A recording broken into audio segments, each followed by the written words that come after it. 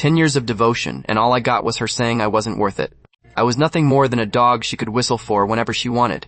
I stood there in the pouring rain, still clutching the VIP Platinum card I'd personally gotten for her.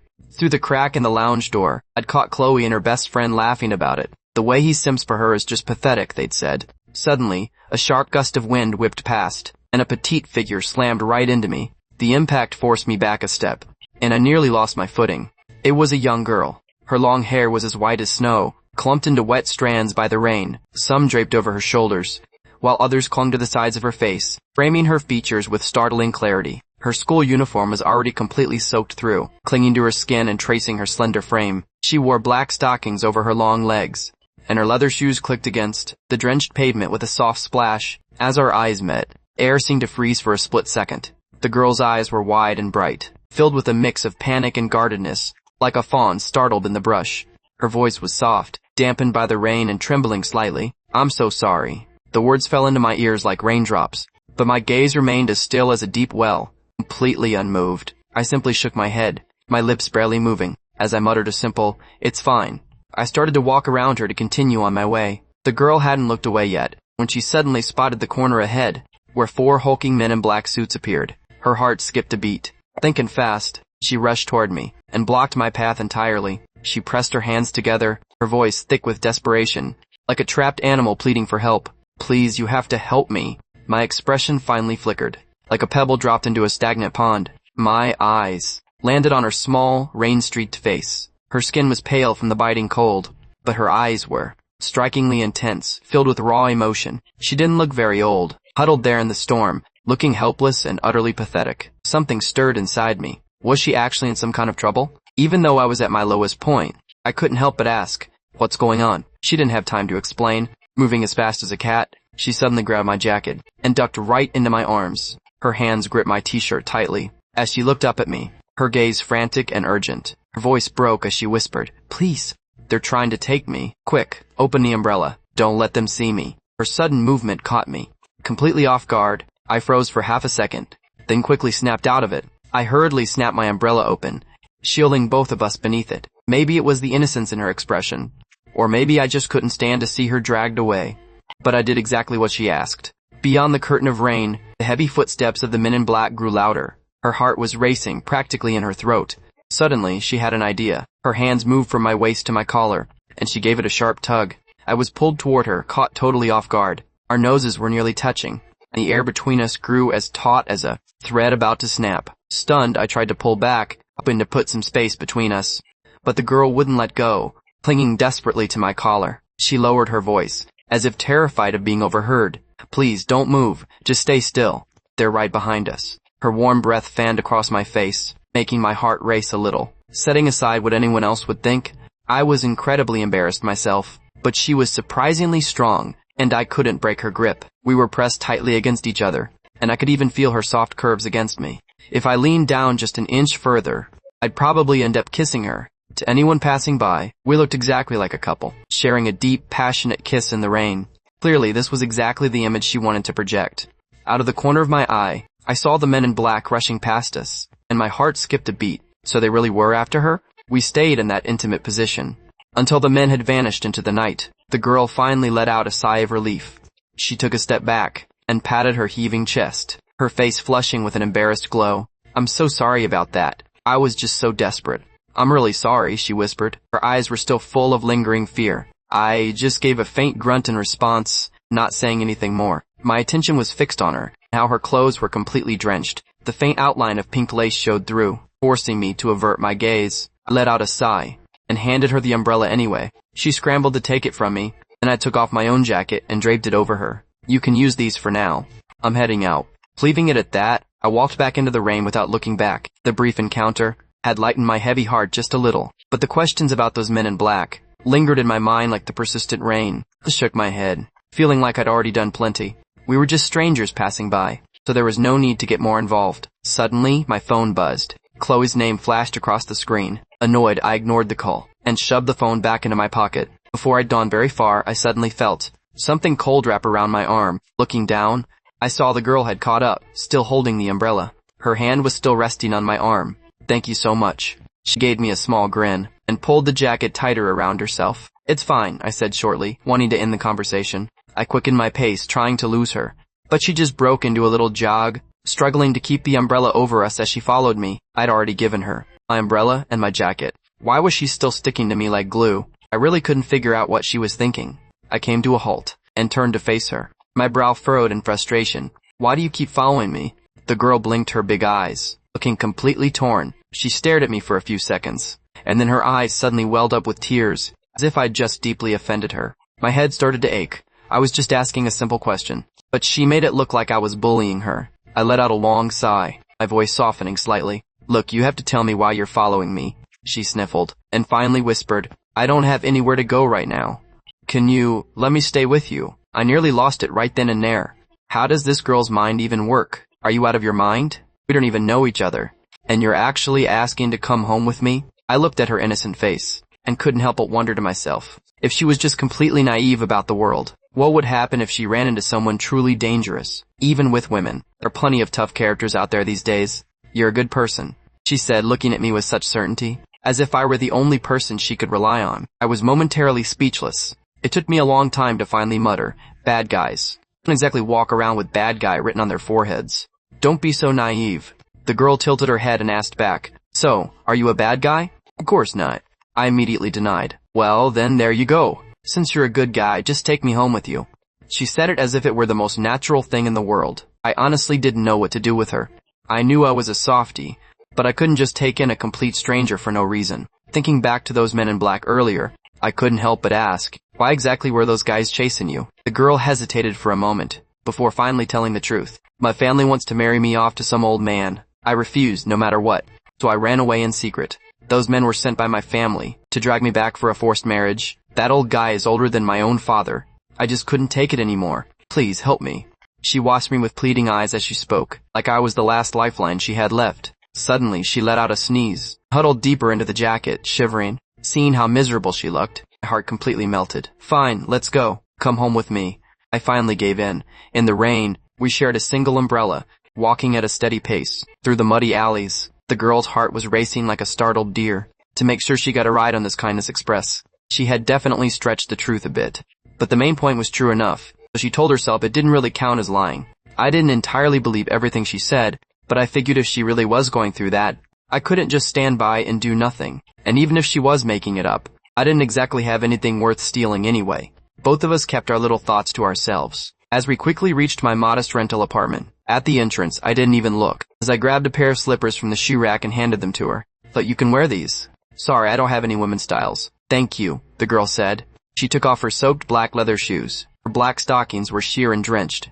Once she stepped into the oversized slippers, she couldn't help but look around. The place was tiny. The living room was connected to the balcony. An old coat rack stood by the door, with a few pieces of clothing hanging from it.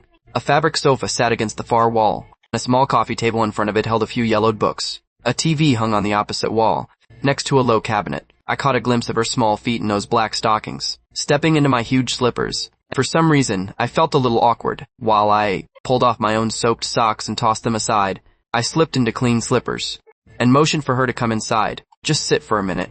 I finished and turned toward the bedroom. We both looked like drowned rats. I figured if we didn't change into clean clothes soon, I'd be taking a day off to go to the hospital tomorrow, while looking for a bath towel. I rummaged through my closet. The girls' clothes were definitely ruined, but this bachelor pad didn't have a single stitch of women's clothing. I hesitated for a bit, then picked out a black t-shirt and some gray sweatpants. As for undergarments, I obviously didn't have any for her. Well, I did have a brand new pair, if she didn't mind. I could just lend her a pair of boxers. Worst case, I'd just let her keep them. It's not like I couldn't buy more later. I came out with a towel and the clothes, handed them to the girl, and nodded toward the bathroom. "The bathroom is right there. Go take a hot shower before you catch a cold." Her clothes were already clinging to her like a second skin. If she were at home, she would have tossed the wet clothes immediately and bolted for the shower. But since this was someone else's place, she was too embarrassed to just ask. Luckily, I was being thoughtful and had anticipated everything for her. You're really nice." The girl blinked, took the clothes, and walked toward the bathroom. I scratched my head and was about to head back to the bedroom when I suddenly called out to her. "Wait." The girl stopped in her tracks and looked back at me, confused. "What is it?" I gave you some of my clothes. It'll have to do for now, but I don't have any, women's stuff." I felt a bit awkward, swallowing hard before adding, "I have some new underwear." If you don't mind, I can lend you a pair. Saying something like that to a girl was incredibly awkward no matter how you sliced it, especially since she was a total stranger. I didn't even know her name yet. Her face turned bright red the second she heard me. She nervously bit her lip. No, that's okay. She clutched the clothes and darted into the bathroom.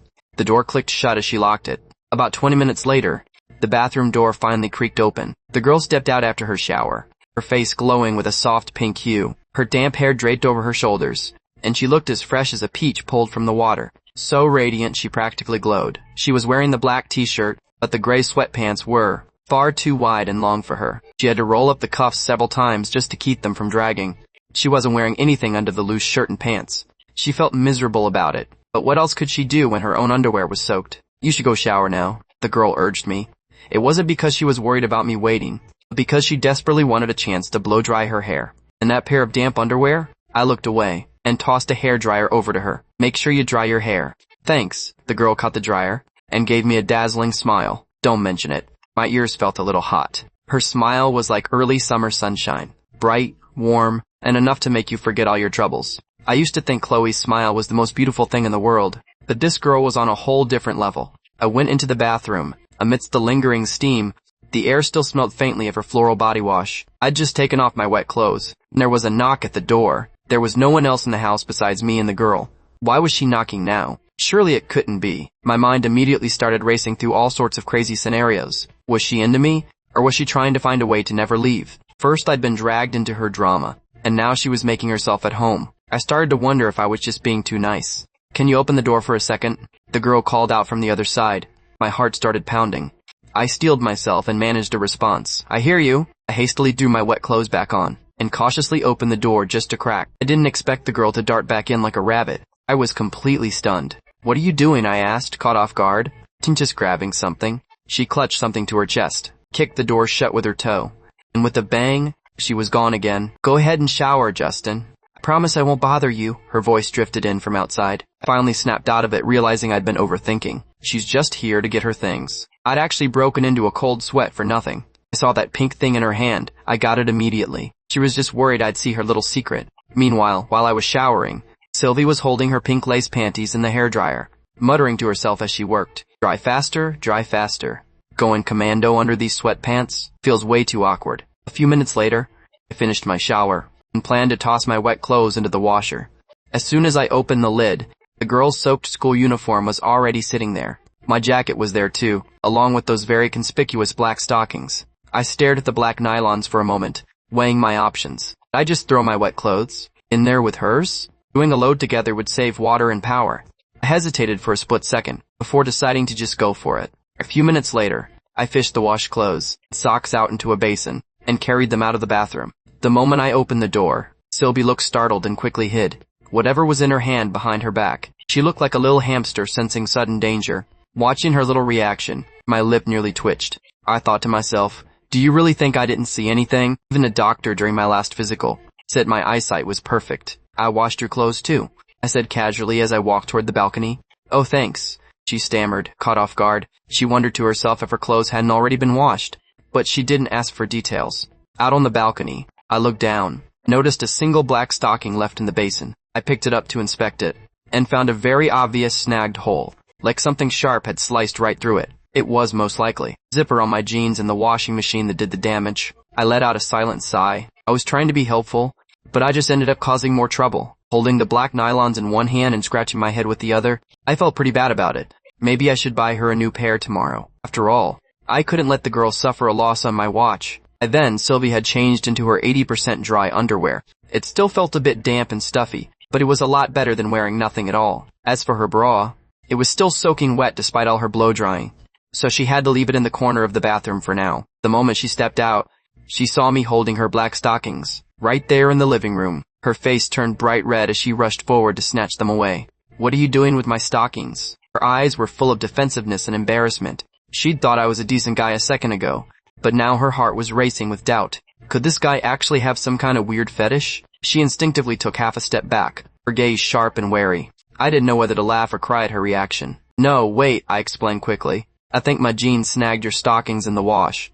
I just pulled them out and saw the hole. You probably can't wear them anymore. The girl looked down and saw the massive tear in the nylon. She finally breathed a sigh of relief. and the alarm bells in her head quieted down. So, she'd just been overthinking it. She balled up the stockings and tossed them into the trash. "It's fine," she said, waving it off. I couldn't wear them anyway, but I still felt guilty. "I'll buy you a new pair tomorrow. Seriously, it's fine." She shook her head and plopped herself back down on the sofa, looking much more relaxed. I was stubborn, though, and felt like I couldn't just let it go. Just as I was about to say something else, she shifted over to make room for me. "Come sit, Justin." I'd planned on grabbing a chair, thinking it wasn't right to sit too close to her, but since she'd invited me, I went ahead and sat on the edge of the sofa, leaving about half a throw pillow's distance between us. "What's your name?" "Sylvie," she replied, blinking. "How old are you?" Sylvie gave me a fake age, 17. In reality, she was only 2 months away from being 20, but being in a room with a strange man, she felt it was safer to pretend to be a little younger. Even if I seemed like a decent guy, she had to be careful. My head started to spin. I almost jumped out of my seat. "How old? Say that again." "I'm 17, Sylvie said, playing innocent. She could barely keep from laughing. She wanted to see exactly what I was going to do. I was at a loss for words. I thought to myself, minors these days are so tall. Going home with a stranger just like that? If anyone found out, I'd be crucified. But then a thought occurred to me. Something wasn't adding up. "Wait, didn't you say your family wanted to marry you off? You're only 17. How can you even get married?" Sylvie's toes curled inside her slippers. A flash of panic crossed her eyes. She scrambled for an excuse. "My family wanted me to move in first. Then we'd have the official wedding once I'm legal." I looked at her skeptically. Her story was full of holes. She was clearly making this up as she went. But the way she defended her family didn't seem like a lie. "You're lying to me, aren't you?" I pressed. Sylvie's eyelashes fluttered, as she flatly denied it. "No, of course not. Everything I said is true." The more she explained, the more I felt something was fishy. Afraid that more questions would blow her cover, Sylvie quickly changed the subject. "Anyway, what about you? What's your name?" "Justin. I'm 22. N-Justin. She nodded her little head like a bobblehead. I nodded back.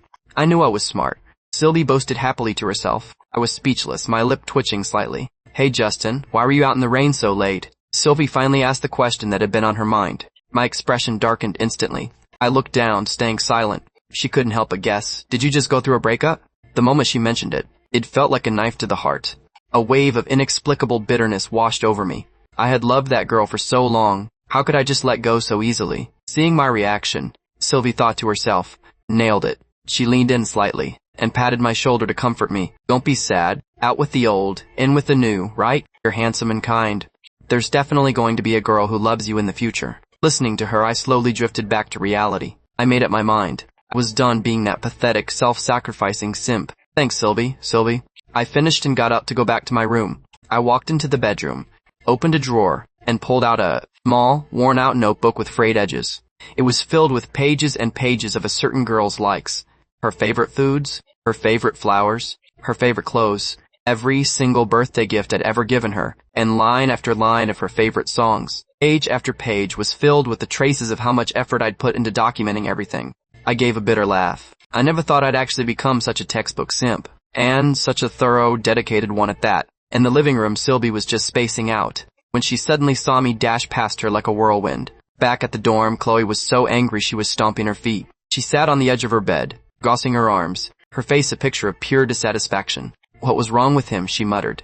We'd agreed that I would bring him an umbrella, but he was nowhere to be found. He didn't even answer my calls. He made me look like a total fool in front of my classmates. Since he dared to treat me like this once, there's bound to be a second time. If he tries to contact me tomorrow, I'm absolutely not going to give him the time of day. I need to teach him a lesson he won't forget. By that time, I had returned home. I pulled a spare blanket out from the room and handed it to Sylvie. "I'm going to sleep," I said flatly. "I have work tomorrow." With that, I disappeared into my bedroom. I lay in bed, fingers interlaced behind my head, staring blankly at the ceiling. Today's frustrations would pass eventually. Tomorrow is a new day.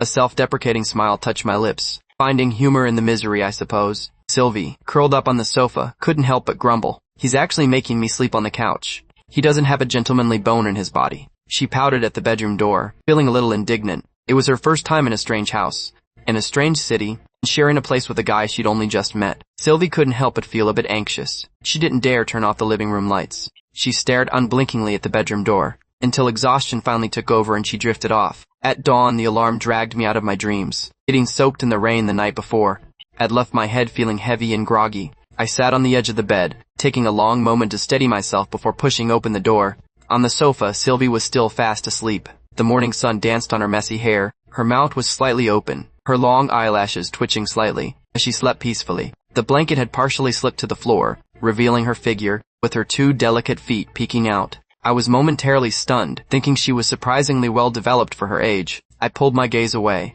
only then noticing that the living room light was still on. It clicked then. She'd been too afraid to turn off the lights last night. She was still wary of me. I didn't dwell on it. After freshening up, I made a quick breakfast in the kitchen. I took a couple of bites and rushed out the door. I rode my electric scooter to the office, arriving in about 10 minutes. I work as a programmer at a gaming company. My boss, Leo, comes from a family with a massive fortune. He's a few years older than me. Leo only started this company to escape his father's control. He didn't want to waste his life under his old man's thumb, so he chose to strike out on his own. As for whether the company turns a profit, Leo couldn't care less. His family has more than enough money anyway. Some people are born at the finish line. People like us, the nobodies, have to fight for every inch. I started here last year with my college classmates, Gary. Even, the 3 of us had been best friends since college. I just turned on my computer, barely even settled into my seat, when Gary's loud voice boomed out, "Hey Justin, tomorrow's Saturday. You want to grab a few drinks tonight?" I was about to nod. Then I remembered there was a grill at my place. Before I left this morning, I'd specifically left a note. "Breakfast is in the pot. There's food in the fridge. Sort out your own lunch." But I wasn't sure if she actually knew how to cook. I felt uneasy. "Not tonight," I said, shaking my head. "I've got something to do." "You're not going to see Chloe again, are you?" Gary asked, looking suspicious. "No," I answered flatly. Gary blinked, finding it strange. If I wasn't seeing her, what else could it be? I couldn't really mention Sylvie yet, but I didn't plan on hiding how my feelings had changed. "Gary, I'm done chasing Chloe. I'm over it." Gary's eyes widened, and he almost jumped out of his chair. "For real? Don't mess with me." I nodded, a sense of relief in my eyes. This should have ended a long time ago. 5 years of simping, and I had nothing to show for it. Loving someone who doesn't love you back. No matter how much you put in, it's all for nothing. I figured I should just take it easy, and stop being a tool in a one-sided relationship. Gary gave me a heavy slap on the shoulder, his voice jumping an octave in excitement. "Justin, you finally saw the light. We definitely have to celebrate tonight. No one's allowed to miss it. I'm gonna tell Kevin right now." All I could do was nod. Gary walked away satisfied. I knew deep down, my friends had been fed up with Chloe for a long time. Seeing me move on today made Gary happier than anyone. On the other end, when Sylvie woke up, it was already after 10,000 a.m. She rubbed her groggy eyes, and found the note on the coffee table. "Breakfast is in the pot. There's food in the fridge. Sort out your own lunch." She powdered in disdain. "This handwriting is hideous. He's a handsome guy, but he writes like a chicken with a pen." Sylvie crumpled the note into a ball, and tossed it into the trash. She turned and went into the bathroom to get ready, only then realizing she hadn't brought any toiletries. No toothbrush, toothpaste, or face wash, nothing.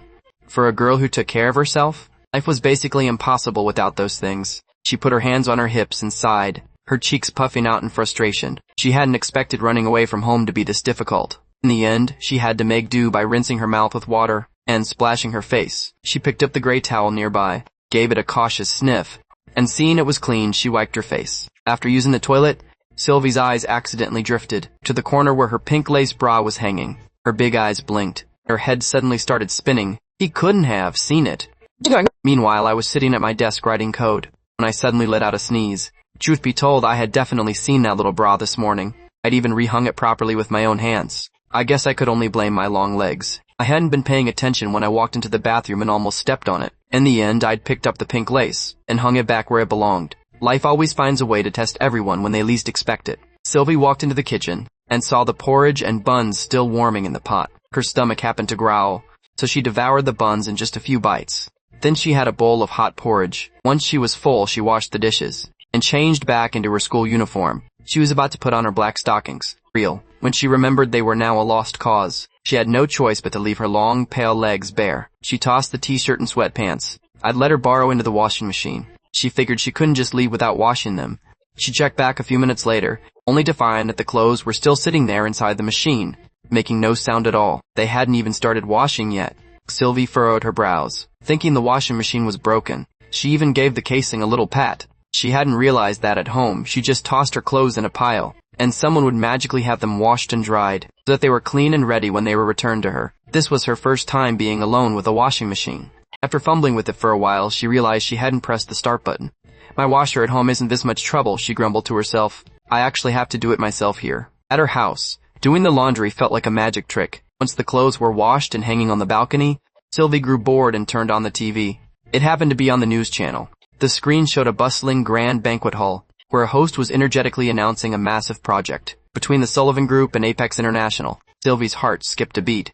Without a word, she snapped the TV off. She rested her chin in her hands and sank into deep thought. After work, I gave Gary a quick wave goodbye and rushed home on my electric scooter. The moment I approached the door, Sylvie's ears perked up. She stared at the door warily. As soon as I pushed it open, I saw Sylvie on the sofa in her school uniform. She was hugging her knees, her big eyes watching me without blinking. My eyesight is exceptionally good, and I caught a glimpse through the gap in her skirt of her pink lace panties. My face heated up. I cleared my throat, forcing myself to look elsewhere. Sylvie only then realized that her sitting posture was a bit too revealing. Her face turned a deep shade of crimson. She quickly pressed her legs together and sat up properly, smoothing down the hem of her short skirt until she felt safe. "You're back, Justin," she said, catching her breath, and greeting me with a smile. I finished changing my shoes, walked in, and asked her what she'd had for lunch. Sylvie looked at me with her innocent eyes and shook her head. "I didn't eat," she said quite seriously. I frowned. There was plenty of food in the fridge. Did she really not know how to cook? "You don't know how to cook?" Sylvie nodded, being completely honest about it. "Then you must be starving." I felt a pang of guilt for not being more thoughtful. I'd actually let her go hungry all day. Sylvie blinked and nodded again. I checked the time, remembering the guys were waiting for me, so I told her, "I'll whip something up for you real quick." I bolted into the kitchen to make a simple bowl of egg noodles, washing the greens, boiling the water, beating the eggs, and chopping the scallions. The kitchen was filled with the clatter of pots and pans. The tiny apartment kitchen warmed up instantly. Drawn by the aroma, Sylvie wandered over to the kitchen doorway, watching me work from behind. She felt a sense of novelty and admiration. Every guy she knew expected everything to be handed to them on a silver platter. None of them knew their way around a kitchen. She hadn't expected that I wasn't just handsome, but that I was also so skilled with a spatula. I was a real hidden gem. She couldn't help but marvel to herself. A guy like me, what kind of girl would be blind enough to actually dump someone like that? Since she'd guessed I was heartbroken from the rain last night, Sylvie had already imagined a whole drama of a devoted lead being crushed by a heartless woman. As she observed more closely, she noticed how neat and tidy my place was, with no sign that a woman had ever lived there. It seemed I was a very disciplined person in my relationships. She secretly gave me a thumbs up. "Justin, you're amazing." I ladled the noodles into a bowl, turned around, and gave her a small smile. "You think boiling a bowl of noodles is amazing?" "Of course," Sylvie said, nodding earnestly, her eyes full of admiration. "You're very talented." I felt a bit embarrassed by the praise, and rubbed the bridge of my nose. But then, Chloe's voice drifted into my mind. Back then, for her sake, I'd specifically moved near campus to learn how to cook.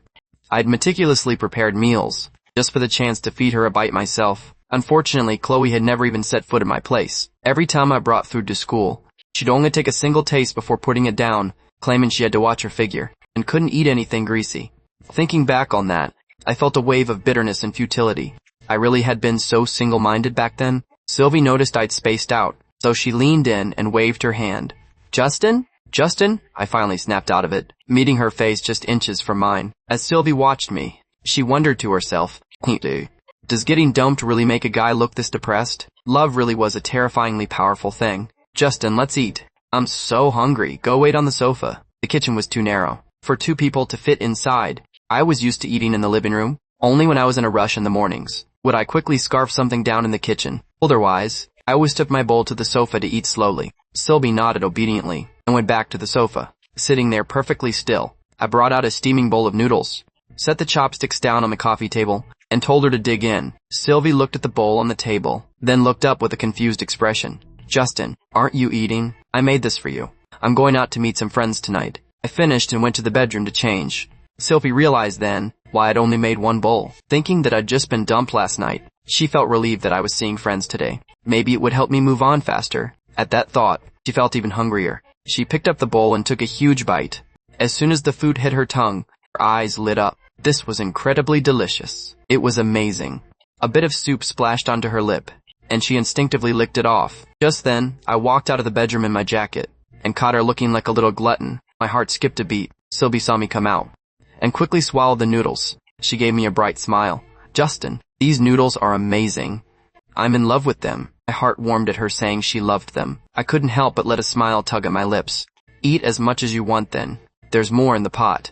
Sylvie nodded vigorously. "Take your time. I have to head out now." I put on my shoes to leave. Just as I reached for the door, I heard soft footsteps behind me. Sylvie ran over and grabbed the edge of my jacket. She looked up at me, a hint of anxiety in her eyes. What is it? I asked, confused.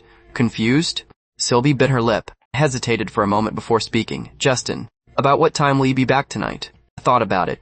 There was never a set end time for our get-togethers, so I didn't want to make a promise I couldn't keep. I'm not sure, I said. It might be pretty late. Sylvie gave a soft "oh" in response. She let go, but when I turned to leave, I saw her still standing by the door, watching me wistfully. Felt a little uneasy about leaving her. Sylvie, is everything okay? Justin, can you try to come home early? Her tone was serious, and her eyes were filled with unease. I met her gaze for a few seconds, before finally nodding. I'll try to be back as early as I can. If a stranger knocks, don't open the door. I have my keys. Sylvie finally cracked a smile. You'd better be a man of your word. At the BBQ stall, the three of us huddled around a table. Gary bought a round of drinks for me and Kevin. Let's toast to Justin, moving on. Kevin raised his glass. Cheers to that. Both Gary and Kevin knew exactly how obsessed I'd been with Chloe for years. To see me just drop it all in one day was genuinely shocking to them. If it were them chasing someone for 5 years, they would have given up ages ago. Seeing me face it so calmly, Kevin couldn't help but feel a bit of respect for me. The three of us clinked glasses and drank, and the atmosphere started to liven up. Gary noticed I looked relaxed. Not at all like someone suffering from heartbreak. He couldn't resist testing the waters. Justin, are you really done with Chloe for good? You're not just talking big, are you? I swirled the beer in my glass, watching the gold ripples catch the light. I thought back to the KTV entrance last night, and those piercing, hurtful words. It felt as if all that pain had been drained right out of me. Now, when someone mentioned Chloe, I felt nothing but peace. Sometimes clarity really does come in a single instant. I used to be foolish enough to think that as long as I persisted, I could eventually move her heart. But I finally understood that someone who truly likes you would never make you wait that long. At the end of the day, she just didn't like me. I drained my glass in one go. I'm not just talking, I said. This time it's for real. And don't even think about trying to talk me into simping for her again. I'm never looking back. Gary and Kevin exchanged a grin. They raised their glasses and shouted, drink up, drink up. Later on, the conversation turned to Kevin. So, Kev, how's it going with that blind date of yours? Gary asked. Kevin looked totally frustrated. Don't even get me started. We chatted a bit the first 2 days after adding each other, but now, every time I text her, it takes her forever to reply. She always says she's busy. What could she possibly be busy with after work? Does she think she's the president or something? Gary grinned. You didn't ask her what she was so busy with? Why would I ask that? Kevin shrugged. Gary took on the tone of a seasoned expert. That's where you're an amateur. Some girls just want you to show more concern. Ask her what's keeping her so busy. If she says she's in the shower, what would you think? Heh, wouldn't I start overthinking things? Kevin stammered. Gary burst out laughing. Right then, an image suddenly flashed into my mind. Sylvie stepping out from the shower, with her hair all wet. A strange sense of panic washed over me. I quickly shook my head to clear the thought. I glanced down at my phone. The numbers on the screen were cold and steady. 8:46 p.m. It wasn't late yet, but I was already starting to feel the buzz. Smoke swirled around the BBQ stand. Gary was flipping a few skewers back and forth, the fat sizzling over the coals. Kevin tapped the edge of his soda can and glanced at him out of the corner of his eye. Gary, you haven't even had a first love yet. How did you become a relationship expert overnight? Gary bit off a chunk of meat, looking smug. I read a lot of novels. Experience comes naturally that way. There's no kind of woman you can't find in a book. I know every type of female lead like the back of my hand. I couldn't help but nod at that. Since I wrote novels as a side job, I knew that today's fictional worlds were incredibly diverse. You could write 100 different versions of the human heart. It was just a shame. The girls in my own stories always felt a bit vague. When it came to writing romance, I always felt a bit stuck. Kevin, however, looked completely skeptical. How can women in books be the same as real people? Do you think real life is just theory on paper? Henry snorted and went back to his skewers. It's basically the same thing. The tropes are all the same. How about I recommend a few advanced guides for you? Help you understand a woman's heart a little better. Kevin wasn't interested. No thanks. But if you have any adult resources, remember to share the wealth. We can't be holding out on each other. Gary looked left and right, lowering his voice to a conspiratorial whisper. To be honest, I do have some pretty spicy stuff. Bring a USB drive on Monday, and I'll give a copy to both of you. Kevin looked deeply moved by this discovery of a kindred spirit. He slapped Gary hard on the shoulder, grinning as if he'd just found a pile of cash. Brothers should suffer together and enjoy life's pleasures together. But seriously, Kev, go get that blind date of yours. Real practice is way more satisfying than theory. Kevin threw up his hands. We haven't even really started yet. I can't just keep holding it in forever, right? Gary nodded in agreement as they drank another few rounds. The mood relaxed even further. I glanced at the time. It was 9:30 p.m. But in my mind, I could still see that look. on that girl's face as she stood by the door when I left. It was full of anxiety and a strange kind of attachment. An inexplicable worry began to wash over me. I finally couldn't sit still any longer. You guys enjoy yourselves. I'm heading out first. With that, I stood up. Gary and Kevin both looked at me in surprise. Why are you leaving so soon? We're just getting started. I'm just a bit tired, I said casually. I don't think I can drink anymore. They both knew my tolerance, so neither of them believed I was just tired. But they knew I had things to deal with that they couldn't help with, so they didn't pry any further. They just told me to go home early and get some rest. Caught a taxi back to my little place. As I pushed the door open, a warm yellow light was spilling over the sofa. Sylvie was curled up in a ball, staring at the TV, like a little nesting cat. When she saw me come back, she immediately jumped off the sofa and turned off the TV. She greeted me with a bright, crinkly-eyed smile. Justin, you're back. The faint smell of alcohol on me made her nose wrinkle slightly. She started wondering if I'd had my heart broken by some woman and had gone out to drown my sorrows in booze. I didn't offer any explanation. I just changed my shoes and sat down in a living room. Sylvie sat properly on the other end of the sofa, watching me with eyes full of caution and anticipation. How long do you plan on staying here? I got straight to the point. I'd been dwelling on this all day long. I was wondering if Sylvie had just run away from home on a whim. I only half believed the reason she'd given me. Sylvie's face instantly tightened with tension. Her eyes went wide. Are you trying to kick me out? Seeing her look so pathetic, the words I'd prepared got stuck in my throat. If a rebellious kid like her was kicked out, God only knows what kind of danger she'd find herself in. She was lucky she'd run into me this time. It was a stroke of good luck. If she'd run into some predator or lowlife, the consequences would be unthinkable. Maybe she'd leave on her own once she'd cleared her head. I calculated the odds in my head and decided to just let things take their course. Who knows, maybe this girl really was some rich family's spoiled princess. Maybe they'd be so happy they'd give me a massive reward, and I'd be able to shave a few years off my grind. Even though I thought that, I knew deep down that that kind of luck would never happen to someone like me. Stay as long as you want, I said, waving it off. Hearing that, Sylvie's expression instantly relaxed. Her pockets were so empty right now they could grow mosquitoes. It was rare to find someone willing to take her in, so why would she want to leave? Besides, she instinctively felt that I was a good person. Can I really stay as long as I want? She asked, blinking. I nodded. Sylvie immediately broke into a wide grin, revealing a row of small, pearly white teeth. She made a finger heart and waved it at me. Fine. You're such a great guy. I couldn't help but smile. Even though I'd only met this girl yesterday, she was already acting quite familiar. She didn't treat me like a stranger at all. For some reason, my eyes involuntarily drifted toward Sylvie's legs. She was sitting casually, and her short skirt had ridden up quite a bit. Her long legs were so pale they were almost dazzling, with lines as smooth as if they'd been sculpted. She wasn't trying to show off, but with those legs right there in front of me, it was hard to ignore them. It was just the two of us, a man and a woman, alone in a house. Since she was dressed so lightly, didn't she feel awkward? After all, I was still a man. A bit of a physical reaction was only natural. Sylvie suddenly noticed where I was looking. Her face flushed slightly, and she pressed her legs tightly together. She looked up and asked with a hint of dissatisfaction, Justin, why do you keep staring at me? The question made me feel a bit embarrassed. I scratched my nose. Well, you're the one sitting right in front of me, I thought, but I could only play it off. I was just wondering if you're not afraid of catching a cold dressed like that. It suddenly dawned on Sylvie. She thought I was just worried about her being cold. Actually, early summer nights weren't cold at all, and she didn't feel uncomfortable. The only problem was that her skirt was far too short. If she wasn't careful with her posture, she'd definitely flash me. It didn't matter when she was home alone, but now that I was around, it felt a bit restrictive. She could have used her stockings to cover up, but I'd ruin those. She was only wearing her underwear underneath, not even a pair of safety shorts. I don't have any other clothes to change into, she muttered softly. Didn't I lend you my clothes? I asked. They're too big and uncomfortable to wear. I still prefer my own. When I thought back to how she looked coming out in my shirt last night, I nearly laughed out loud. With that shirt draped over her, she looked like a kid playing dress-up in adult clothes. It looked awkward no matter how you sliced it. Sylvie suddenly scooted a little closer, her eyes sparkling. Justin, can you lend me some money? I stared at Sylvie in silence, muttering to myself.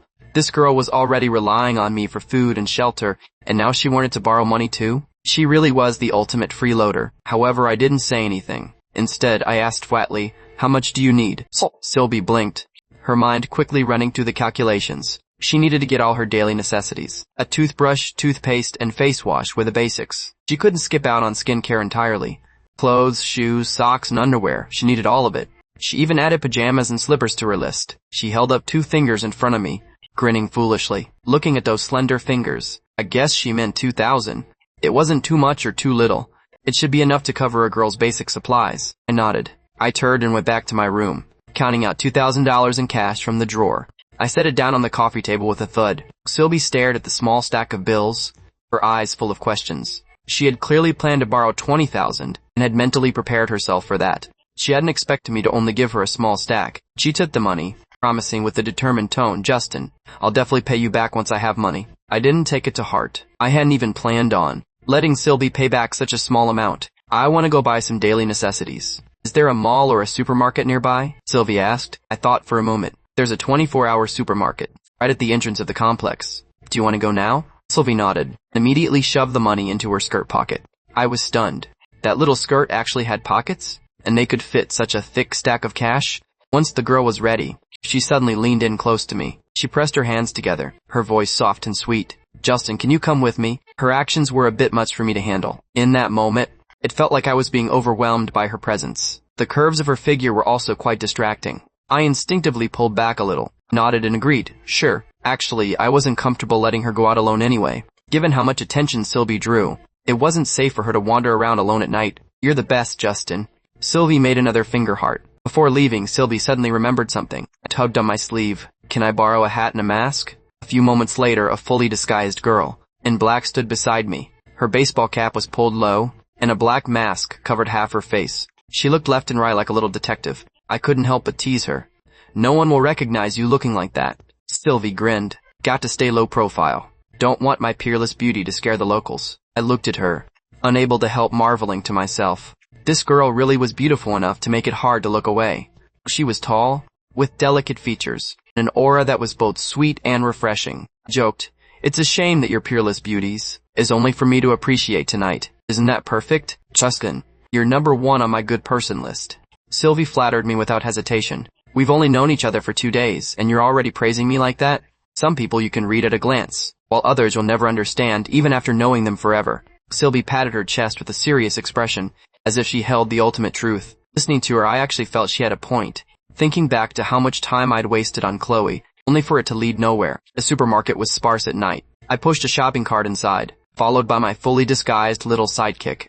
The lights in the supermarket were soft. Sylvie looked left and right as she walked. Stopping at the toothbrush aisle, she looked at the shelf, where prices ranged from a few dollars to several dozen. It was her first time seeing such friendly price tags, and she couldn't help but go wide-eyed. She immediately picked the most expensive one, a $59.90 toothbrush. Looking at the high-priced toothbrush in the cart, I felt a pang of phantom pain in my wallet. I always used $10 ones myself. I'd never even considered that a toothbrush could cost nearly $60. Before long, Sylvie had picked the most expensive options for towels, bath towels, toothpaste, and cups. The cart was getting fuller and fuller, and my arms were starting to feel the weight as I pushed it.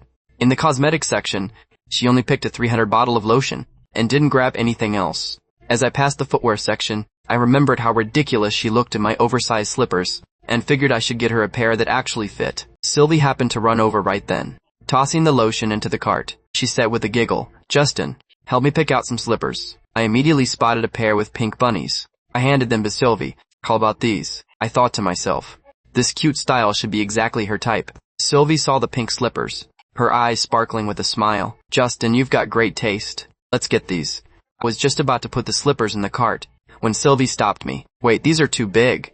I can't wear them." "What size do you wear?" "Size 6, Sylvie answered. I was stunned. Looking at Sylvie, who was nearly 5'7", I couldn't help but mutter to myself, how are her feet so small? My gaze slowly drifted down, sweeping past Sylvie's long, pale legs, and finally landing on her small black leather shoes. The shoes were indeed small, making her feet look even more delicate by contrast. I marveled privately. She's pretty tall, but her feet are totally tiny. I picked out a pair of pink bunny slippers in a size 6, and tossed them into the cart. The two of us continued wandering through the store. I noticed Sylvie kept looking back, as if she were searching for something. I asked softly, "Is there anything else you need?" Sylvie bit her lip, fiddling with her fingers. Flash of hesitation crossed her face. I patiently encouraged her, "Just say the word. I'll help you find it if it's difficult." Sylvie blushed, and whispered, "I want to buy a bra and some underwear." It finally clicked for me. No wonder she was being so bashful. She was looking for undergarments. But I knew this supermarket too well. Forget bras and panties. Even the sock selection was barely passable. So I told her straight, "They don't sell those here. We'll have to go somewhere else." Sylvie nodded, a bit of disappointment in her eyes. "Is there anywhere else nearby to buy them?" I pulled out my phone and checked the time. The lingerie shops nearby had closed long ago. I could only comfort her. They're closed now. Let's go tomorrow instead. Sylvie nodded helplessly, planning to do the same thing tonight as she had yesterday, washing her only pair of panties and drying them with the hairdryer. She'd originally wanted to keep browsing, but seeing me yawning from exhaustion, she sensibly reined in her urge to shop. We reached the checkout counter. The cashier quickly rang up the items. Sylvie had just pulled out her money, but I moved faster. I scanned my code and paid the bill. Sylvie looked confused. Didn't you just lend me money? Why are you paying again?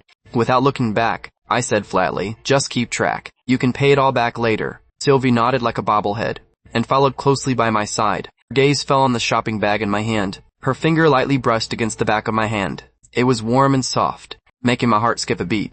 I shifted the shopping bag to my other side. It's fine, I've got it. Seeing that, Sylvie didn't insist. Instead, she shyly withdrew her hand, silently savoring the feeling of that brief touch. Back at the apartment, I hopped in the bathroom for a cold shower to wash away the exhaustion. By the time I came out drying my hair, I saw Sylvie standing in front of the sofa, actually holding my black boxers in her hand. She was frozen in place. I was stunned. A million questions flashed through my head. What is she doing? Sylvie turned and saw me, and her hand jerked in fright. The boxers hit the floor with a soft thud. Her face turned as red as an apple. She scrambled to pick them up and tossed them back into the pile of clothes on the sofa. She stammered an explanation. Justin, don't get the wrong idea. I was just trying to help fold the laundry. As it turned out, Sylvie realized she didn't have pajamas for tonight, and had planned to borrow my clothes again, but I had walked out right then, and walked straight into this awkward scene. I looked at the neatly folded clothes on the sofa, then at Sylvie, whose face was red all the way to her ears. I felt a wave of amusement. I said flatly, thanks for the help. I grabbed the clothes and headed back to my room, closing the door behind me. The moment the door closed, Sylvie let out a long breath, feeling that the situation had reached a peak of awkwardness. I stuffed the clothes into the closet, lay down on the bed, and opened a novel on my phone. My follower count on the dashboard had jumped by a few dozen. I couldn't help but let a smile spread across my face. I remembered starting to write back in my senior year of college. In the beginning, it was just to kill time. While I was scrolling through my stats, suddenly there was a sharp knock at the door. Inside the grad student dorm, Chloe was holding her phone, repeatedly opening and closing our chat window. She typed out a few lines on the screen, then deleted them all. Finally, she tossed her phone aside, throwing it onto her pillow. Her expression was tense, arms crossed over her chest. Her mind was racing. It had been a whole day, and I hadn't offered a single explanation. Justin, if you're really so capable, don't you dare come looking for me. Don't ever contact me again, that's what she said. But her finger hesitated over the delete button. If he doesn't explain himself tomorrow, I'm seriously going to ghost him. She huffed after saying that, feeling indignant. Justin, can I come in? From the bedroom door came Sylvie's soft, sweet voice. My eyebrow twitched. What does a young girl want in my room this late at night? My heart tightened. All sorts of strange possibilities popped into my head. I sat up, my tone a bit guarded. Is something wrong? The clothes you lent me yesterday. Can I borrow them for one more night? Sylvie asked quietly. I finally understood, and relaxed my shoulders. So she just wanted to borrow some clothes. Come on in, I replied. The door opened, and Sylvie's eyes locked onto me. She saw my bare chest, my broad shoulders, my lean waist, and my defined muscles. She froze, and her cheeks immediately turned a bright crimson. She couldn't help but take a few extra looks. Justin's in great shape. His abs are actually pretty defined. I looked down and realized I was shirtless. No wonder she was staring so intently. I simply went to the closet, pulled out the black t-shirt and sweatpants I'd lent her yesterday, and handed them over. Sylvie's face was so red it looked like it was about to bleed. She quickly took the clothes and scurried out of the room with her head down, forgetting even to say thank you. Early the next morning, I finished making breakfast and went to wake Sylvie up. A small figure was curled up on the sofa, with a bit of drool at the corner of her mouth. A few strands of hair stuck to her face, sleeping peacefully. Sylvie, time to get up and eat. Sylvie squirmed a little, but her eyes just wouldn't open. I'd been rushing to finish my manuscript lately, and my backlog was completely empty. I had to write like crazy today. Sylvie, come on, get up. I urged her again. Sylvie mumbled something, giving a muffled grunt in response, but her body barely moved. I couldn't help but shake my head. I simply took a pen and poked her on the tip of her nose. Sylvie felt the itch, and waved her hand groggily, finally opening her eyes slowly. The moment she opened her eyes and saw my face, she jerked back in fright, wrapping the blanket tight around her, instantly wide awake. I smirked at a loss for words. Come on, eat up. I turned and went back to the kitchen. Over breakfast, Sylvie went into full flattery mode. Justin, this porridge is incredible. The egg pancakes are so fragrant too. Your cooking skills are out of this world. Even the steamed buns are heated to perfection. I finally couldn't help but say, the buns are store-bought. Sylvie stuck out her tongue. Well, thanks to you heating them up for me. Otherwise, I'd be eating them cold. Soon, I headed out with the fully disguised Sylvie. In broad daylight, a young girl wearing a hat and mask actually stood out more. Under the sun, her legs were dazzlingly pale. The number of heads she turned on the street was staggering. The two of us walked into the lingerie shop. A kind, middle-aged woman greeted us warmly, her eyes darting back and forth between me and Sylvie. I felt stifled the moment I stepped inside. I'd never been to a place like this before. Being suddenly surrounded by a room full of colorful fabrics was inevitably awkward. Even though I wasn't doing anything wrong, still felt like I shouldn't look too closely. But upon further inspection, I realized these colorful little garments were actually quite artistic. I pulled my gaze away, pretending to wade off to the side as if nothing were wrong, but I couldn't help but silently marvel. They really were quite easy on the eyes. The lighting in the shop was soft, and the racks were filled with all kinds of materials. As soon as the shop owner saw us, she approached us with a wide smile.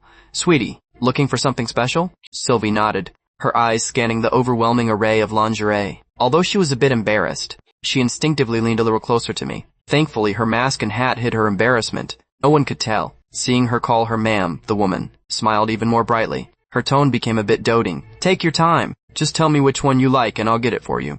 Sylvie gave a soft, thank you, ma'am. Watching Sylvie act so charmingly, I secretly admired her. She'd been laying the flattery on me so thick it made my head spin this morning, and now she had this lady laughing and smiling too. But then, the shop owner's tone shifted.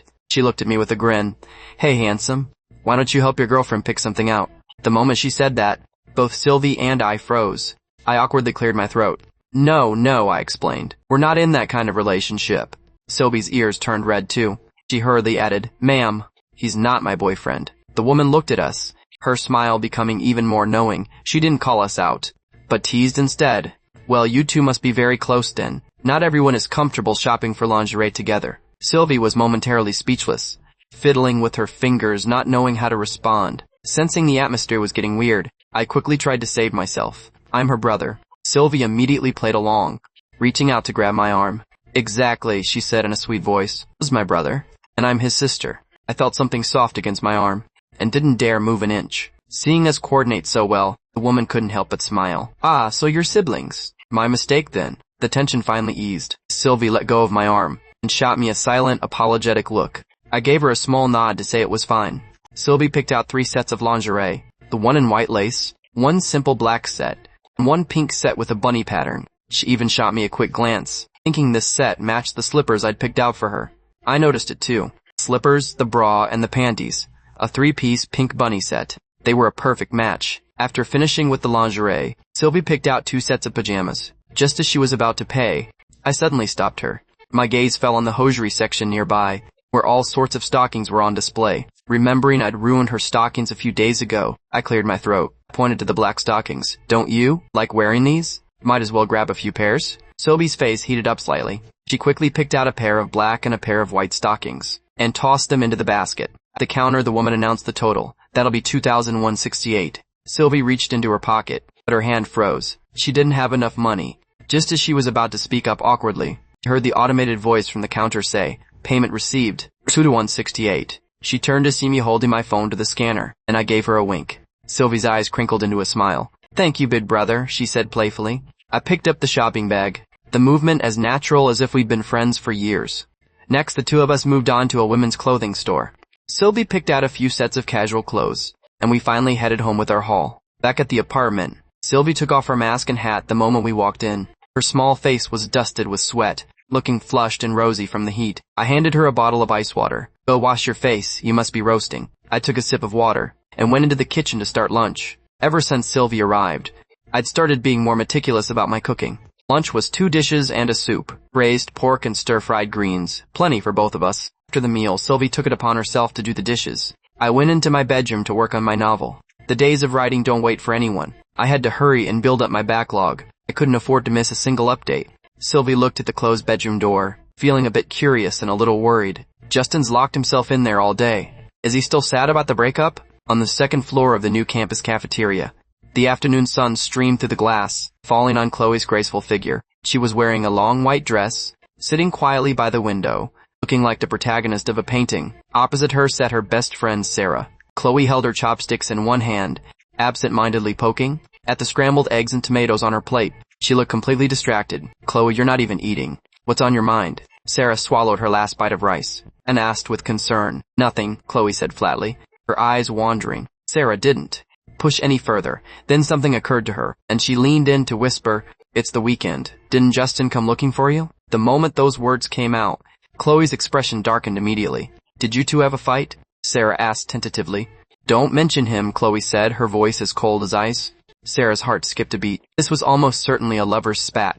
She thought about it for a moment, then tried to persuade her anyway. "Come on, just talk to me. Keeping it all bottled up isn't good." Chloe bit her lip, and finally recounted everything that had happened after the KTV session that night. After listening, Sarah's brows furrowed more and more. The way Justin reacted? There's a high chance he overheard what we said in the lounge. What words? Chloe didn't catch on at first. What else? And I asked you if you liked Justin. You said, how could I possibly like him? He won't stop following me around, and I don't know what to do about it. Sarah offered a gentle reminder. Chloe froze, trying her best to recall the events of that night. She definitely had too much to drink, and she vaguely remembered saying something like that. Did Justin really hear her? Suddenly, her mood lightened significantly, and some color returned to her pale face. A small smirk played on her lips, and her usual arrogance returned. So what if he heard it? Justin had been chasing her for 5 years, not just a day or two. She knew him inside and out. A little friction like this meant nothing.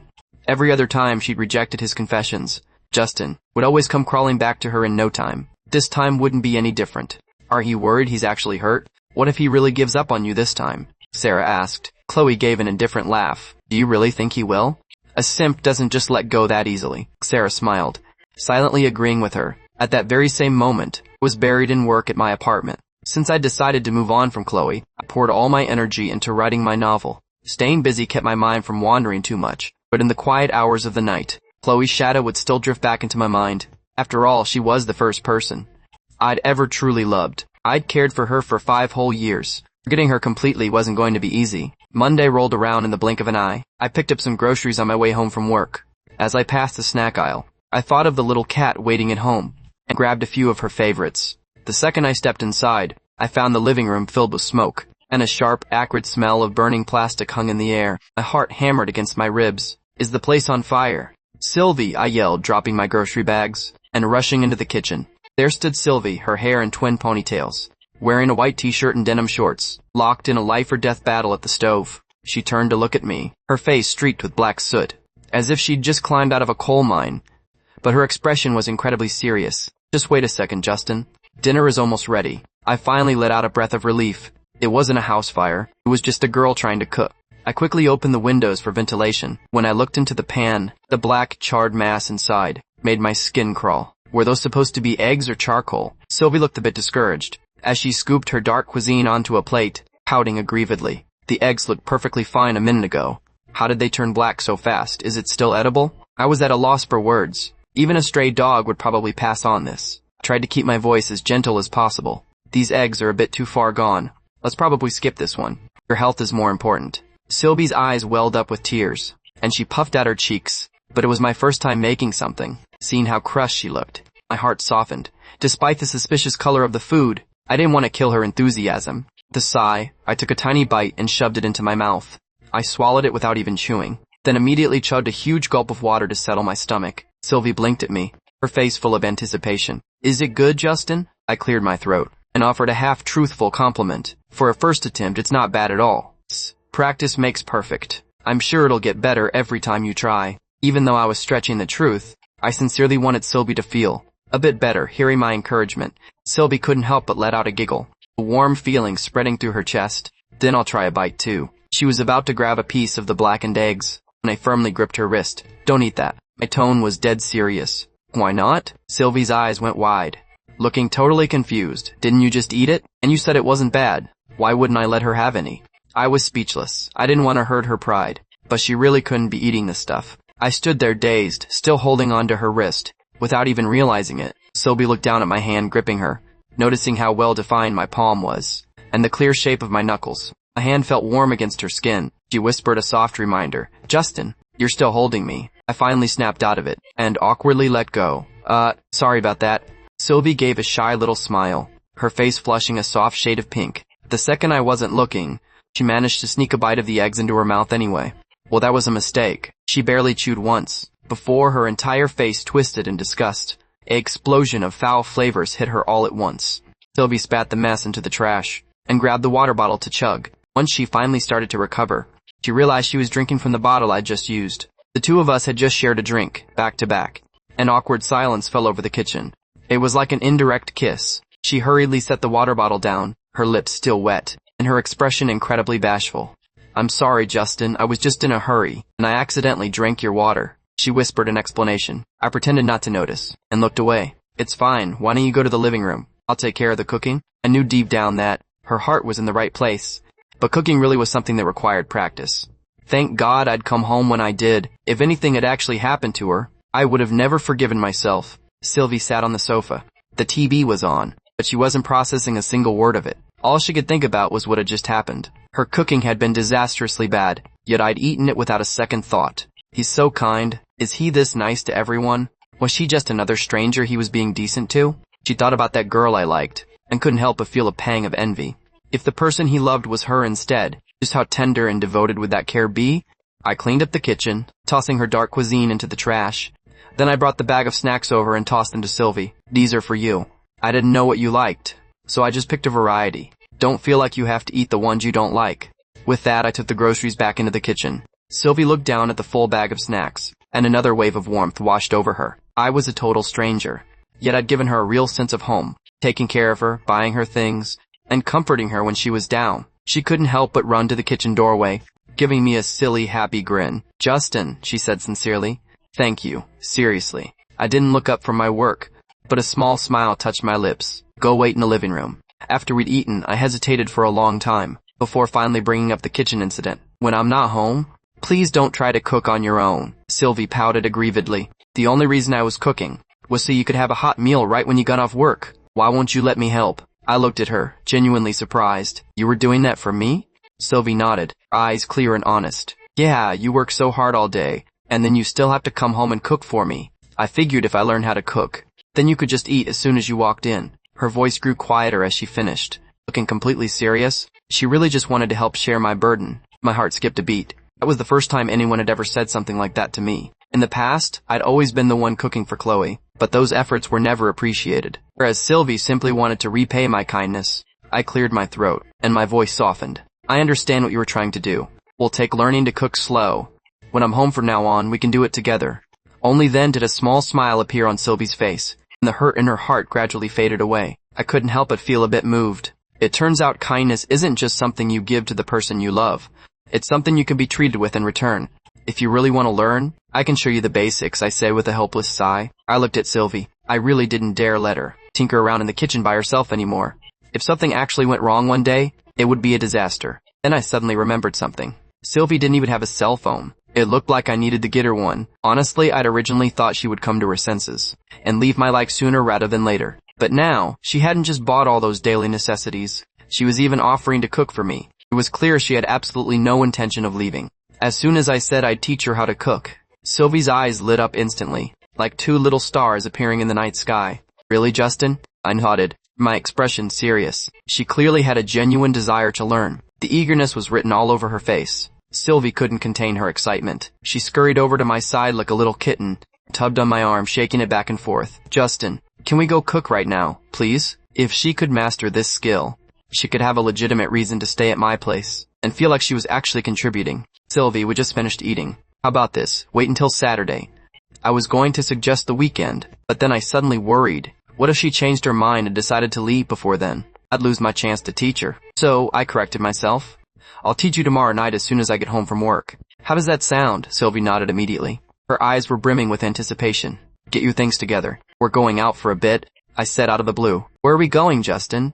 Sylvie asked curiously. "To buy you a phone," I replied without looking back. Before long, Sylvie, decked out in her mask and sunglasses, was at the phone store with me. I really couldn't wrap my head around why.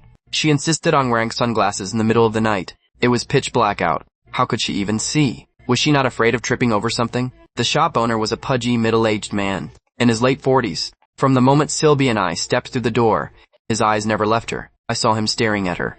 Long, bare legs at a glance. It was a blatant, creepy look. Honestly, it made me feel sick to my stomach. I felt an instinctive sense of alertness. Before we even had a chance to look at the displays, I grabbed Sylvie and walked right back out the door. "Justin, I thought we were getting a phone." Why are we leaving before we even looked at anything? Sylvie asked, looking completely confused. We're going somewhere else, I said without much explanation. I led her straight to another phone store nearby. The owner of this shop was a fashionable woman in her 30s. After listening to what I was looking for, she recommended a new high-end model. I handed the device to Sylvie. What do you think of this one? Sylvie took the phone and gave it a quick look.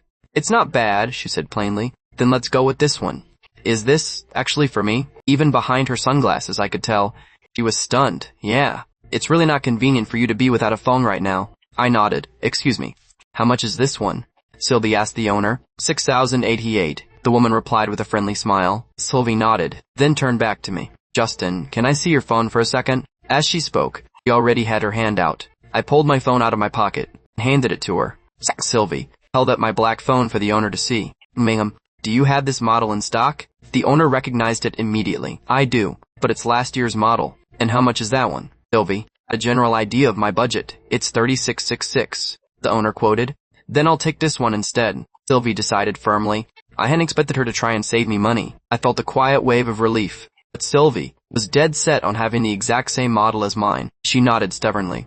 I just want the same phone you have. The owner let out a teasing chuckle. She thought to herself. She's trying to get matching phones with her man. Once the phone was sorted, I went ahead and got a SIM card for her as well. I added my number and my Instagram to her contacts. With everything ready, the two of us started walking back through the night. As we walked side by side, I came to a sudden halt. I looked at Sylvie and gave her a serious warning. If anything happens while you're home during the day, contact me immediately. Do you understand? Sylvie nodded vigorously. I got it.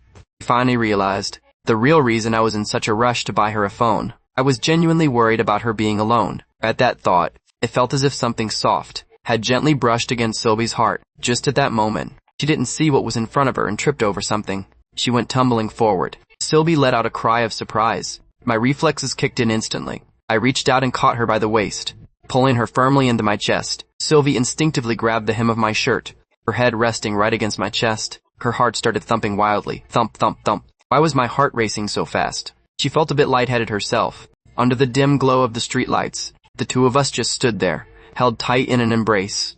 It felt as if time had frozen in that very moment. It took a few seconds for me to snap out of it, and I hurriedly let go of her. You didn't hurt yourself, did you? I asked, a bit breathless. Sylvie quickly scrambled out of my arms, her cheeks burning like they were on fire. I'm fine, she whispered. Then watch where you're going. The next day at the office, I bumped into Gary as soon as I walked into the restroom. Gary was grinning like a cat that just swallowed a canary. He leaned in close to me. Hey Justin, he said, raising an eyebrow. I wasn't kidding, right? Pretty wild stuff, isn't it? I had no idea what he was talking about. What are you talking about? I asked. That stuff I copied for you and Kevin yesterday. Don't tell me you haven't watched it yet? It finally clicked. I'd completely forgotten about that whole thing. I haven't seen it. You'd better study up tonight, Gary said, with a pervy, mischievous grin. I knew exactly what kind of lowlife my friend was. Take it easy, Gary, I said casually. Don't go wearing yourself out while you're still young. Please, I know what I'm doing. Gary shot back defensively, but there was a devious glint in his eyes. Back during our college days, the two of us had been roommates for 2 years. I was long used to the little things Gary would do under his covers in the middle of the night. I'm just worried that when you finally get married, you'll be all show and no substance. It's not like finding a wife is that easy. Am I supposed to just hold it in forever if I can't find one? Don't go making yourself sick from holding it in. You'll end up having to go to the hospital for treatment. The two of them traded barbs back and forth, the atmosphere light and easy. Seeing me joking around like usual, Gary finally stopped worrying about my state of mind.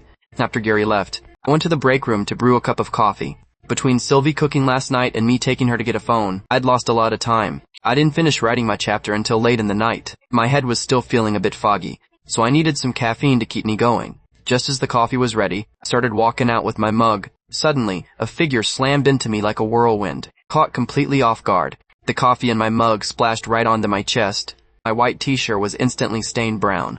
Even my black pants were covered in small splatters. I felt relatively lucky though. At least the coffee wasn't scalding hot. If it had burned me where it counts, I'd really be out of commission for good. A clear female voice beside me said, I'm so sorry. Are you alright? I looked up and saw a stunning woman with an elegant aura standing before me. She had delicate features, long hair draped over her shoulders. Her white V-neck blouse emphasized her curves, and a pencil skirt hugged her long legs. Paired with black high heels, she looked every bit the professional woman in her 20s. I wondered to myself if she was one of those VIP guests that hung around my boss, Leo. Since the boss was usually good to his employees, I didn't plan on making a scene about it. I just waved my hand and said, "It's fine. Don't worry about it." The beauty furrowed her brow, clearly thinking I looked anything but fine. "I've ruined your clothes. Let me buy you a new set." "No need. I have to get back to work," I said, turning to leave. The woman stood there and watched me for a moment, before turning to walk away herself. I sighed to myself. Whatever, just bad luck, I guess. I should probably keep a spare set of clothes at the office, just in case this happens again. I checked my watch. Luckily, it was almost time to head home. Wet clothes in the summer aren't too miserable. If this had been winter, I would have frozen half to death. If it hadn't been so close to the end of the day, I really would have asked Gary to go to the mall and buy me something to change into. With about 10 minutes left on the clock, a rhythmic clicking of high heels echoed through the office. Everyone's eyes turned toward the sound at once. I was the only one still hunched over my keyboard, completely ignoring the commotion. The woman was holding an elegant shopping bag, her eyes scanning the office. Finally, she walked over toward my desk. She glanced at the name tag on my desk and confirmed my name. She set the shopping bag on the corner of my desk. I was so focused on my work that I didn't notice her at all. The beauty gave a small smile, finding the situation rather novel. In all her years, she had never met a man who could completely ignore her presence like this. Finding it amusing, she reached out and tapped on my desk. "Justin?" I heard someone call my name, and instinctively looked back. I saw the woman who had bumped into me earlier. I was puzzled. Why wasn't she with Leo? Why was she looking for me? And how did she know my name? "Can I help you?" I asked with a blink. The woman pointed to the bag on the table and spoke. "To replace your clothes." I really hadn't expected her to move so fast. She'd already bought the clothes. "You really didn't need to. Please, take it back." The beauty didn't give me any chance to refuse. As soon as she finished speaking, she walked away in her heels, leaving nothing but the memory of her elegant figure. The office was instantly buzzing with fresh gossip. After work, I went back to my apartment. Sylvie was like a little cat, staring at me with her wide, round eyes. Being stared at like that made me a little uneasy. "Why do you keep looking at me like that?" I asked. Sylvie suddenly leaned in close, sniffing all around me. I took a step back, feeling a bit uncomfortable. Why was this girl suddenly being so clingy? She kept leaning in to sniff me, as if she were inspecting some kind of rare item. As I stepped back, she took a step forward. She was so close her face was almost touching my clothes. Sylvie remembered that I usually wore cheap stuff from street stalls. These clothes clearly looked expensive. Plus, there was a faint aroma of coffee. She wondered to herself, where exactly did Justin go to mess around today? I had nowhere left to go, backed into a corner with a head full of questions. Why was she being so weird today? Why was she so obsessed with sniffing me? "What are you doing sniffing me like that?" I finally blurted out. Sylvie said seriously, "Doggone. You weren't wearing these clothes when you left this morning, were you?" "Oh, no." I nodded, impressed by her sharp observation. Her power of observation was actually quite something. She was still asleep when I left this morning, yet she noticed I was wearing different clothes immediately. Sylvie took 2 steps back, putting some space between us. Her gaze was full of scrutiny, as if she were interrogating me. "Justin, why did you suddenly change clothes? And why do you smell like coffee? Did you actually go to the office today?" She didn't even notice. Her voice had taken on a bit of an accusatory tone. I didn't know whether to laugh or cry. This girl couldn't possibly think I skipped work to go out and fool around, could she? I'd always been a straight arrow. I didn't have a devious bone in my body. To save her from further suspicion, I just told her everything that happened today, from start to finish. After hearing the explanation, Sylvie finally felt relieved. So it was just an accident. She was afraid I'd gotten into some kind of trouble. "Well, go take a shower then. You have to teach me how to cook in a bit." She let out a sigh of relief. With a smile, she urged me to go shower. I washed away the coffee smell and the day's fatigue, and felt much more refreshed. The kitchen was already tiny. With the 2 of us squeezed in, it felt quite crowded. "We'll start with something simple today. How about learning scrambled eggs with tomatoes?" I turned and asked. Sylvie nodded like a bobblehead. "I'll learn whatever you teach me." Her obedient attitude made me chuckle. "Then you better pay attention." With my guidance, it didn't take long for Sylvie to produce a plate of scrambled eggs and tomatoes that looked and smelled perfect. She stared at the plate with a silly grin. Compared to the blackened mass she'd made yesterday, this plate was a world of difference. It was like night and day. Seeing her grin like a little idiot, I shook my head helplessly. "It's just one dish. Is it really worth being that happy? Take it out to the table," I reminded her. I prepared to make another dish. Sylvie was about to take the plate, but she stopped and handed me a pair of chopsticks. She blinked her big eyes. "Try it. Tell me if what I made today tastes good." I raised an eyebrow. This dish was clearly a team effort. Since when was it what she made? Still, I took the chopsticks and had a bite. A long-forgotten taste of home-cooked food spread through my mouth. Sylvie watched me with a face full of anticipation. "So, how is it? Tastes pretty good, right?" I gave my honest assessment. With me overseeing the process, it definitely wasn't going to be bad. You're not messing with me this time, are you? Sylvie still remembered how I'd lied to her about it being good the last time. She couldn't help but press me. I laughed. I'm really not lying to you. Try it yourself, and you'll see. Sylvie used my chopsticks to take a bite. Chewing slowly. Suddenly, her eyes lit up. It really is delicious. I watched her, completely unbothered as she used the chopsticks I'd just used. Slight smile touched the corner of my mouth. Whatever, she wasn't the fussy type anyway. She hadn't even minded sharing my water. It's seriously so good? Sylvie was as happy as if she'd discovered a new continent. Believe me now? Go out to the living room first. I'll stir-fry another dish. I want to learn something else too. Sylvie looked at me expectantly, wishing she could learn every recipe right now, so she could cook for me in the future. I said in a gentle voice, "Take it slow. I'll teach you more tomorrow. Don't learn too much at once." Sylvie nodded. She happily carried the plate out of the kitchen. After dinner, chatted with Sylvie for a bit and then scurried back to my bedroom. I closed the door. Sylvie stared at the closed bedroom door, feeling a bit puzzled. Why was Justin in such a rush to get back to his room today? Actually, she'd noticed a long time ago that I preferred being in my room alone. Maybe I still hadn't fully moved on from the heartbreak. She felt a little worried for me. After a while, there was a knock at the door. I answered from inside. "Come in." Sylvie pushed the door open and entered. I looked up from my computer screen. "Something up? Are you busy?" she asked cautiously. "It's fine, not really." "Go ahead, what's on your mind, Justin?"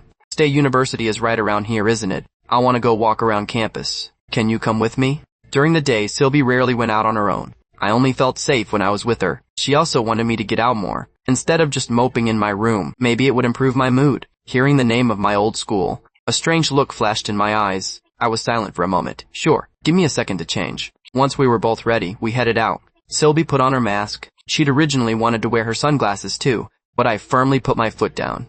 If I let her wander around campus at night with shades and a mask, she'd look like a total weirdo. State University was still bustling at night. The State University campus was as lively as ever at night. Couples sat side by side on benches, whispering softly. Groups of students were hanging out in the plaza, or even a few guys on skateboards, weaving in and out under the street lights. I was used to staying inside, so wandering the campus at night felt quite fresh. I tried my best to stop thinking about the past, but Chloe's shadow would still pop into my head. Every now and then, we eventually made our way to the plaza. Sylvie saw a crowd gathered in the distance. She pulled on my arm curiously and walked over. "Let's go check it out." I nodded, and we squeezed into the crowd. Sylvie stood on her tiptoes to peer through the gaps. I had a direct view of the scene. There was a massive heart made of candles on the ground. In the middle stood a tall girl in a white dress, with long hair draped over her shoulders. In front of her, a guy was down on one knee, holding a massive bouquet of roses. It was clearly a public confession. The people around them were chanting, "Say yes, say yes." But the girl in the white dress hesitated to take the flowers. The surrounding area gradually went quiet, as everyone waited for her response. Suddenly, she whispered a soft, "I'm sorry," and turned to leave. Just then, her gaze inadvertently fell on someone in the crowd. That look made her freeze. The second I saw Chloe in the crowd, it felt like my entire world had been put on pause. Luckily, I quickly composed myself and returned to being calm. Since that rainy night we parted ways, Chloe and I had completely cut off all contact. I would have thought that at this romantic confession scene at State University tonight, she would be the lead. Chloe never lacked for pursuers. I'd seen scenes like this many times before. It was as if she was born to be on a pedestal, with countless admirers looking up at her from below, and she never stopped her journey for anyone. I used to think I could be the exception, but now I've finally seen the reality. That silhouette was always going to be out of reach. Our eyes met for a fleeting second. Then Chloe was the first to look away. She pushed through the crowd and walked away. The guy in the middle dropped the roses onto the ground in despair, and left with his head hanging low. The cheering crowd slowly dispersed. Under the night sky, only a cool breeze remained. I went back to Sylvie's side.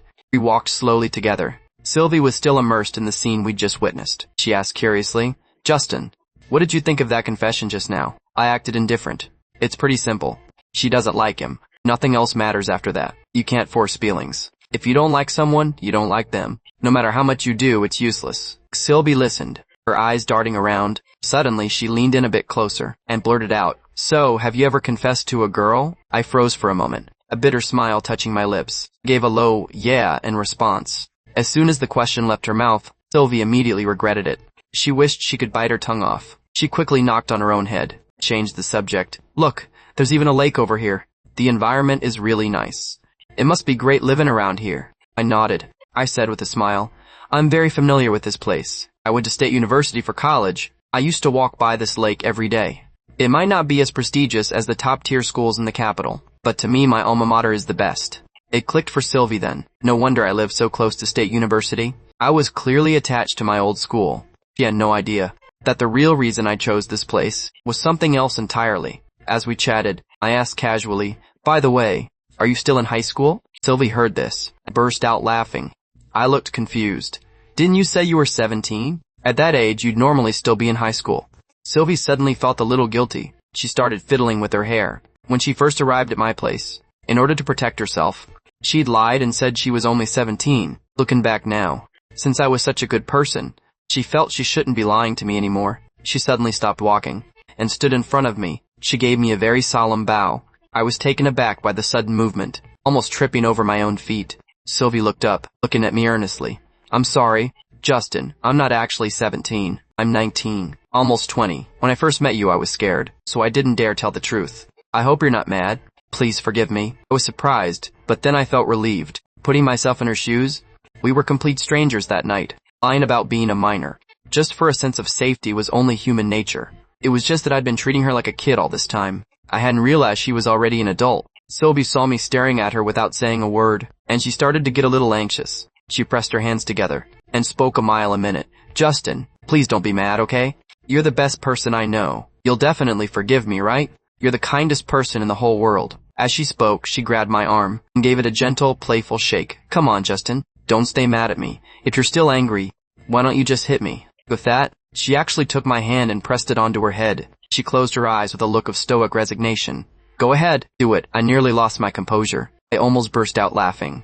There was no way I could actually hit her, but seeing her like this, I actually found it a little amusing. I even enjoyed her attempts to suck up to me a bit. I gently pulled my hand away and theatrically cleared my throat. "Sylvie, you're the one who told me to hit you. No taking it back now." Seeing my serious expression, Sylvie actually felt a little apprehensive, but she put on a brave face. "If you're gonna do it, just do it." I pretended to think about it, furrowing my brow. "I can't hit your head. What if I knock the sense out of you?" "Then where are you gonna hit me?" Sylvie asked instinctively.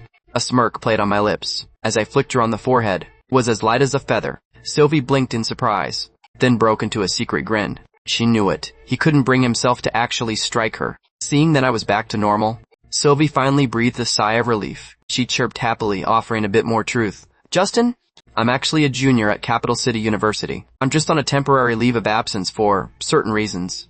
I was actually stunned to hear that. I couldn't help but take another long look at her. Capital City University? That was one of the top-tier elite schools in the country. But I quickly regained my composure and just gave a faint grunt in response. Choosing not to pry any further, we continued walking, chatting idly. Sylvie suddenly changed the subject. "Justin, do you like your current job?" I shook my head, my voice flat. "I wouldn't exactly say I like it. It's just what I majored in. So it was only natural to find a job in that field after graduation. I didn't have much of a choice. My family's financial situation was average at best, so my major was chosen solely based on job prospects. Stability was the most important thing."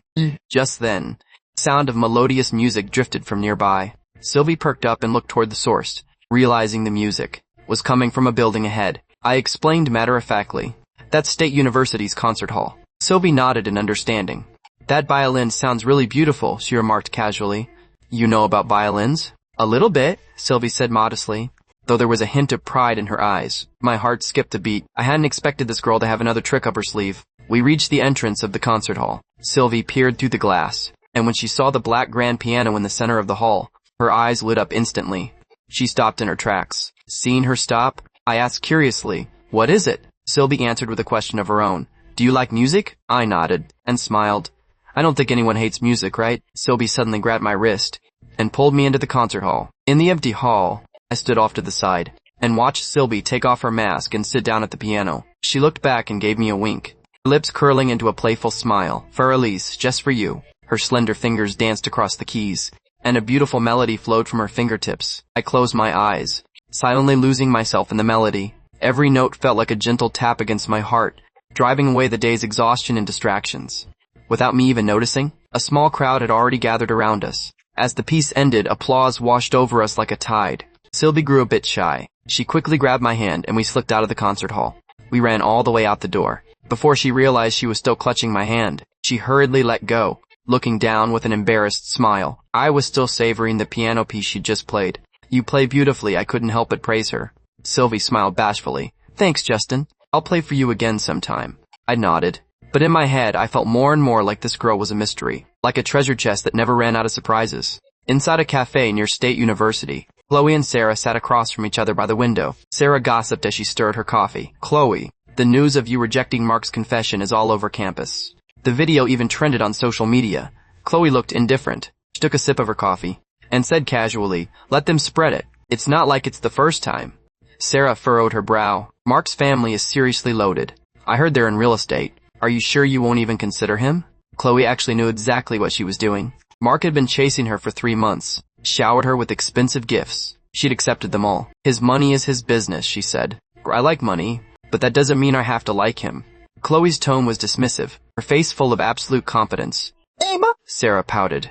Finding someone who's rich, loves you, and who you actually like back isn't exactly easy. At Sarah's words, my face suddenly flashed through Chloe's mind. A faint, almost imperceptible smile appeared on her lips. She felt a surge of secret pride. Maybe. Justin had only shown up at the confession scene because he'd heard news about her. She'd always known that I could never truly let her go. In the early morning, I pulled open my closet to look for my usual white t-shirt.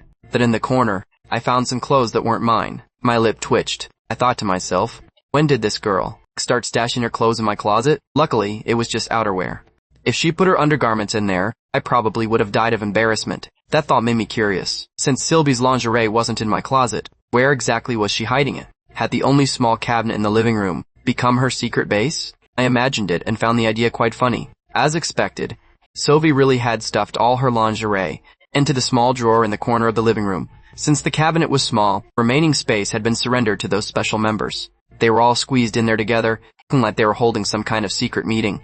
Truth was, she'd thought about putting them in my closet, but she was afraid I'd see them when I grabbed my clothes. She just couldn't work up the nerve, so she'd resigned herself to burying them in the living room. Last night, Sylvie's piano performance had left a deep impression on me. I'd even dreamed about her playing the piano that night. When I was heading out, I took a special look back at girl still fast asleep on the sofa. Then, I rode my electric scooter to work. After Sylvie woke up, she had a simple breakfast, tidied up the place a bit, and then she slipped into my bedroom. She turned on the computer, intending to keep studying those recipes. She searched all over the desktop, remembering she'd saved a specific recipe somewhere. Where was that folder hiding? Her eyes lit up. She spotted a folder labeled Important Study Materials. She figured I must have put it in there. I was helping her tidy up her desktop earlier. With a click of the mouse, the folder opened. But why was it full of videos? Her recipes definitely weren't in a video format. Out of curiosity, she clicked on one at random. The moment the footage started, her expression shifted. Bikini-clad beauties by a pool appeared, with a guy following closely behind them. Sylvie's face instantly flushed a deep red. The more she watched, the more she realized how inappropriate it was. She hurriedly closed the video. Covering her burning face, she scrambled out of the bedroom. She sat on the sofa to calm her racing heart, trying to rationalize it to herself. Her best friend had mentioned once that all guys have study materials like that. It was normal, and since I didn't have a girlfriend, it wasn't a crime to watch something like that occasionally. She repeated the consolation to herself over and over, convinced that I was still a good guy at heart. That evening I pushed the door open and came home. The moment I walked in, I was greeted by the scent of food. Sylvie came over with a plate of scrambled eggs and tomatoes, greeting me with a beaming smile. Justin, check it out. What do you think? I looked at the dish. It looked and smelled perfect. I nodded in approval. Not bad at all. You've really improved. It seemed my lesson from last night hadn't been in vain. Sylvie's small face was glowing with pride. Justin, what are you going to teach me tonight? I thought about it for a second. Let's try stir-fried pork with peppers. Once you master this, most other stir-fried meat dishes are the same. Sounds like a plan. Before long, under my careful guidance, Sylvie successfully made the stir-fried pork with peppers. After we finished our meal, we chatted for a bit, and as was my habit, I went back to my room and closed the door to keep working on my writing. Sylvie was used to my routine by now, but she secretly vowed to herself that she would help me move on from my breakup. Inside my room, I scrolled through some TikToks for a bit and was just about to get to work. Suddenly, my phone buzzed with an Instagram notification. Checking the handle, I gave a helpless chuckle. This girl wanted to message me even though we were in the same house. What was she up to now? I answered anyway. Yeah? Justin, do you want to watch a movie together? I took a couple of seconds to consider it and nodded. Sure. I pushed the door open and walked out to find Sylvie already sitting obediently on the sofa. The coffee table was covered in snacks. I was going to take the armchair. Sylvie patted the cushion right next to her. Sit here. I had no choice but to sit down beside her. What do you want to watch? She tilted her head and asked, whatever you want is fine with me. How about a mystery? Sounds good. Sylvie pulled up a mystery movie, and we both snuggled onto the sofa to watch. Sylvie munched on snacks as the movie played. After a couple of chips, she suddenly remembered something, picked one up, and held it to my mouth. "Justin, open up." I hesitated for a moment, then opened my mouth and took the chip. To be honest, this was the first time a girl had ever hand-fed me like this. It was a pretty new experience. As the movie went on, Sylvie became a total pro at the feeding game. "Justin, try this chicken nugget. Justin, this spicy jerky is amazing. Quick, try these crunchy peas, I'm obsessed with them." Almost every bite I took was handed to me by Sylvie. Watching a movie while being fed like that, it was an incredibly cozy atmosphere. Halfway through the film, Sylvie had eaten so many snacks that her mouth was getting dry. Her eyes were wide, glued to the screen, not wanting to miss a single plot point. "Justin, can you get me some water?" "You're the best." I gave a light laugh and headed to the kitchen. I had just sat back down when Sylvie suddenly lunged into my arms, letting out a piercing scream. I froze completely. The soft girl was pressed right up against me, her warm breath and faint scent filling my senses. My mind went blank for a second. I had no clue why Sylvie had suddenly dove into my arms like a heat-seeking missile. "Ghost, a ghost." Sylvie's voice was shaking, like a terrified little rabbit. I finally snapped out of it, and followed her gaze to the TV. It was supposed to be a mystery. A ghost had suddenly jumped onto the screen. The movie had turned into a full-on horror show. I couldn't help but frown. Do movies these days have no respect for genres? I felt the girl in my arms shivering, so I reached out and gently patted her back. I said softly, "Don't be scared. It's fake. It's all special effects." Sylvie's head was buried deep in my chest. Her small hands wrapped around my waist, refusing to let go.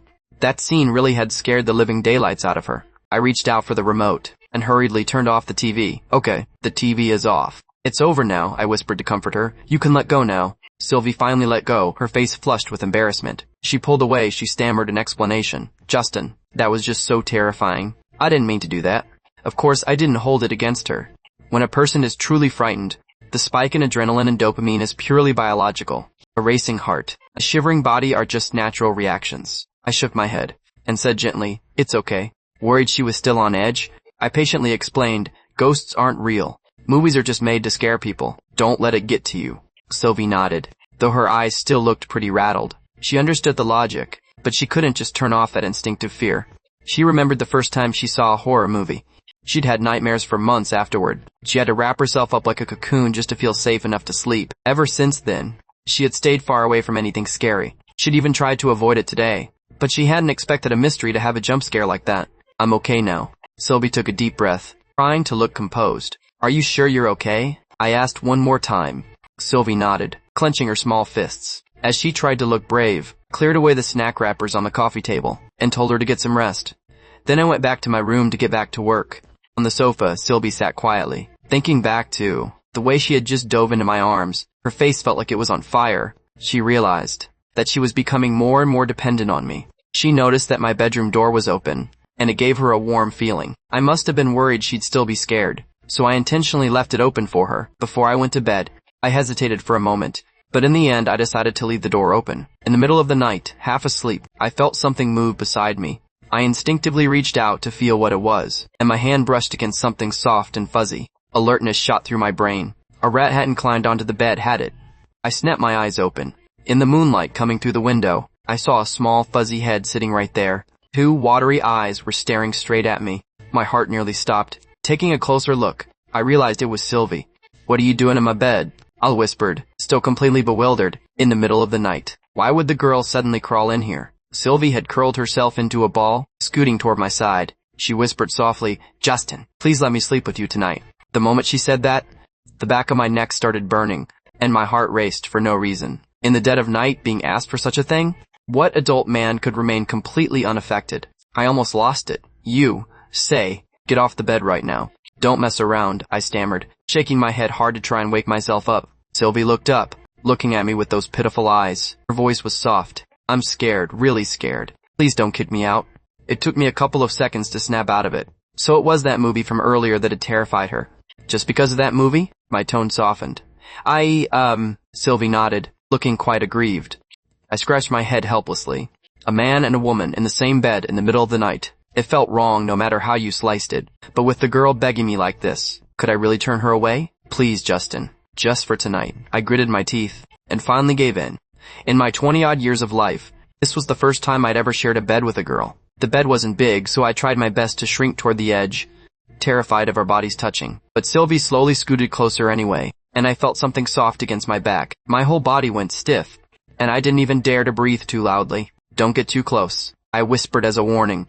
"But I'm really scared." Sylvie's voice was almost a whisper, tinged with a slight tremor. I opened my mouth, but in the end, I didn't say anything. The night was dark and silent. I lay on my side, motionless, but I couldn't close my eyes for the life of me. I was used to sleeping alone, so with the girl suddenly on my bed, everything felt incredibly awkward. It felt as if I was bound by a rope. Even rolling over required extreme care. Sylvie's soft voice came from behind me. "Justin, you asleep?" With my eyes closed, I gave a flat response.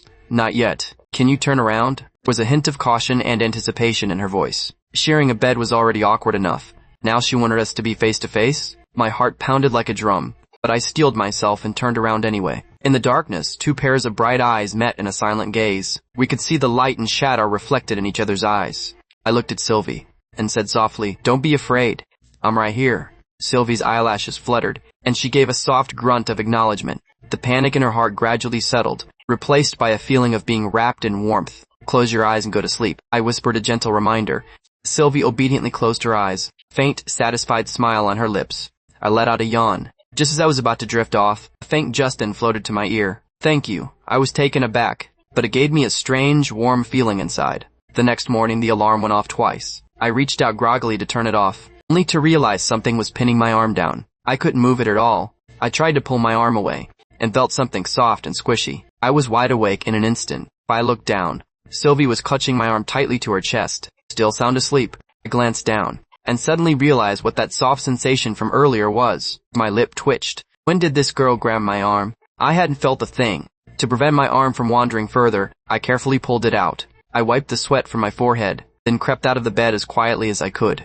On the way to work, I was waiting at a red light on my scooter. Suddenly, I heard a girl calling my name. I turned my head, and saw a red Porsche convertible pulled up beside me. A woman with flowing curls and sunglasses, smiling at me. It didn't register at first. Who was she? That car was worth at least a couple million. When did I ever know anyone this rich? Tiana, sitting in the Porsche, saw that I didn't recognize her, and her smile stiffened slightly. She confidently took off her sunglasses, revealing her delicate face. Then it hit me. Wasn't this the beauty who bumped into me, and later replaced my clothes? I gave a small nod as a greeting. I immediately turned back to stare at the traffic light countdown. Polite but distant, Tiana felt a bit slighted. She was about to say something else. Light turned green and I sped off on my scooter. She could only step on the gas and drive away, feeling dejected. During lunch, Gary, Kevin, and I were eating and chatting. Gary, ever the gossip, asked, "Hey Kevin, how's it going with that blind date?" Kevin said calmly, "We've only met once. Just grabbed a meal. We've been chatting on Instagram since then. Hard to say if there's any spark yet. We'll see. Valentine's Day is coming up. Aren't you planning on getting her a gift or something?" Kilman nodded. "I'm working on it." Gary grinned mischievously. "I heard the hotels are already booked solid for Valentine's. Maybe you should reserve a room ahead of time?" Kevin shook his head immediately. "No way. She was introduced by my aunt. I wouldn't dare pull anything like that." Gary gave a, "I get it" look, then turned to me. "Justin, Kevin's got a date. How about we spend Valentine's Day together?" I gave him a flat stare. Two grown men spending Valentine's together? Doesn't that sound depressing? What's so depressing about it? The couples can do their thing, and we can have our own fun. I sneered. Think about it. The place will be packed with couples, and it'll just be the two of us at a table. Imagine the looks we'd get. Gary thought about the scene for a moment, and suddenly shuddered. Never mind. I guess I'll just stay home and be a lonely bachelor. When I got home after work, I saw the coffee table, set with scrambled eggs with tomatoes and stir-fried pork with peppers. I furrowed my brow. 2 days ago I taught Sylvie the eggs. Yesterday I taught her the pork. And today it was the same 2 dishes again. Eating this every day was a bit repetitive. "Justin, come eat." Sylvie greeted me enthusiastically. I gave a casual response, washed my hands, and sat down to eat. After a few bites, I set down my chopsticks. Seeing this, Sylvie asked softly, "Justin, do you think it tastes bad?" I quickly shook my head. "No, you did a great job. I just ate too much for lunch, so I'm not really hungry." Sylvie didn't eat much either. I asked her why she wasn't eating. Sylvie looked down and said, "I wanted to try making other things, but I was afraid I'd mess it up and you'd have to clean up after me." I comforted her. "You're already doing great. Don't blame yourself. I'll slowly teach you more dishes from now on. You'll get the hang of everything eventually." Sylvie immediately broke into a smile. She nodded like a little bird pecking at seeds. Seeing that she was still a bit down, I suggested, "There's a food street near State University. Why don't you get ready and I'll take you for a walk?" Sylvie's eyes lit up instantly, but then she hesitated. Maybe I shouldn't. I guessed what she was worried about. I said softly, don't be afraid. We can get some takeout and bring it back, or find a quiet spot to eat. No one will see you. Sylvie, who had just finished changing, came downstairs with me.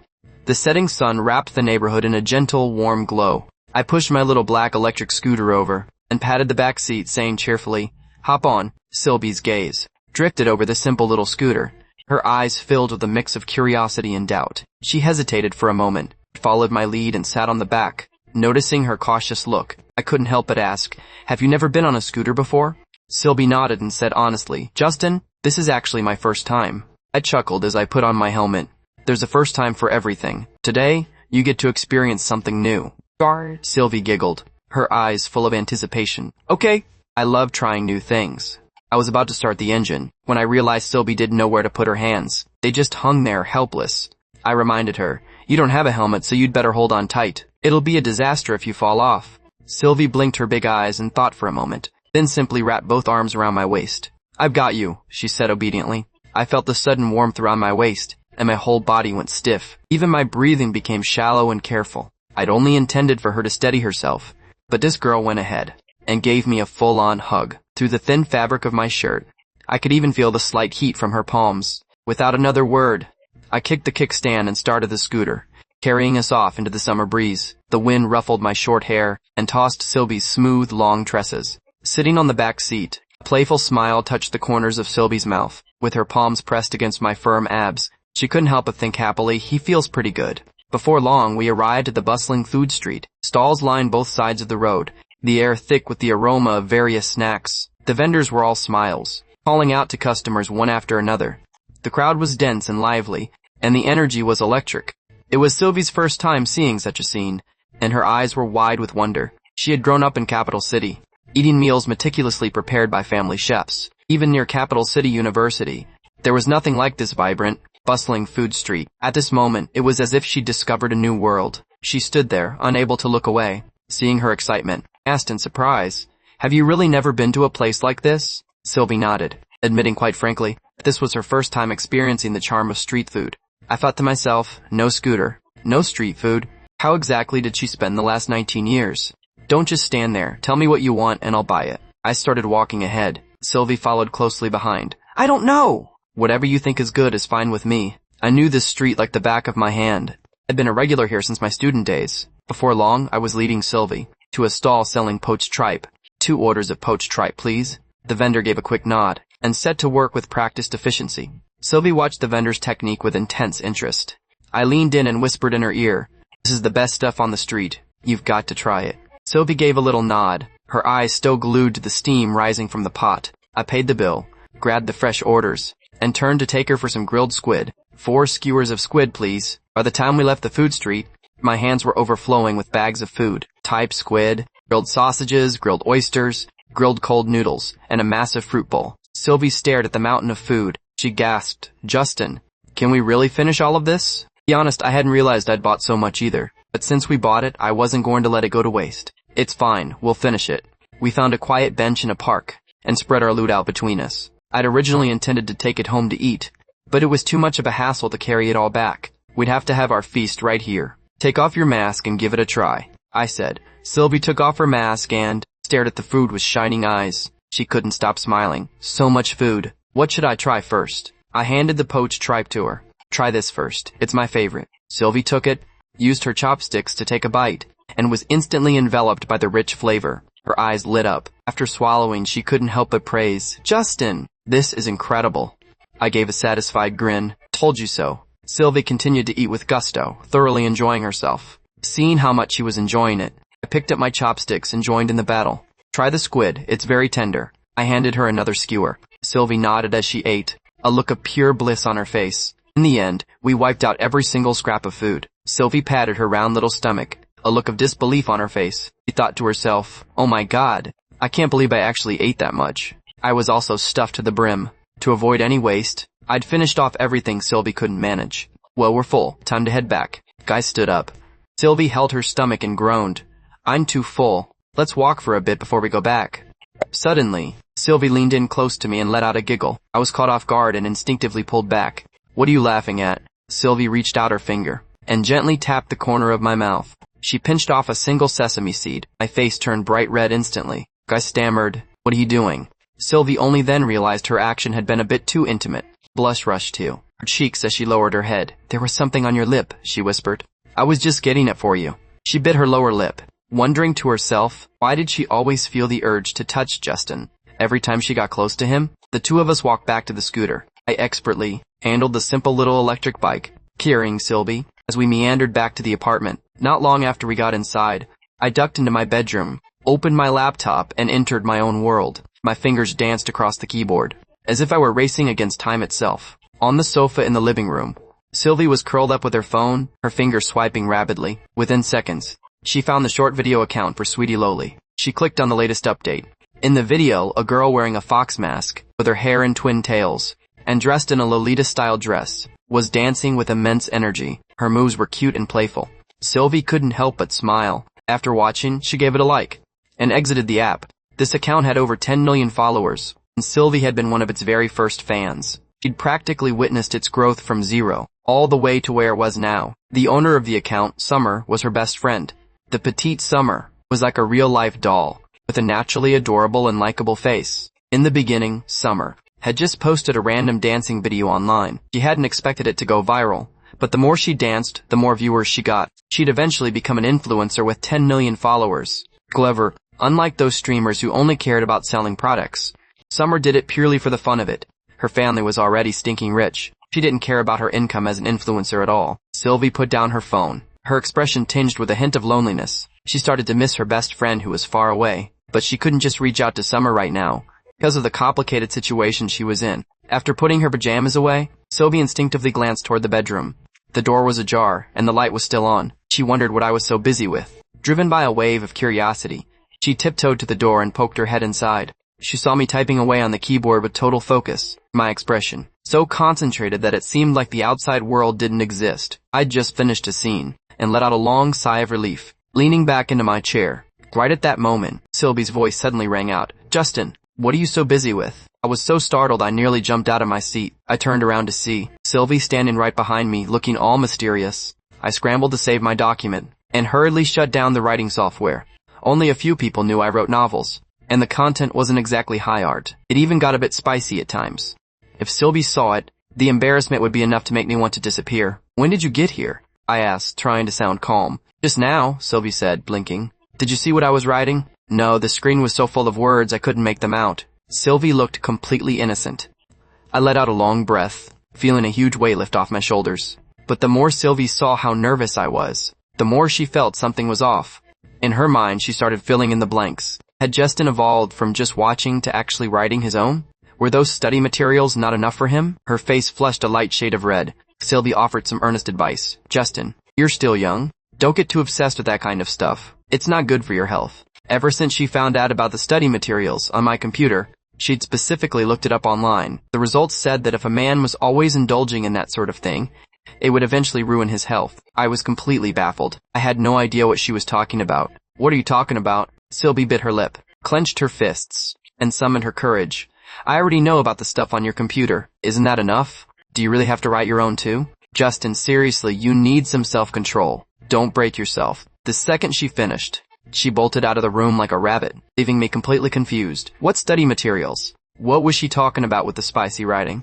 What was going on? I sat there dazed for a long time. Then suddenly a light bulb went off. Could it be that Sylvie misunderstood and thought I was writing adult content? Only then did I notice a folder on my desktop clearly labeled Important Study Materials. It looked like the one Gary had shoved onto my drive. I clicked on a video at random, and the image on the screen made my face change instantly. It was accompanied by sounds that were impossible to ignore. I slammed the video shut, my palms breaking into a cold sweat. Great! Now it was even harder to explain. Sylvie must have heard the whole thing. On the sofa, Sylvie heard the sounds coming from the bedroom loud and clear. She was absolutely certain now. She felt even more upset. She'd just finished advising him, and yet Justin couldn't wait to start studying again. After a while, I steeled myself and walked out of the bedroom. I sat down beside Sylvie, stammering through an explanation. "Those study materials aren't actually mine. I really don't usually watch that kind of stuff." Sylvie shot me a look, clearly not believing a word of it. "If they're not yours, why are they on your computer?" "A friend of mine forced them on me," I argued. A friend gives them to you and you just take them? Who's going to believe you didn't want to wash them yourself? Sylvie pouted. I was at a loss for words. I felt like there was really no way to win this argument. I could only give an awkward laugh. He was just trying to be helpful, so it was hard to say no. Actually, Sylvie wasn't planning on making a big deal out of it. She just thought he should do it in moderation. She let the matter drop right there. The room fell quiet for a few seconds. I suddenly spoke up. Actually, when you came in, I was just writing a novel. You write novels too? Sylvie's eyes lit up instantly. I gave a rather bashful nod. Just something on the side. It's nothing special. Let me see. Sylvie immediately leaned in, her face full of anticipation. No way, I said firmly. I don't care if the writing is bad. Still, I can't let you see it. So stingy, Sylvie grumbled, huffing. No matter how much she pouted or begged, I absolutely refused to budge. Seeing that I was dead set on not letting her read the novel, Sylvie finally changed the subject. She asked softly, do you write just for fun? The question made me feel a bit awkward. It started as an interest, but eventually my wallet became the bigger motivator. Compared to a simple hobby, I cared more about the extra income now. Honestly, I just want to make some extra money. I didn't beat around the bush.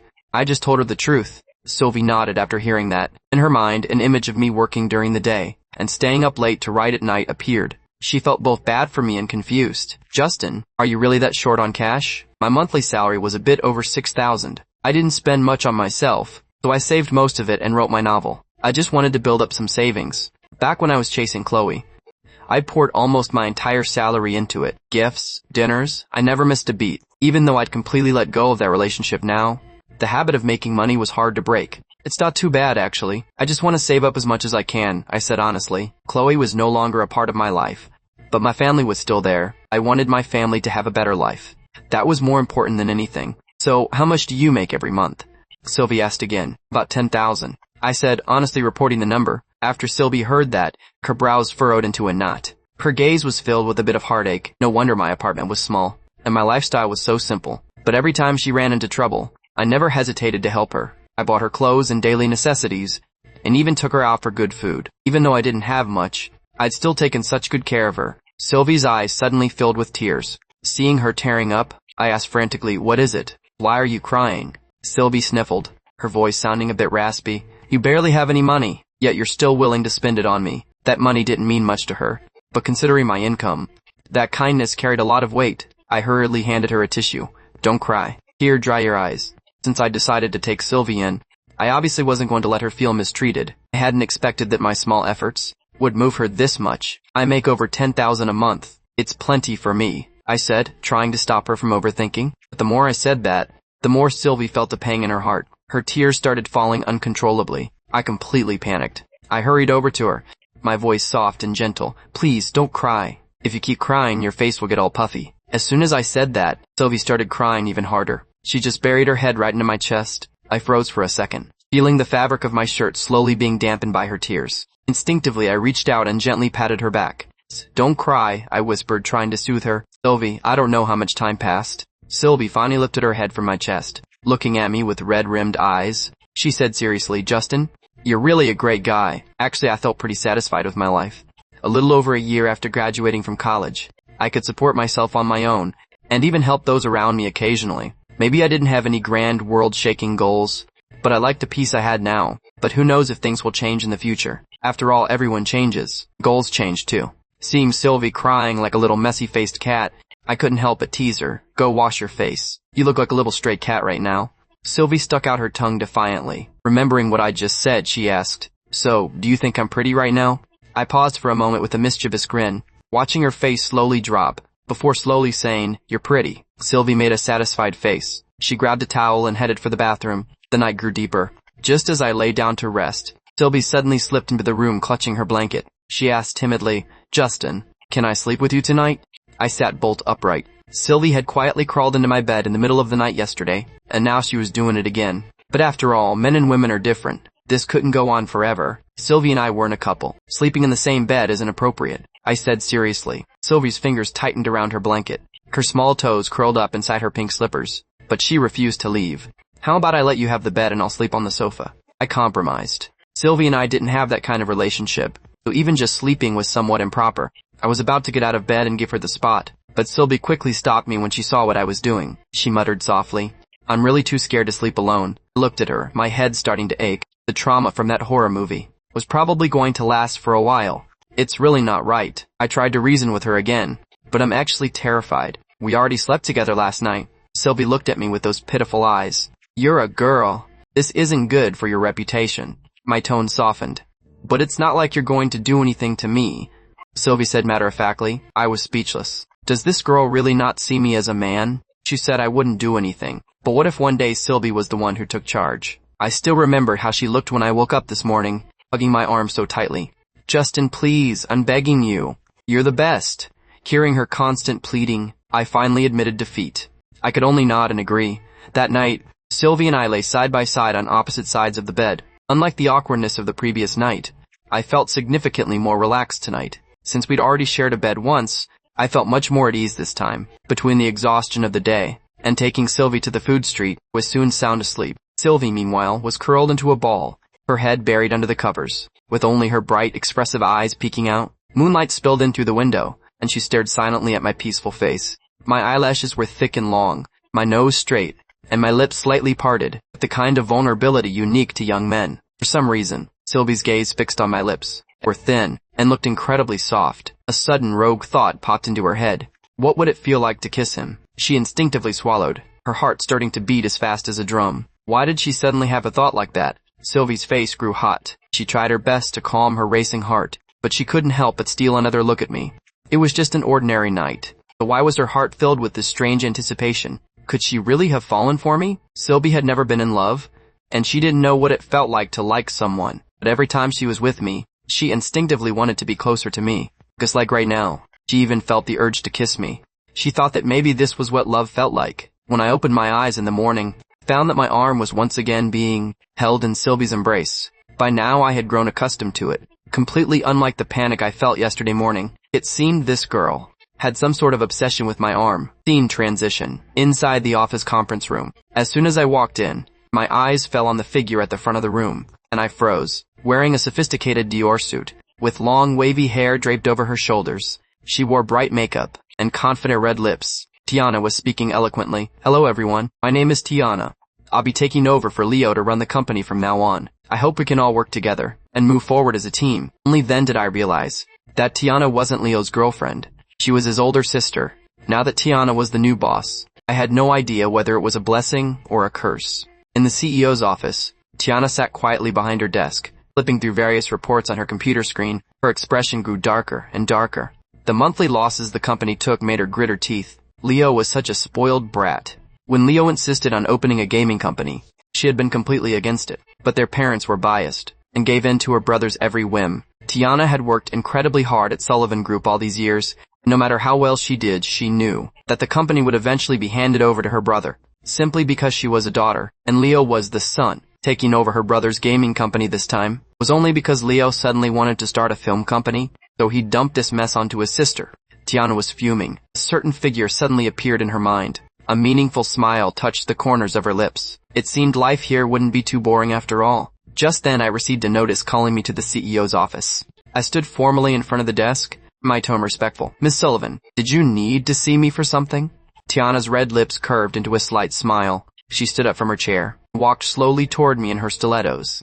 As she drew closer with every step, I instinctively looked away. Justin, how long have you been with the company? Tiana asked. A little over a year, I answered crisply.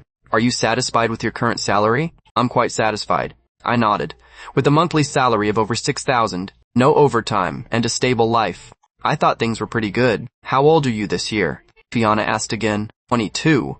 Tiana's beautiful eyes flickered slightly. She did a quick mental comparison. He was exactly 4 years younger than her. Did the clothes I bought you last time fit well? Nodded. Tiana's gaze swept over me without concealment, making me feel a bit uncomfortable. Do you have a girlfriend? She asked suddenly. My expression darkened instantly. Why was this woman asking about my personal life? I said in a serious tone. That's a personal matter, and not something I'm comfortable discussing with my boss. I wasn't stupid. Tiana's questions weren't about business at all. I thought back to the former boss, Leo, the typical rich second-generation guy, who had no self-control when it came to money and women. Tiana came from the same family. Who knows if she enjoyed playing with her subordinates too. But I, Justin, am not that kind of easy man. I won't let anyone toy with me. Tiana saw my cold attitude, and her expression darkened too. Justin, you dare speak to me like that? Aren't you afraid I'll fire you? There was a clear threat in her tone. I remained perfectly calm, without backing down an inch. You're the boss. If you really want to fire me, there's nothing I can do. Tiana looked at my poised and unyielding manner, and her interest was piqued instead. A guy with a little backbone? Interesting. She wouldn't easily let such a talent go. Coming out of Tiana's office, I had just placed my fingers on the keyboard when my phone let out a chime. I instinctively picked it up to check. It was a message from Sylvie. She never usually contacted me during work hours. My heart tightened. Did something happen? I quickly opened the chat window with Sylvie. Justin, where do you keep those novels? I finally breathed a sigh of relief, so it wasn't an emergency. The girl was still thinking about my novels. Stories were all hidden in secret files deep in my computer. Back home, Sylvie wouldn't even be able to see them, let alone find the file path. Not to mention those embarrassing study materials. I wouldn't let the last mix-up happen again. I only replied with one. Sylvie sent a message. I want to read a novel. I gave a small smile, and typed back a reply. Download the Tomato Novel app from the store. There are plenty of free novels in there. Read whatever you want. Sylvie, okay. She even added a playful emoji. Back in the apartment, Sylvie immediately followed my instructions. She downloaded the app, registered an account, and began to immerse herself in the world of novels. At lunch, Gary, Kevin, and I huddled together in the cafeteria like usual. Gary had been holding it in all morning, and finally found a chance to lean in and gossip. Justin, what did that new beautiful CEO want with you this morning? While I ate, I said flatly, she just asked how long I'd been with the company, and if I was satisfied with my salary and stuff like that. That's it? Gary pressed. I swallowed my food, and added, she also asked if the clothes she bought me last time fit well. Both Gary and Kevin knew about the time Tiana spilled coffee all over me. Gary gave Kevin a mischievous nudge. Kev, do you think the beautiful CEO is interested in Justin? Kevin, with a mouthful of rice, hummed in agreement. Yeah, I think something's up. Why wouldn't the CEO chat with anyone else? Why did she single out our Justin? Isn't that special treatment? Kevin nodded seriously. Gary looked at me again with a smirk. Justin, what's your take? Ever since Tiana asked about my private life, I knew this woman wasn't simple. No matter her intentions, I didn't want to get involved in this mess. I'm not interested, I replied simply. Seeing this, Gary teased. Miss Sullivan is so pretty and rich. If she's really into you, just go for it. I shook my head. Regardless of her intentions, I'm not interested in her. I don't want any involvement with that kind of rich socialite. I know who I am, and I know what kind of life I want. Gary slapped his forehead. You're not still hung up on Chloe, are you? I said calmly. I haven't had those thoughts for a long time. Gary felt completely relieved and joked. It's impossible between you two anyway. But if the beautiful CEO actually chases you, don't let the opportunity go to waste. You go chase her then, said, shrugging. Gary sighed. If only I had your face. Girls would be lining up for me, sigh. Girls nowadays either look at money or looks, and I don't have either. What a hard life. After lunch, I buried myself in work. My phone chimed again. I clicked to check it. It was Sylvie again. She was acting very unusually today. This was already the second time she'd messaged me. I opened it to find a screenshot and a sentence. The screenshot showed a novel. The virtuous concubine gets teased every day. Below it were the rating, reviews, and summary. Sylvie asked, Justin, do you write this kind of novel too? I couldn't help but chuckle as I replied, no, this one is female-oriented. I write male-oriented stories. Sylvie quickly messaged back. Female-oriented means novels girls like, and male-oriented is for guys? Basically, yeah, I replied. Sylvie, can girls read male-oriented novels? Me, of course. Anyone can read them. Sylvie, got it, hee, I won't bother you at work anymore. I'll wait for you to come home tonight. She added a super cute emoji at the end. I smiled after reading it, replied with a, sure. Time flew by. In the blink of an eye, it was time to leave. After saying goodbye to my colleagues, I rode my electric scooter and sped home. I unlocked the door. The house was deathly quiet. No one was in the living room. There was no sound from the kitchen either. Usually, as soon as I walked in, Sylvie would come running out. Even if she were cooking, she'd still pop her head out. But today, there wasn't a soul in sight. The whole house felt weirdly silent. I suddenly had a strange premonition. Did Sylvie suddenly have a change of heart? Did she pack up and leave? My lip twitched slightly.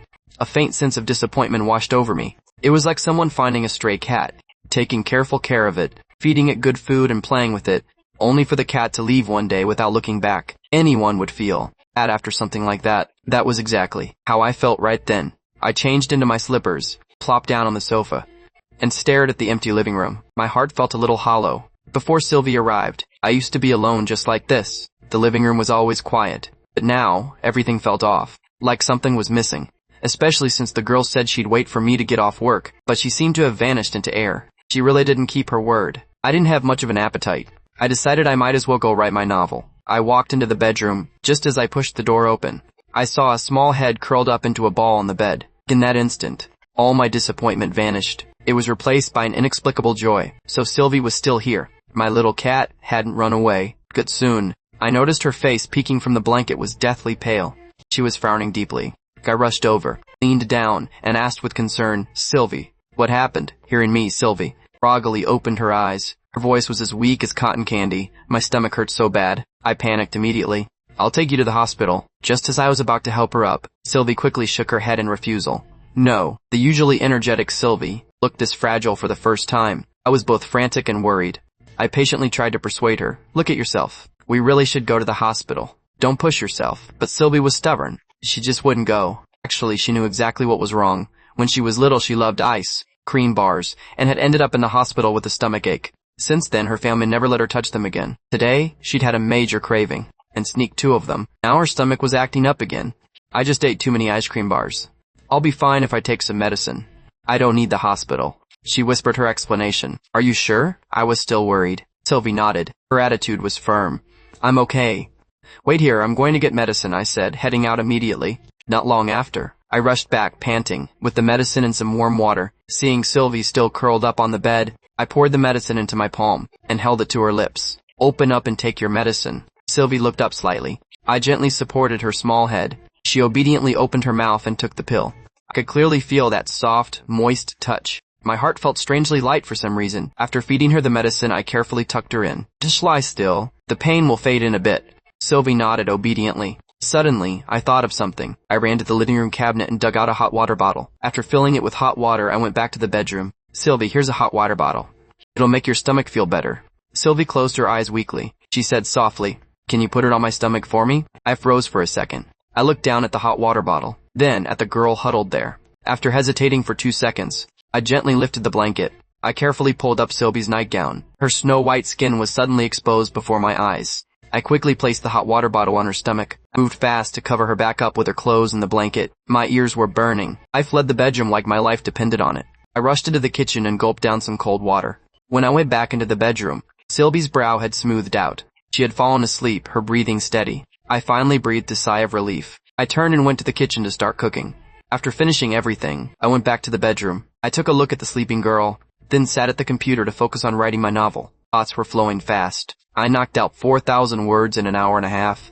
I stretched. Just as I was about to take a break, suddenly I saw a pink figure zoom out of the bedroom. I rubbed my eyes. I confirmed the shadow was indeed Sylvie. I wondered why the girl was running so fast. Maybe her stomach was acting up again? 2 minutes later, a shout came from the bathroom. "Justin." "Justin," I immediately responded. I asked as I walked toward the bathroom. "I'm here." "What's wrong?" The bathroom door was shut tight. Sylvie's voice was full of embarrassment. "Go. Could you please go to the supermarket and buy something for me?" I agreed readily, but I was still a bit confused. The girl was in a hurry, but it shouldn't be to the point of needing something before coming out. "Come out first. You can tell me then." There was silence in the bathroom for 2 seconds. Sylvie bit her lip. Her voice was soft and small. "I can't come out right now." I was completely baffled. Did this girl fall into the toilet? But if she really fell in, she'd be calling for help. Why was she thinking about buying something? I couldn't help but press her. "What exactly do you need to buy?" A muffled voice came from the bathroom. I started my period. I need some pads. "Justin, please help me." I froze instantly. My face felt like it was on fire. I really didn't have any experience buying this kind of thing, but thinking of Sylvie's current situation, I couldn't bear to leave her hanging. After hesitating for a moment, I finally made up my mind. "Wait there. I'll go buy some now." I stood awkwardly in front of the overwhelming array of pads at the supermarket. I looked left and right, terrified that someone would catch me in this forbidden zone. I searched for a long time. I still couldn't see the specific brand Sylvie mentioned. Just as I crouched down to check the bottom shelf, I heard the footsteps of 2 girls behind me. 2 girls walked over hand in hand. I was crouching there suspiciously. Their expressions changed instantly. As if seeing a rare creature, they looked at each other and took off. I heard the hurried footsteps. I looked up. I only saw the backs of the 2 girls fleeing in panic. Damn, this is so embarrassing. I just grabbed a few other brands of pads. I hurried to the checkout. My ears were red while waiting in line. I wanted to bury myself in the shopping bag. Back home, I knocked on the bathroom door. "Sylvie, the supermarket didn't have the brand you wanted. I bought some other brands for you. Just use these for now." I put the large bag at the door. I quickly went back to the bedroom to hide. Sylvie heard the noise inside the bathroom. She quickly opened a crack in the door and pulled the bag inside. Actually, as soon as I left, she regretted it. She should have told me to buy anything instead of a specific brand. She was just used to that brand. It had just slipped out. Luckily, I didn't find it. Soon, Sylvie came out and walked into the bedroom. Seeing me still dazed at the computer desk, she blushed and thanked me. "Justin, thanks for buying that for me." I snapped out of it. I said flatly, "It's fine." "Have you ever bought them before?" Sylvie asked, blinking her eyes. I shook my head. "It's my first time." A light flashed in Sylvie's eyes. It was his first time buying such intimate items for a girl, and that girl was her. She felt a little happy inside, but then she suddenly remembered. Wasn't I dumped by a woman? Could it be I've never actually had a girlfriend? I'll find another chance to ask about this mystery later. I proactively asked, "Does your stomach still hurt?" "Not anymore." Sylvie shook her head. "Don't eat ice cream bars anymore." My tone was full of concern. "I only ate 2. Maybe it only hurt because my period started." Sylvie defended herself with a little pout. "You like ice cream bars that much? They're okay." Just then, a stomach growling sound came from the bedroom. Sylvie turned to look at me. She couldn't help but burst into a giggle. I touched my stomach and acted calm. "I'm just hungry." Sylvie remembered she had been lying down all afternoon. I'd been taking care of her since I got off work. Neither of us had eaten. She felt a bit guilty. "Justin, I'm sorry. Why are you apologizing? You've been taking care of me all this time. How hard it must be to be hungry like this." She pouted. "Silly girl, you're hungry too, aren't you?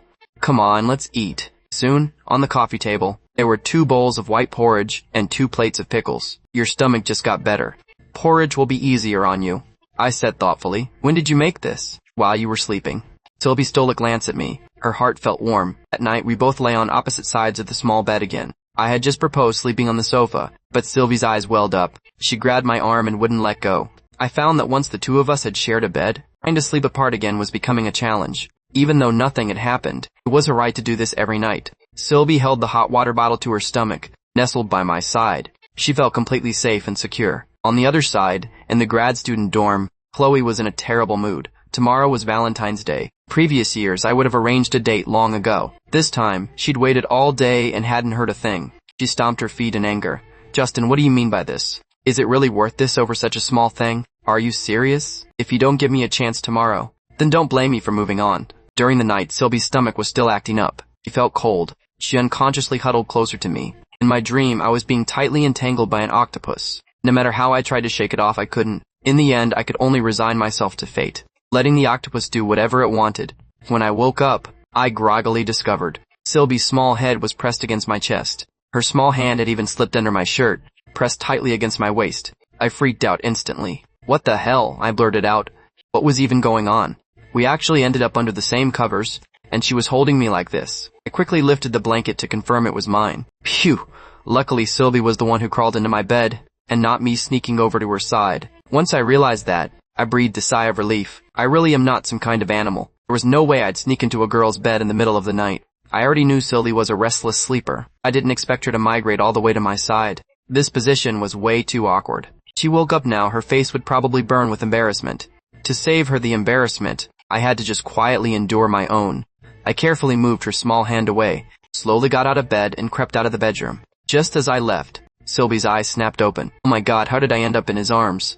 And my hand was actually inside his shirt. Her face turned as red as an apple instantly. She pulled her small head back under the covers. There was a faint, unfamiliar scent under the blanket. She took a tiny, quiet sniff. "It's Justin's scent. Ah, this is so embarrassing. But it actually smells pretty good." The moment I stepped into the office, I noticed that on my desk, there was an elegant box of chocolates. The quiet whispers of the colleagues around me drifted into my ears. I really didn't expect it.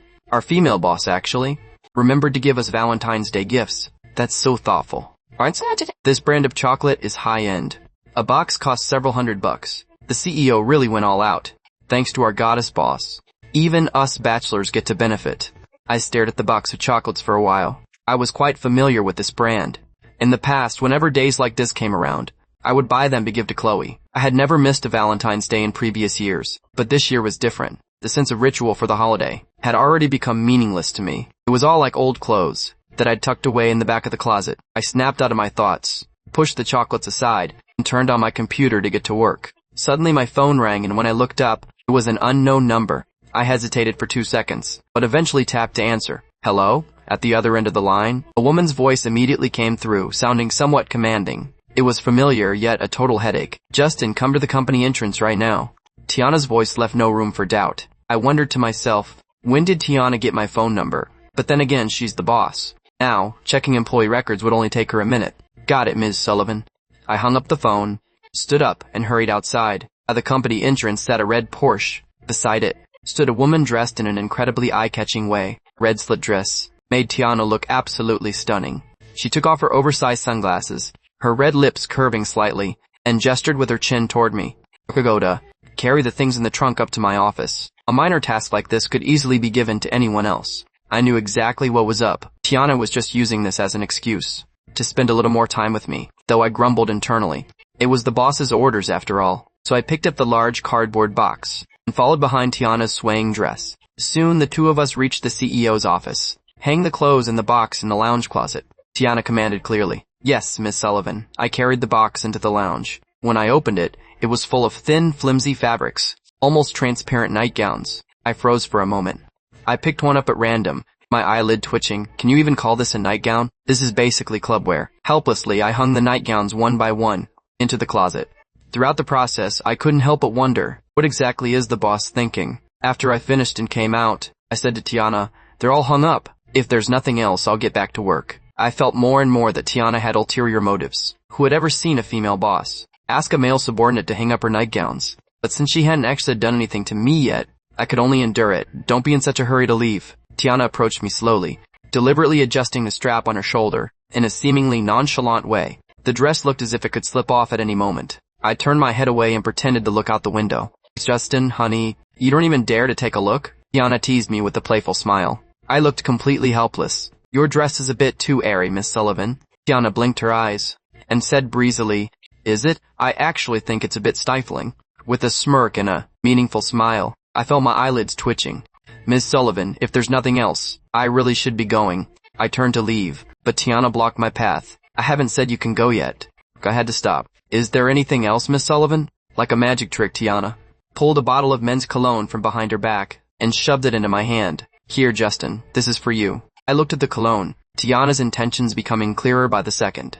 I appreciate the gesture, but I can't accept this, Miss Sullivan. Just think of it as payment for helping me move the boxes. Tiana smiled like a fox. No need, it was just part of my job. As soon as I finished speaking, Tiana tossed the cologne into the trash without hesitation. Feelings were written all over her face. Fine, since you don't want it, I won't bother keeping it either. Tiana couldn't help but grumble to herself. Am I really that unattractive in Justin's eyes? Why is this little brat always so indifferent, like I'm made of air? After work, I rode my little electric scooter home, noticing the streets were much more congested than usual. It seemed the romantic atmosphere of Valentine's Day had brought everyone out to join the fun. As soon as I walked in the door, Sylvie, wearing a pink pajama set, hopped over to me like a little rabbit. Her smile was sweet enough to preserve meat. Justin, you're back. I gave a slight nod. I handed the box of chocolates to her. The company gave these out. Here, give them a try. Sylvie had originally wondered if I'd remember what day it was, and specifically bought a gift for her. Hearing my explanation, her heart sank halfway, but she still took the chocolates with a smile. Thanks, Justin. I also made dinner, Sylvie said as if presenting a treasure. I furrowed my brow. Didn't I tell you to wait for me to come home before cooking? It's fine, go wash your hands. The food is still hot. Two of us soon sat down in front of the sofa. I looked at the coffee table, which was set with 6 dishes that looked and smelled amazing. I could hardly believe that Sylvie had managed to pull off kind of feast. As for those dishes, Sylvie hadn't been idle for a single moment all day, practicing while watching videos. She just hoped that this Valentine's Day would leave behind a different kind of memory. While eating, I noticed the pinky finger on her right hand was red, swollen, and shiny. My brows furrowed instantly. What happened to your hand? Sylvie instinctively gripped her chopsticks tighter. I accidentally burned it, she stammered. I reached out, a tone serious yet gentle. Give me your hand, let me see. Sylvie obediently set down her chopsticks and handed me her hand. It was as if her palm held a world of quiet expectations and secrets. Looked down at Sylvie's red, swollen pinky finger. A flicker of worry crossed my face. Does it still hurt? Sylvie shook her head slightly. She whispered back, a little. Wait here, I said, getting up and heading for the bedroom. A moment later, I was back with the first aid kit. I pulled out the burn ointment. I squeezed a bit out and gently applied it to her finger. I muttered to her as I worked. It wouldn't be good for a girl like you to have a scar on her hand. Be a good girl and stop rushing to cook dinner. Just wait until I get home from now on. Sylvie stared at my long, slender fingers. Her heart skipped a beat. Her hand felt small and safe inside mine, warm and incredibly reassuring. Serious look on my face as I applied the ointment made me look impossibly handsome in her eyes. After that little episode, we finished up our dinner. The sky slowly began to darken. While scrolling through her feed earlier, Sylvie had happened to see a post about a massive fireworks display at the beach tonight. She didn't usually care much for fireworks, but today was Valentine's Day, and seeing them with me made it feel special. Justin, there's a fireworks show on the beach tonight. Can we go together? Sylvie's eyes were brimming with anticipation. There's going to be so many people. What's the point? It's just fireworks. Let's just stay home, I said dismissively. Sylvie immediately pouted and grabbed my arm. She went into full pouty face mode. Justin, you're the best. Please, come with me. I really didn't want to go. The beach was bound to be packed on Valentine's night, crawling with couples everywhere. It would be kind of awkward for Sylvie and me to be there. It's going to be way too crowded tonight. Wouldn't you rather have some peace and quiet here? I tried to talk her out of it. But Sylvie wasn't about to back down. She blinked her big eyes and pulled out all the stops. Justin, you're the most handsome guy in the world. The absolute best. So please, just come with me? Pretty please? Sylvie made a finger heart. Her voice was soft, sweet, and totally irresistible. I finally admitted defeat. Before long, she had changed back into her school uniform, complete with the black stockings highlighting her long legs. With a touch of makeup, Sylvie hopped right in front of me. That outfit, it was the exact same one she was wearing the rainy night we met. She gave me a playful spin, her pleated skirt fluttering in the air. She looked incredibly cute. So, do I look extra pretty tonight? I couldn't help but take a long look. You look great, I muttered. Sylvie pouted, looking completely unconvinced. You're just humoring me. Sylvie double-checked her mask and made sure her baseball cap was pulled low. Only then did she follow me downstairs. I wheeled the electric scooter over, but Sylvie stayed put, looking a bit troubled. What are you just standing there for? Hop on, I urged. Sylvie bit her lip. Is it okay if I sit sideways? She whispered. That's not safe. Just hop on normally. I blurted it out. But then I realized something. It went quiet. Sylvie was wearing a short skirt today. Riding like that would definitely be a problem. A skirt isn't really the best choice for a scooter ride, I reminded her. Maybe you should go change into pants. Sylvie shook her head, refusing to budge. It was Valentine's Day. Of course she wanted to look her best for me, but if she sat sideways, the moment the scooter started moving, her skirt would be flying all over the place. I had to be honest with her. Sylvie's face turned slightly red. She looked around. Then her eyes lit up with an idea. Justin, can I borrow your button-down shirt for a second? I was wearing a white t-shirt under, a black button-down shirt. Seeing her insistence, I took it off and handed it over. Sylvie happily tied the shirt around her waist, completely covering her skirt. Only then did she feel safe enough to sit on the back of the scooter, her arms naturally wrapping around my waist. The streets were incredibly congested tonight. Taxis and cars were backed up in long lines, the drivers honking their horns in frustration. The traffic wasn't moving an inch. With Sylvie on the back, I deftly wove through the crowds and the narrow gaps between the cars. Sylvie was grinning so hard behind her mask that her eyes crinkled up. Justin, your little scooter is incredible. We're practically flying like the wind. Her voice was full of excitement and a touch of pride. Smile tugged at the corners of my mouth too. The driver stuck in the gridlock watched as I zoomed past them. On my scooter with a beautiful girl on the back. They looked absolutely green with envy. Especially the guys who had rented luxury cars specifically to impress their dates. Right then, they all wished they were on two wheels instead. I should have known better than to try and act rich. In less than half an hour, the scooter had dropped us off at the parking lot near the beach. I locked up the bike, and we squeezed onto the sand with the rest of the crowd. A salty sea breeze drifted over us. Beach was already packed with people under the night sky. Couples walked hand in hand, while vendors wove through the crowd waving glow sticks, selling roses, and various trinkets. The Valentine's Day atmosphere was vibrant and romantic. I looked around, feeling a bit out of place. It was almost entirely couples, and with Sylvie standing there beside me, we felt like two aliens who had wandered into the wrong party. Before I knew it, the crowd was swelling. In the middle of the crush, I turned around to find that Sylvie had vanished. My heart gave a sharp tug. My eyes searched frantically through the lights and the moving bodies. Sure enough, a few yards away, I spotted a familiar figure looking around just as frantically. It was Sylvie. Sylvie, I shouted at the top of my lungs. Even in the noisy crowd, Sylvie caught my voice instantly. She looked toward me, and our eyes locked across the sea of people. It felt like the entire beach had suddenly gone silent. Sylvie's eyes lit up, and a sweet smile spread across her face. It was like she'd found her North Star. She didn't hesitate for a second before running toward me, her skirt fluttering. As she wove through the crowd, I started running toward her too.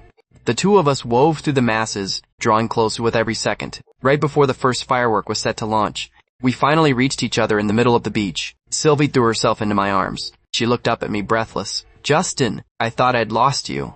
I reached out and ruffled her hair. Next time, hold on to me in a crowd, I said softly. Don't let go. The night wind picked up, stretching our shadows across the sand. The fireworks exploded above us, and in that moment even the crowded beach felt peaceful. Having found each other in the crowd again, Sylvie said with a lingering sense of fear, "Justin." I turned my head for 1 second and you were gone. You scared me to death. I looked around at the swarming beach. There's just too many people, I said helplessly. It's too easy to get separated. Sylvie nodded in agreement. Then her eyes lit up as an idea struck her. I have an idea. Why don't we just hold hands? That way, we won't get lost. I hesitated for a second, but then I held out my hand. Alright. Sylvie's eyes crinkled into a smile. Just as she reached for my hand, someone in the crowd accidentally bumped into her from behind. She stumbled forward and fell right into my chest. I instinctively caught her by the waist, my arm tightening around her, to keep her from being swept away by the throng of people. Sylvie's cheeks were burning. Her heart was thumping like a drum, and she could feel the solid warmth of my chest against her. I was momentarily stunned too. It took me a second to steady her, and gently adjust the brim of her hat. I tried to keep my voice as steady as possible. Are you okay? Sylvie shook her head. She dodged my gaze, her face so red it looked like it might bleed. The two of us finally held hands. This time my palm protected Sylvie's small hand firmly, our fingers interlaced. We walked side by side through the crowd, no longer worried about being separated. I led Sylvie to a prime viewing spot. Fireworks soared into the night and exploded, illuminating the entire beach. Everyone looked up, anticipating those moments of brilliance. Sylvie felt that tonight's fireworks were exceptionally beautiful. She stole a glance at me, knowing in her heart it was because I was by her side, that these fireworks would be remembered for a lifetime. I was also a bit lost in thought. Last Valentine's Day, I had wanted to see the fireworks, but because Chloe politely declined, I couldn't go. I didn't expect that this year I would witness this grand display with Sylvie. The fireworks shot into the sky wave after wave, the thundering booms intertwined with the cheers of the crowd. Couples on the beach embraced and kissed. Happiness was written on everyone's face. Sylvie and I stood behind a pair of lovers who were passionately kissing. The atmosphere felt a bit subtle. Sylvie stole another glance at me, then instinctively licked her lips. She couldn't help but wonder what a kiss actually felt like. While she was lost in thought, I suddenly moved. Startled, Sylvie quickly turned her head away, pretending like nothing had happened. Her palm was already sweating slightly. I noticed it and wondered, is this girl too hot? But I still didn't let go. After all, there were too many people, and I wasn't comfortable. After the fireworks show ended, the once bustling beach suddenly grew quiet. The crowd receded like a tide. Sylvie and I also let go of each other's hands. Sylvie was a bit reluctant, unable to stop herself from muttering, "These people are leaving way too fast." I replied flatly, "They certainly are in a hurry." "Why?" Sylvie looked at me with confusion. A mischievous smirk played on my lips. I asked back, "Where do you think is the hardest place to book a room tonight?"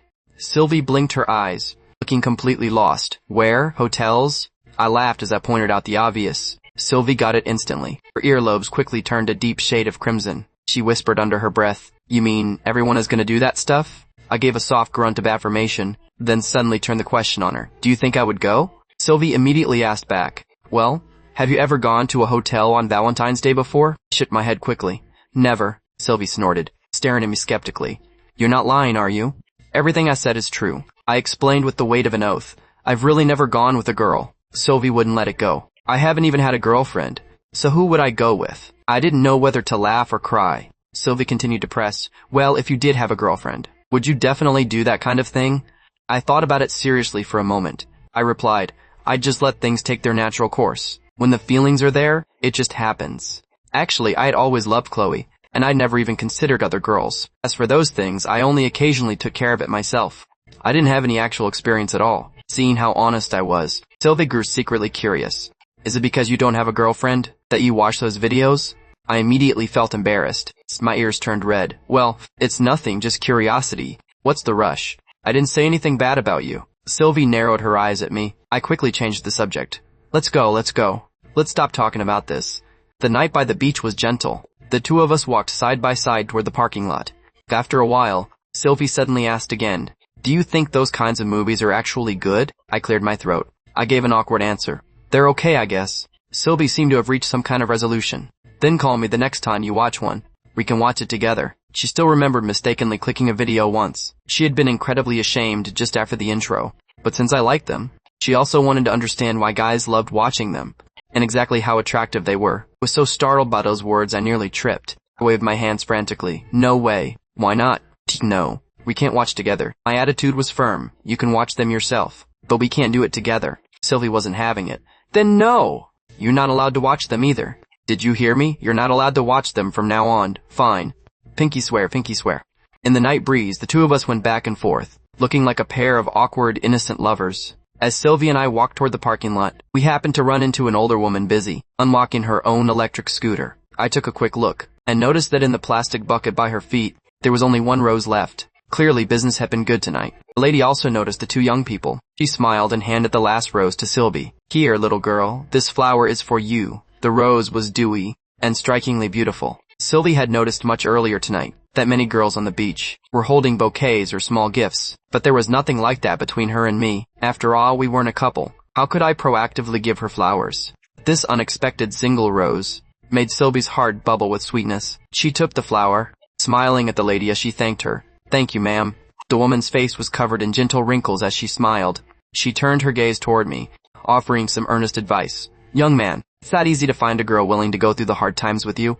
You have to cherish her. Make sure she has a good life. I understood immediately. The lady probably thought we were a young couple. Seeing us on a little electric scooter, she likely thought my circumstances were average, which is why she advised me to be grateful. I didn't bother to explain the misunderstanding. I simply nodded and said seriously, I know. Thank you. The lady looked even happier after hearing that. She waved goodbye to us, then slowly rode away with her empty bucket. Sylvie's heart was racing like a startled deer. She stole a glance at me, her mind spinning with thoughts of me. I hadn't denied our relationship just now, and I'd even solemnly promised the lady. Did this mean that I actually had feelings for her? While she was overthinking things, one sentence from me pulled her back to reality. Don't read too much into what that lady just said. I just didn't feel like explaining. Sylvie gave a very soft response, but she couldn't help but feel a tiny wave of disappointment wash over her. After unlocking the scooter, I was just about to put on my helmet. Sylvie suddenly snatched it away. She said with a face full of anticipation, Justin, let me drive you back today instead. I raised an eyebrow, looking a bit skeptical. Do you even know how to ride? Sylvie confidently took off her baseball cap, placed it on my head, and then put my black helmet on her own head. Don't worry, my skills are top-notch. I laughed at that. You've only been on a scooter twice and you're claiming to be a pro? I have a driver's license. I've driven cars, Sylvie said, lifting her chin with a look of total confidence. The girl had already claimed the driver's seat and the helmet, giving me no chance to refuse. I could only give a helpless laugh and say, well then, my life is in your hands. Leave it to me, Sylvie promised, patting her chest. She sat in front, her slender hands gripping the handles, with my black shirt tied around her waist. She really did look like she knew what she was doing. I hopped onto the back seat and had just settled in. Sylvie turned her head and glared at me with her round eyes. Justin, put your hands on my waist, and use your other hand to hold on tighter. My lip twitched. I wanted to say something but swallowed it back. I had to obediently place my hands on her waist. Sylvie's waist was slender, soft, and warm. Even through the fabric of her clothes, I could still feel that incredible softness. It made me feel a little bit uneasy. Sylvie started the electric scooter, and so, the two of us sped along the road under the night sky. It had been completely gridlocked when we arrived, but on the way back, the road was entirely empty. The wind made Sylvie's long hair flutter wildly. Strands of her hair brushed against my face one after another. I couldn't help but let out a soft chuckle. We arrived back at the rental apartment. Sylvie held the single rose in front of me. Her face was beaming with smiles. Justin, happy Valentine's Day. Even though she could only give me a single flower, I still hoped that I would receive a holiday gift. She had no money right now. She couldn't afford to buy anything else. But this one flower was filled with her sincere feelings. I looked at the rose. My expression stiffened. Didn't that lady give this to you? Why are you giving it to me? Sylvie laughed softly. Well, it's mine now, and I want to give it to you. We aren't a couple. You don't need to give me flowers. Who says only couples can give flowers? Giving flowers between friends is perfectly fine too, isn't it? Sylvie said quite matter-of-factly. I had no way to argue with that. I could only take the flower and thank her properly. Thank you. This was the first time Sylvie had ever given a flower to a guy she liked, even if it was just this one. It made a flower bloom in her own heart as well. I put the rose into an empty bottle. I filled it with water and set it on my computer desk. I hadn't expected that on Valentine's night. I would actually be one of the people receiving a gift. I looked at that rose. The corners of my mouth curled up involuntarily. That night, Sylvie felt as if she were soaking in a jar of honey. She couldn't fall asleep at all. She quietly got out of bed. She crept over to my side of the bed, quietly observing my peaceful sleeping face. She reached out a finger and gently traced the straight bridge of my nose. She couldn't help but marvel in her heart. His nose is so straight. It's like a perfect slide. Her fingertip then landed on my lips. She touched them with extreme caution. They were soft and felt nice. I shifted slightly in my sleep. Sylvie was so startled she quickly pulled her hand back. She pretended as if nothing had happened. After a moment, seeing that I had no reaction, she quietly leaned in close again. She stared at that familiar and heart-pounding face, summoning all her courage. She leaned down and lightly pressed a kiss onto my lips. The kiss was brief and sweet, like a dragonfly lightly skimming the surface of the water. Sylvie's cheeks flushed a bright red. She was filled with an immense joy. She had finally kissed me. She wrapped herself up in her blanket but still couldn't sleep. What should she do? She wanted to kiss him one more time. Think this. Sylvie peeked her head out again, and secretly left a second kiss on my lips. The feeling of happiness, just like the night around them, quietly spread across her heart. The morning sun spilled gently into the room. Sylvie rubbed her groggy eyes. She slowly sat up. She glanced at the spot beside her. It was empty. I had vanished early once again, thinking about how she had summoned the courage last night to secretly kiss me twice. Her small face immediately burned bright red. She covered her face and dove back under the covers. Her mind was filled with embarrassed screams. Oh my God, how could she have done something like that? It was so humiliating. But that sweetness in her heart was like bubbles, popping up one after another. Maybe it was just because she liked Justin too much, that she couldn't control herself. Just as she was rolling around in bed in her embarrassment, my voice drifted in from the door. You're awake? Come out and have some breakfast. Sylvie was like a kitten caught red-handed. She stared blankly toward the door. Why are you still home? She stammered. I leaned against the door frame. It's Saturday today, my day off, I said calmly. Sylvie finally realized. She felt relieved, but she still acted stubborn. It's not like I wanted you to be home. Actually, she wished I could stay with her every single day. The corner of my mouth hooked up. What? Are you unhappy that I'm home? I teased her. I am not, Sylvie argued. She quickly jumped off the bed. On the other side, Chloe had waited all night. She hadn't received a single message from me. In the past, I'd always be the first person to reach out on holidays. Ever since that night at the KTV, I seemed to have evaporated into thin air. I never proactively appeared again. Chloe was utterly disappointed. She cursed me in her heart, thinking I was determined to cut ties. Since that was the case, she also completely gave up hope. She simply took my contact info and Instagram and blocked them all. Deleted. Then she picked up her phone and called her best friend. Sarah, let's go. Let's go shopping. At the Sullivan family villa dining room. It was a rare occasion for Mr. and Mrs. Sullivan to be with Tiana and Leo at the same dinner table. Mr. Sullivan asked about Leo's work. Leo, how's the new company going? Leo leaned back lazily in his chair. He swallowed a mouthful of food. It's okay, he said sluggishly. Tiana, sitting beside him, let out a soft huff of annoyance. Leo immediately glared at her. Tiana, what's with that sarcastic snort? Tiana set down her chopsticks. I didn't say a single word, she replied calmly. Your tone said plenty. If you want to think that way, I can't help you. Seeing the two of them about to argue again, Mrs. Sullivan quickly played peacemaker. All right. Stop fighting. Tiana, be more patient with your brother. He finally came home for a visit. Leo gave his sister a smug look, with raised eyebrows. Tiana silently lowered her head. She didn't say another word. Actually, Tiana couldn't stand her brother's lazy attitude, just waiting around to die, changing women faster than he changed his clothes. And yet her father still wanted to hand the company to someone like him. Sullivan Group would be ruined in his hands sooner or later. The table finally went quiet. Mr. Sullivan muttered to himself, I wonder where Sylvie is right now. Tiana's hand reaching for food paused slightly. Leo furrowed his brows. Meanwhile, at the Summer family estate in Capital City, Summer was wearing a Lolita dress. White stockings covered her long legs. Her twin ponytail swayed back and forth. She had a lollipop in her mouth. Bored out of her mind, she was scrolling through TikTok. Her fingers swiped the screen quickly. Her expression shifted from happy to worried, thinking about her good friend Sylvie, who had been away from home for many days now. Summer was incredibly worried. Her head was full of Sylvie's voice. Suddenly, she seemed to think of something. Her eyes lit up instantly. In the bedroom, I sat at my computer coding. Time passed quietly. I finished my work and was stretching. In the drawer, the $2,000 in cash lying there caught my eye. I took it and, without thinking much, I got up and walked out of the room. On the living room sofa, Sylvie was sound asleep. She was lying on her side, wearing only a black t-shirt and denim shorts. Her pale, slender legs were tangled together and exposed. My gaze unintentionally lingered for an extra second or two. I then went back to my room to grab a blanket. I leaned over to cover Sylvie with the blanket. I wanted to tuck her little feet in as well, but Sylvie suddenly extended her leg.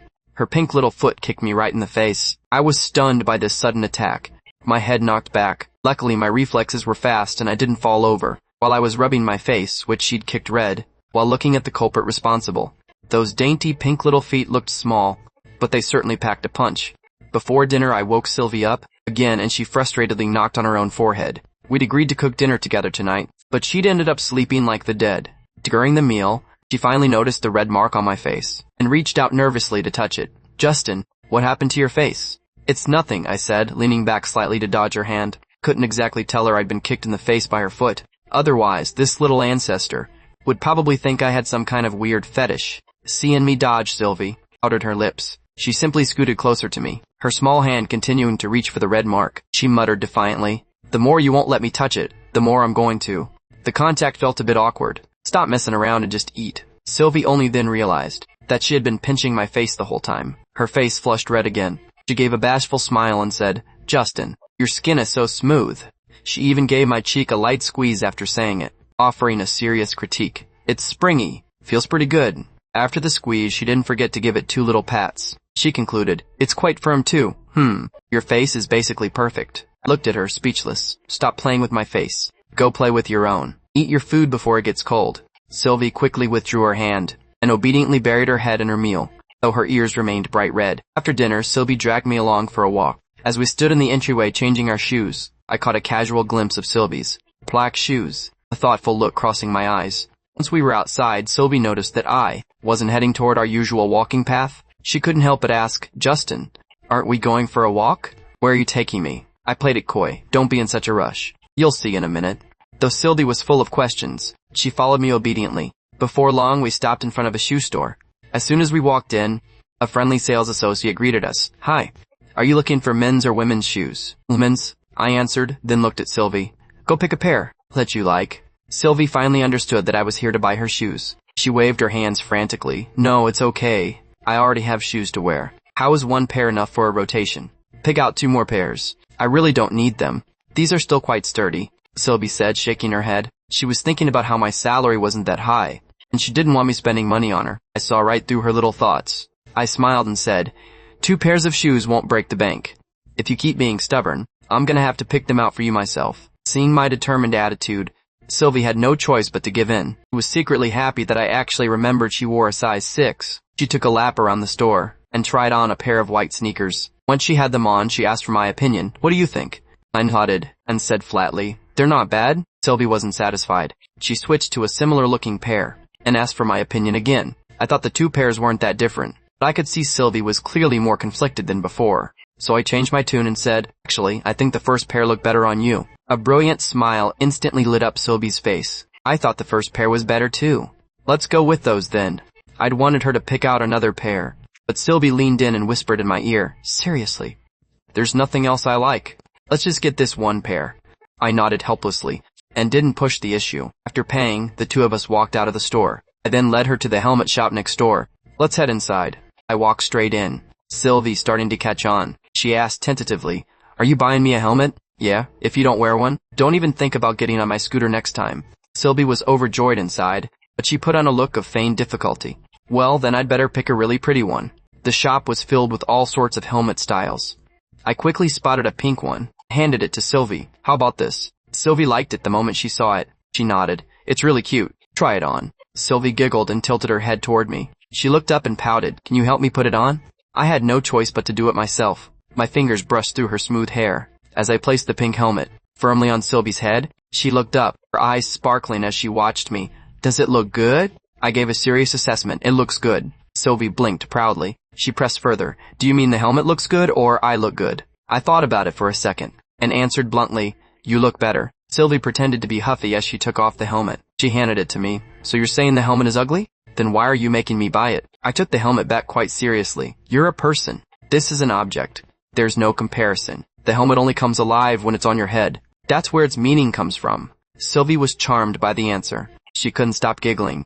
"Justin, you're actually quite the philosopher. Are you sure about this one? Don't want to look around more?" Sylvie looked at the black helmet I was wearing, then at the pink helmet in her hand. She suddenly felt that pink and black were the perfect pair, just like the 2 of us together. It felt very harmonious. "I like the one you picked for me. Pink and black are the best combination." I gave a small smile. "Then we'll get this one." Sylvie clutched her new helmet, her heart feeling warm and fuzzy. She knew that whether it was the shoes or the helmet, as long as I was the one who chose it, she would love it. We walked out of the helmet shop side by side. Just as we turned the corner, a middle-aged woman in a white coat suddenly darted out from a pharmacy entrance and blocked our path with a wide smile. She waved a small box in front of me, her tone as enthusiastic as if we were old friends. "Hey, young man, this new model is on promotion right now. Buy one, get one free. It's a great deal. Stock up while it's cheap." A few boxes should last you guys a while. I caught a glimpse of the packaging, and my face turned beet red instantly. I never expected to be pitched such an embarrassing item right on the street. Since when were pharmacies this aggressive with their sales? I quickly waved her off. No, thanks. I'm good. But the woman had no intention of letting us pass. She shifted her weight, blocking our path completely. Young man, you have to think about the girl here. You're both so young. You don't really want to become parents this early, do you? It's so hard to raise a child these days. Enjoy your lives while you're young. Don't let a little accident ruin your rhythm. I was speechless. Sylvie and I were nowhere near being the couple. Yet this lady was already planning out our next generation for us. I was just about to open my mouth to explain, when suddenly, Sylvie, whose face was as red as a ripe apple, spoke up first. Ma'am, we'll take 1 box. I shot her a look of pure shock.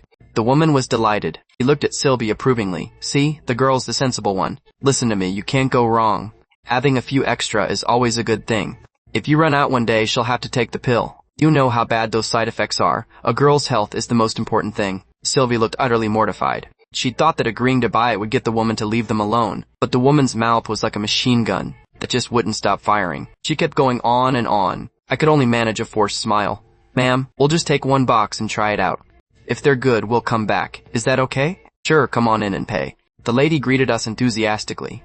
Before we left the shop, the lady thoughtfully threw 2 extra individual packs into the bag. Trial samples. Before we left, she didn't forget to remind me, young man, make sure you take good care of your girlfriend, okay? I had no choice but to nod helplessly, my expression looking as complicated as if I'd just eaten a lemon. After leaving the pharmacy, I looked down at the 2 boxes and 2 samples in the bag, then shot a meaningful look at Sylvie. Sylvie, why didn't you explain anything? You just went ahead and bought them. What's that all about? I paused, then intentionally added, do you actually plan on using these with me? Sylvie was overcome with embarrassment. She raised her hand and gave me a light punch to the chest. Who's using them with you? You're so thick-skinned. With that, she took off running ahead like she had grease on her shoes. I suppressed a laugh and caught up with her, continuing to tease her relentlessly. If you didn't plan on using them, then why did you buy them? Sylvie pouted and shot back. Well, last time when that lady, giving out flowers, misunderstood us, you didn't explain anything either. And who knew this lady could talk so much? I thought if I just bought them, we could finally leave. I gave a calm, oh, and continued to tease her. Well, what now? We already bought them. It would be a waste to throw them away. Maybe we should just put them to use. Justin, you're so mean. I'm finally seeing your true colors today. Sylvie shot me a huffy glare. Her face flushed like a ripe peach. I looked perfectly relaxed. Isn't it a bit late to be figuring that out now? You! Sylvie was speechless. In the end, she could only stomp her foot in anger. I'm ignoring you. I smirked and shook the bag in my hand. You can ignore me all you want. But what do you plan to do with this bag? Sylvie didn't say a word, simply covering her ears with her hands and pretending she couldn't hear. When they got home, Sylvie placed her pink helmet right next to my black one. She stared quietly at the 2 helmets on the shoe cabinet. Seeing them side by side, she couldn't help but giggle secretly. They actually looked like a perfect match. I took a shower and fell asleep the moment my head hit the pillow. Sylvie had slept all day, so she lay in bed tossing and turning, unable to fall asleep. In her mind, she kept replaying the sales pitch from the pharmacy lady, and my question about whether she really planned on using them with me. Every time she thought about it, her entire face got hot enough to boil an egg. How could he just say things like that so casually? No wonder those study materials on his computer were always locked away. He really is a bit of a deviant. The more she thought about it, the more flustered she got. She simply rolled over and wrapped herself up in the blanket like a cocoon. But after a while, Sylvie quietly scooted over to my side of the bed, staring at my sleeping face. Her heart started thumping like a drum. Her gaze drifted secretly to my lips. A bold thought popped into her head. Should I just give him a kiss? No. Sylvie quickly patted her own cheeks. She silently gave herself a pep talk. Calm down, stay calm. Sylvie, you can't take advantage of him while he's sleeping. No matter how much you like him, you can't keep thinking about stealing kisses. This is totally inappropriate. After a round of self-criticism, she finally managed to suppress her urges. But even if she could hold back tonight, there was no telling if she could keep it up tomorrow. The following evening, the 2 of us were walking back through the neighborhood flower beds after dinner. Suddenly, a small kitten darted out and scurried to our feet. The kitten was orange and white, with a round, fluffy head like a little cotton ball. The little guy started rubbing up against my shoes without any hesitation. Meowing as if trying to win us over, I squatted down, and as I gently rubbed the kitten's head, it took on an expression of pure bliss. Sylvie squatted down beside me, reaching out to rub the kitten's belly. The kitten rolled onto its back with all 4 paws in the air, squinting its eyes, looking like it was on cloud 9. This kitten is so adorable. Sylvie couldn't help but let out a giggle. Yeah, I guess all kittens like being petted. Look how much he's enjoying it. I marveled while petting the kitten, finally understanding the joy of being a cat owner. Honestly, I didn't care if the kitten liked it or not. I just enjoyed petting it. It was so fluffy and fun. I absolutely loved it. Have you ever had a cat before? I asked. Sylvie shook her head. No, I never had the chance to be around small animals growing up. What about you? She asked back. I also shook my head with a smile. I've never had one either. I've always kinda wanted one, but I'm afraid I wouldn't be able to take good care of it. I think if I were to actually get a cat, I'd have to be responsible for it no matter what happens. I could never be like those people who keep a pet for a while and then just abandon it. Justin, I believe you would definitely be a great owner. Sylvie looked at me earnestly, her tone filled with trust and admiration. I had once reached out and taken Sylvie in.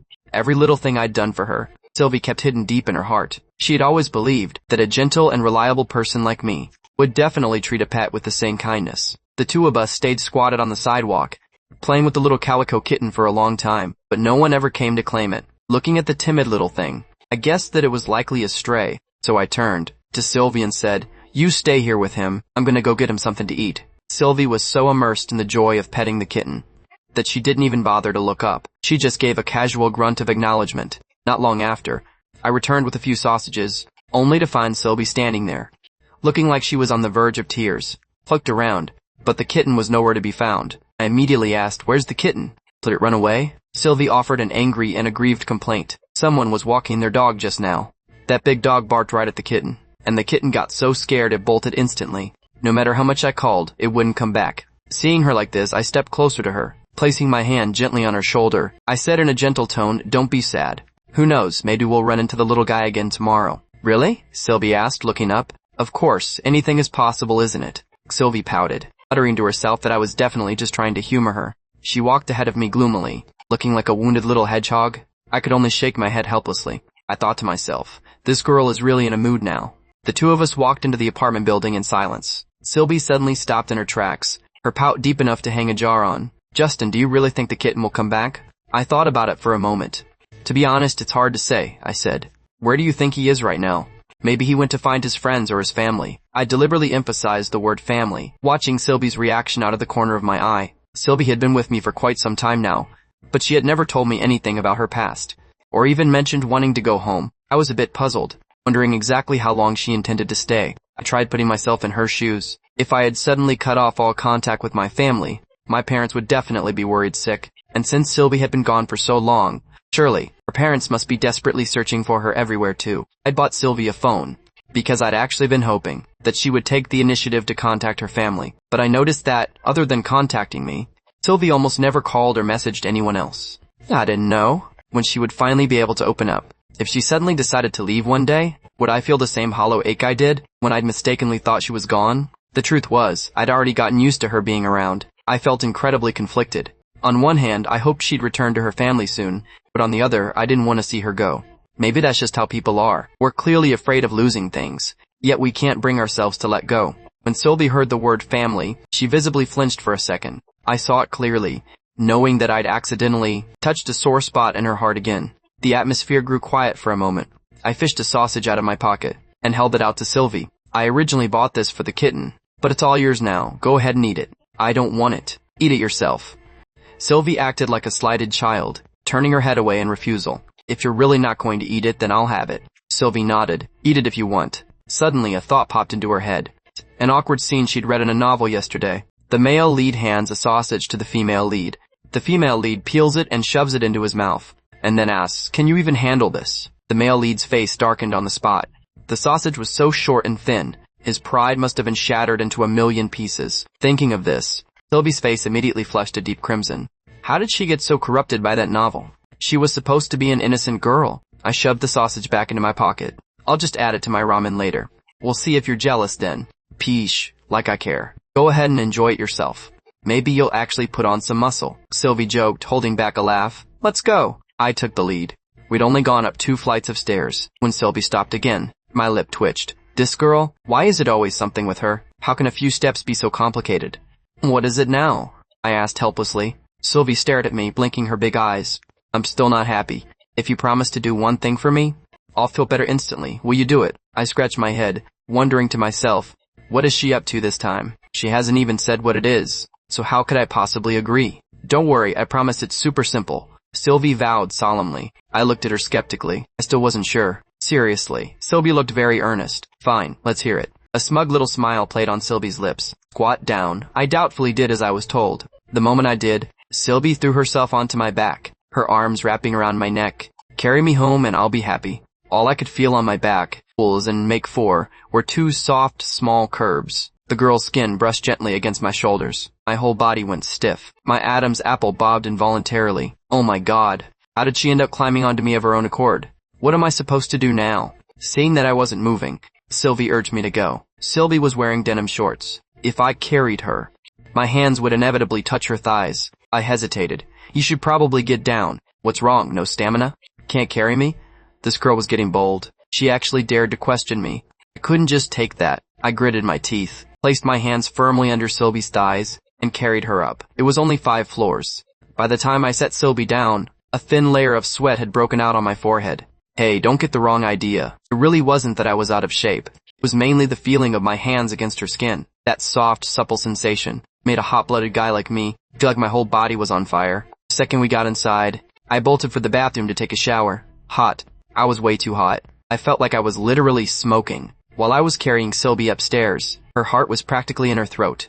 The heat from my palms on her thighs radiated through her skin, leaving her feeling bashful and a little nervous. Once we were back in the apartment, Sylvie flopped onto the sofa to relax, but a ringing phone suddenly interrupted her thoughts. Following the sound, she saw that it was my phone. 3 words flashed across the screen. It was obviously a girl's name. It was so late. Why was a girl calling me? Sylvie felt a pang of annoyance. Feeling a bit moody, she brought my phone to the bathroom door. She called out through the door, "Justin, your phone's ringing." I was in the middle of a shower. Hearing her, I turned off the water and shouted back, "Got it. I'll come out and get it."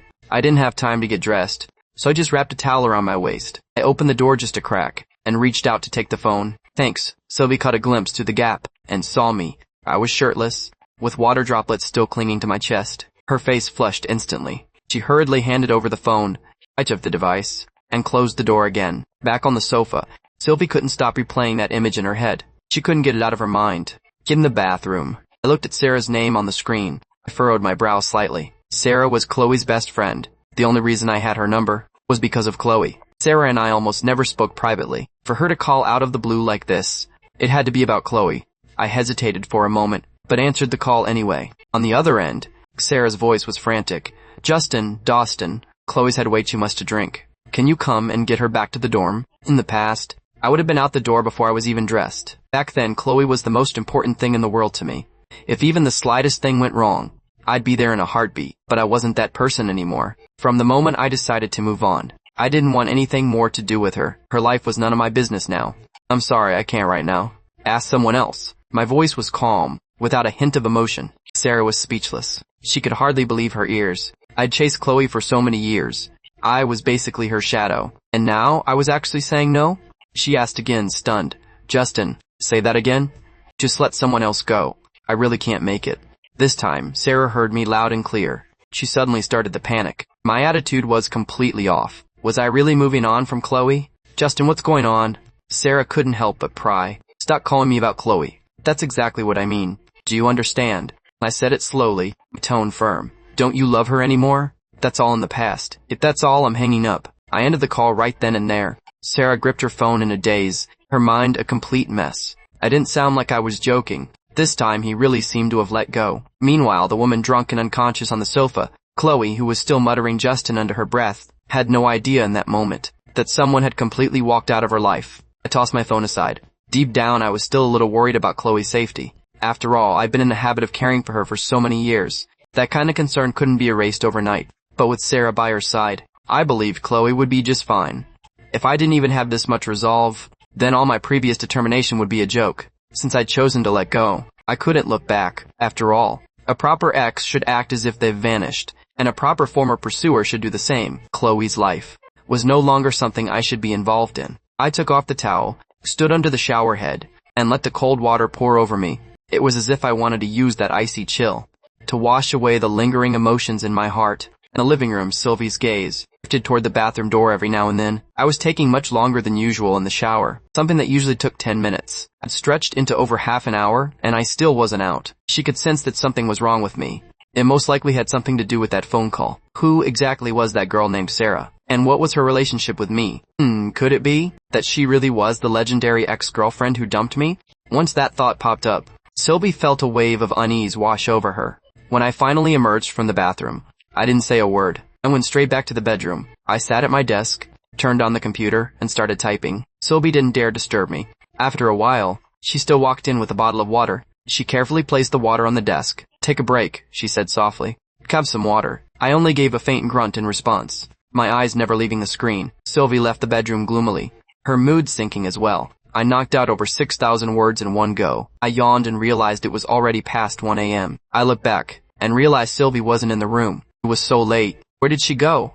I walked into the living room and saw Sylvie curled into a ball, asleep on the sofa. I understood that she was afraid of disturbing me, which was why she hadn't come into the bedroom. No matter how tired she was, she'd rather huddle on the sofa. I had squatted down, silently watching the sleeping girl. Her face was clean and fair, her eyelashes like little fans, and her lips soft and pink. Even in sleep, she looked incredibly cute. A small smile touched my lips. Tiptoeing, I supported her neck with one hand and her knees with the other. I carried her bridal style back to the bedroom, placed her gently on the bed, and tucked her in. Even tenderly brushed a stray hair from her face. Before lying down on the other side of the bed, back in the dorm, Chloe opened her eyes. Her head felt heavy and groggy, as if it had been hit by a hammer. She reached for the phone on her bedside table. A few unread messages were flashing on the screen. She lazily tapped them open. The first thing she saw was Sarah's message. "Chloe, text me back when you're awake. She drank way too much last night." Her memories were scattered like broken glass. She vaguely remembered Sarah asking Justin to come get her, but no matter how hard she thought, she couldn't find a trace of Justin. Chloe furrowed her brow, feeling a bit uneasy. It was a good chance to ask. She quickly typed out a message. "Sarah, I just woke up. Did Justin bring me back last night?" Right after she sent the message, the phone screen lit up. Sarah was calling her. Chloe answered. Sarah's voice immediately came through. "Chloe, I was the one who brought you back to the dorm last night. But didn't you ask Justin to come get me?" Chloe pressed. "Yeah, I called and told him to come, but he never showed up." There was a hint of helplessness in Sarah's tone. Chloe's heart felt like it had dropped into an ice cellar. In the past, Justin was always the first to appear, whenever she needed him. But yesterday, he actually didn't come. Her throat tightened. She forced her voice to sound calm. "Did he say why?" Sarah was silent for a moment, before deciding to tell the truth. "He said to find someone else. He wasn't coming." Chloe's hand holding the phone couldn't stop shaking. Her shoulders trembled slightly. It felt like a stone was blocking her chest, making it hard to breathe. "What else did he say?" Her voice was as cold as a frozen lake in winter. "He said he won't love you anymore, and that your business has nothing to do with him from now on," Sarah added cautiously. After a brief silence, a self-deprecating smirk touched Chloe's lips. "Fine, Justin, those were your own words. Don't you dare regret it later." She looked out the window. She thought to herself, "I'm Chloe Sullivan, the most popular girl at State University. I have a mountain of pursuers, so what if I lose one Justin? If you want to leave, I won't do a thing to stop you." Sarah's voice drifted through the phone again. "Here, Chloe, I don't think Justin is joking around this time. If he's serious, then fine. I don't care at all anyway. If Justin doesn't love me, plenty of other people do. I'll live an even better life without him." Chloe's voice was much louder than usual, as if she were saying it for others to hear, or perhaps to reassure herself. "You're not just being stubborn, are you? Do you really not care at all?" Sarah asked tentatively. "I really don't care," Chloe said firmly. "Without Justin, my life will go on just as brilliantly as before." Sarah couldn't help but feel Chloe was being hard-headed. She had been muttering Justin's name while drunk last night, yet now she claimed she didn't care at all. Who would believe that? Maybe you should go talk to him. Who knows, you might still be able to win him back. Sarah tried to advise her, feeling that the only person who loved Chloe to the bone was probably Justin. "I am absolutely not going to go win him back. If he doesn't want me, then I certainly don't want him either." Chloe flatly refused. "Anyway, I'm starving. I'm gonna get some food. Bye." With that, she hung up the phone. Anger and a sense of being wronged surged up together. In a fit of rage, she threw her phone onto the floor. With a sharp crack, the screen shattered into pieces. The phone was a perfect reflection of her current state of mind. Around 10 a.m., I was sitting at my desk. My phone suddenly rang. I looked down. My brows furrowed instantly. Waited for a few rings before answering. "Miss Sullivan." Tiana's cold voice came through the phone. "Justin, come to my office for a moment." She hung up right after saying that. Since I was working under her roof, no matter how reluctant I was, I had to follow orders. I set aside the documents in my hand and headed toward the boss's office. I knocked on the door. Tiana's voice drifted out lazily. "Come in." I pushed the door open. Tiana was leaning back in her executive chair. Her red lips curved into a slight smirk, her eyes staring intensely at me, like a cat watching its prey. Tiana gave a slight wave. Justin, she said with a smile. Come a little closer. I remained cold. I stepped forward anyway, but stopped about 2 yards away from her. Is there something you need, Miss Sullivan? Tiana saw that I was deliberately keeping my distance, and couldn't help but let out a light chuckle. Justin, honey, why are you so afraid of me? It's not like I'm actually going to eat you. I didn't respond. I knew exactly what Tiana was planning in her head. Tiana stood up and approached me step by step, reaching out to tap my chest. Tell me, am I right or not? My temple was throbbing slightly, as I instinctively took a step back, seeing my extreme reaction. Tiana's interest was piqued even further, finding this brat quite difficult to deal with. She leaned in a little closer. I quickly pulled away to open up some space. I looked at her seriously. Ms. Sullivan, please be professional. This was the first time Tiana had approached a man, only to be pushed so far away. She actually laughed out of sheer annoyance. Forget it. Go get me a cup of coffee. Tiana gave the order dismissively. I retreated from the office as if I were fleeing for my life. Before long, I returned with the coffee, set the cup down, and turned to slip away immediately. Throughout the afternoon, Tiana's calls kept coming. One moment it was for water, the next for tea. And then she had me bring in more documents. I endured it until the end of the workday, finally feeling a sense of relief as I left much faster than usual. I couldn't wait to leave this place of trouble. Back at my small rental apartment, Sylvie saw me looking out of sorts. I couldn't help but wonder if that phone call from yesterday had somehow rattled me. She finally couldn't hold it in and asked, Justin, is there something on your mind? Do you want to talk to me about it? I looked down and let out a sigh. It wouldn't do much good to talk about it. All day today, Tiana had been making remarks one after another, testing me both overtly and covertly, yet she wouldn't just directly confess, so I didn't even have a way to refuse her. It was incredibly frustrating. If Tiana just laid her cards on the table, at worst I could just quit and leave, but now, being left hanging like this, was what was making me so distracted and annoyed. Sylvie pouted. Peesh! You're acting like I can't help. How do you know if you haven't even tried? I hesitated for a moment, but finally decided to speak my mind about my troubles. Maybe Sylvie could actually give some decent advice. I sat on the sofa and rubbed my temples. I said in a low voice, my boss seems to have feelings for me that are a bit more than professional, but I don't want to lead her on, and I can't let it ruin the work environment. What do you think I should do? Sylvie's eyes darted around, as she immediately pressed further. The one who called you last night. Is that your boss? No, they're not the same person. I shook my head and Sylvie's face immediately filled with annoyance. She thought to herself that this was getting way too busy. Why were there always girls popping up around me? One hadn't even been dealt with yet. Now there was a female boss too. She pouted her lips high, her face written with sheer frustration. She thought about it carefully. Since I spent so much time at work, I was bound to run into my boss frequently. It wouldn't be good if she kept having her eye on me. While thinking, a sudden idea flashed through her mind. If you had a girlfriend on paper, your boss would probably back off, right? Sylvie made the suggestion with her eyes shining. I rested my chin on my hand and considered it seriously, thinking the move actually made quite a bit of sense. Unfortunately, I was single, so just saying it wouldn't be enough. You have a point. But it's not like I actually have a girlfriend. Who would believe that if I just said it? I shrugged. Sylvie leaned in with a mysterious look. Do you really want to shake off your boss? I nodded without hesitation. Of course. Who would want their boss breathing down their neck like that? Sylvie patted her chest quite solemnly. Then let this lady here help you out. Are you saying you'll pretend to be my girlfriend? I was a bit dumbfounded. Sylvie nodded vigorously. Exactly. Leave it all to me. I gave her a thoughtful look, thinking that although the idea was a bit risky, but it was a viable path for now. If you aren't even afraid of pretending to be my girlfriend, what would a grown man like me have to fear? Sylvie blinked her eyes proudly. Anyway, the most important thing right now is to get your boss to give up her ideas. We can worry about the rest later. I was finally swayed. I nodded. All right, we'll do it your way. At that moment, I suddenly narrowed my eyes at Sylvie. I said half-jokingly, but I've noticed you're getting bolder and bolder lately. You don't even call me big brothers anymore. Sylvie lowered her head, her lips bitten white. Loving someone, but only being able to be a sister. She didn't want that kind of ending at all. She looked up and answered seriously, of course not. You're not my actual brother anyway. Why should I have to call you that? I let out a theatrical sigh.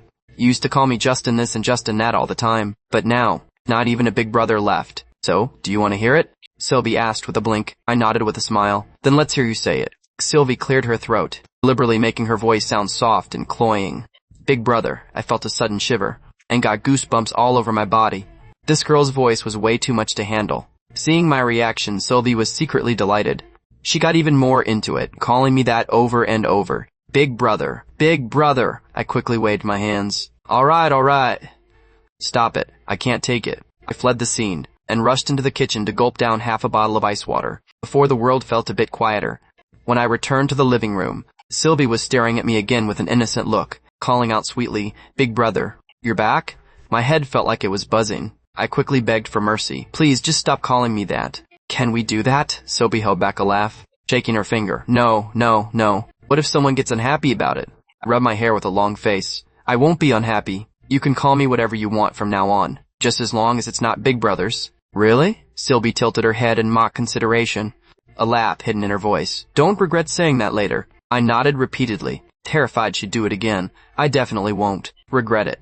Just please don't use that voice with me ever again." Sylvie finally couldn't hold it in and burst out laughing. "You said it yourself.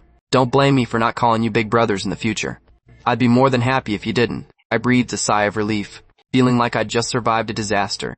After the commotion, I fell into deep thought again. Although I'd been completely rattled by Sylvie, I still felt a bit uncertain about Tiana. If the boss really took things seriously, would this fake girlfriend act actually fool her? Sylvie saw through my worries at a glance. She leaned in and whispered, "Don't overthink it. Come on, give me your phone." I handed the phone over. Sylvie opened the camera app with practiced ease. She blinked and said, "We need to take some photos. Pictures are proof. If your boss ever doubts you, just show her the photos." "How should we take them?" I went along with it. "Hold out your hand." Sylvie directed me, and I obediently reached out. Sylvie's small hand slipped into my palm without hesitation. Her fingers interlocked with mine, pinned tightly. I looked down at our joined hands, my heart skipping a beat for some reason. This is how couples hold hands, right?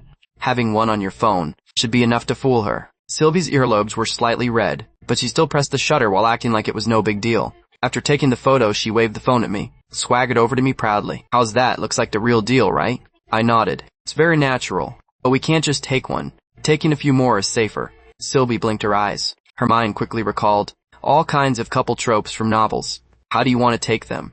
I asked. Sylvie rubbed her fingers together sheepishly.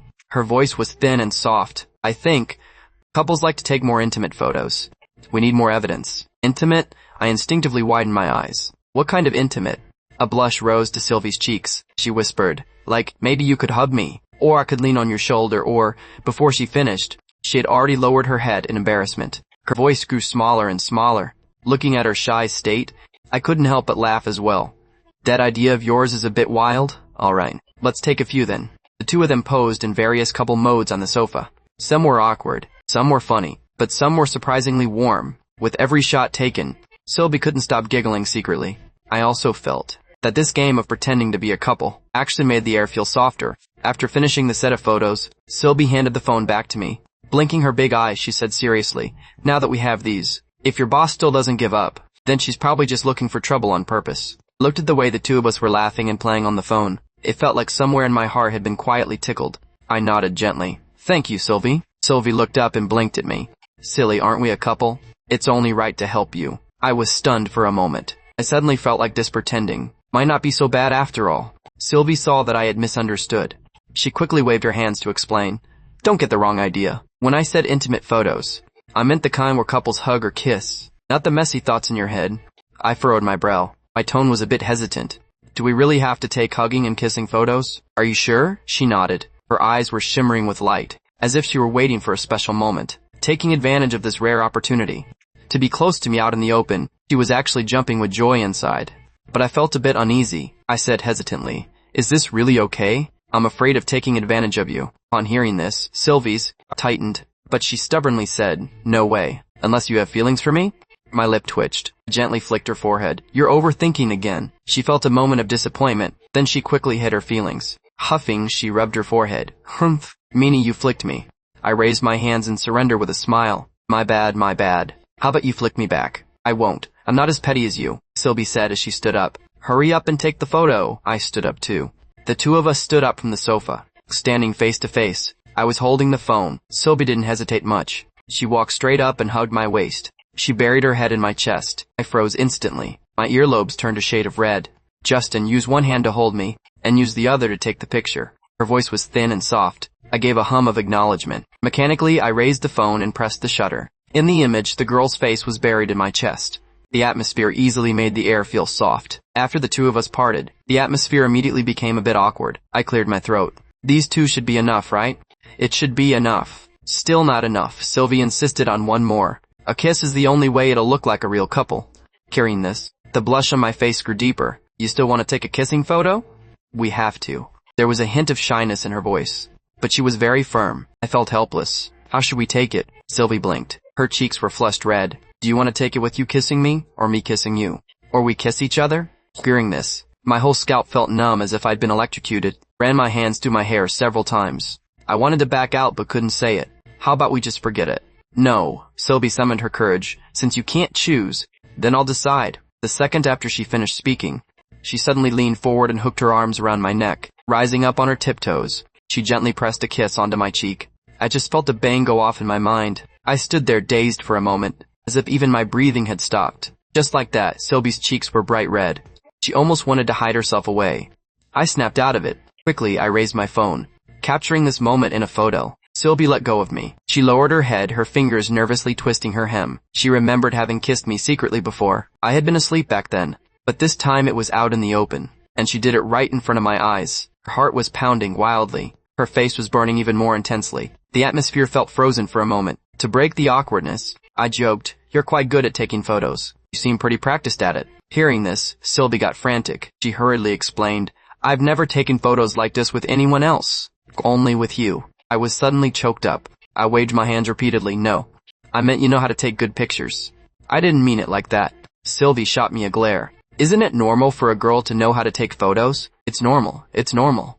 I nodded quickly. Sylvie wanted to take a few more, but seeing me look like I was about to bolt, she had to temporarily hold back her thoughts. 3 photos were enough. If she made any more requests, she was afraid I'd just slip away. Just then my phone suddenly rang. Too crisp a notification. Sounds broke the subtle atmosphere between us. I glanced at the screen. It was a message from your brother Gary in the group chat. I'm going to the bedroom to reply to a message. I gestured to Sylvie and walked into the room. I opened the group chat. Gary's voice message immediately popped up. "Justin, why'd you leave faster than a rabbit after work today?" Followed by another one. "Why were you running out so much this afternoon? Could it be that your stomach is acting up?"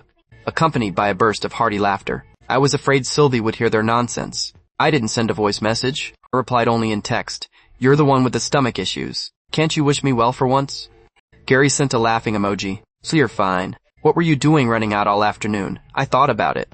I sent, "The boss wanted to see me." This time, Kevin also popped up. "Justin, what's going on between you and Tiana?" Gary added more fuel to the fire. "Justin, you're the man.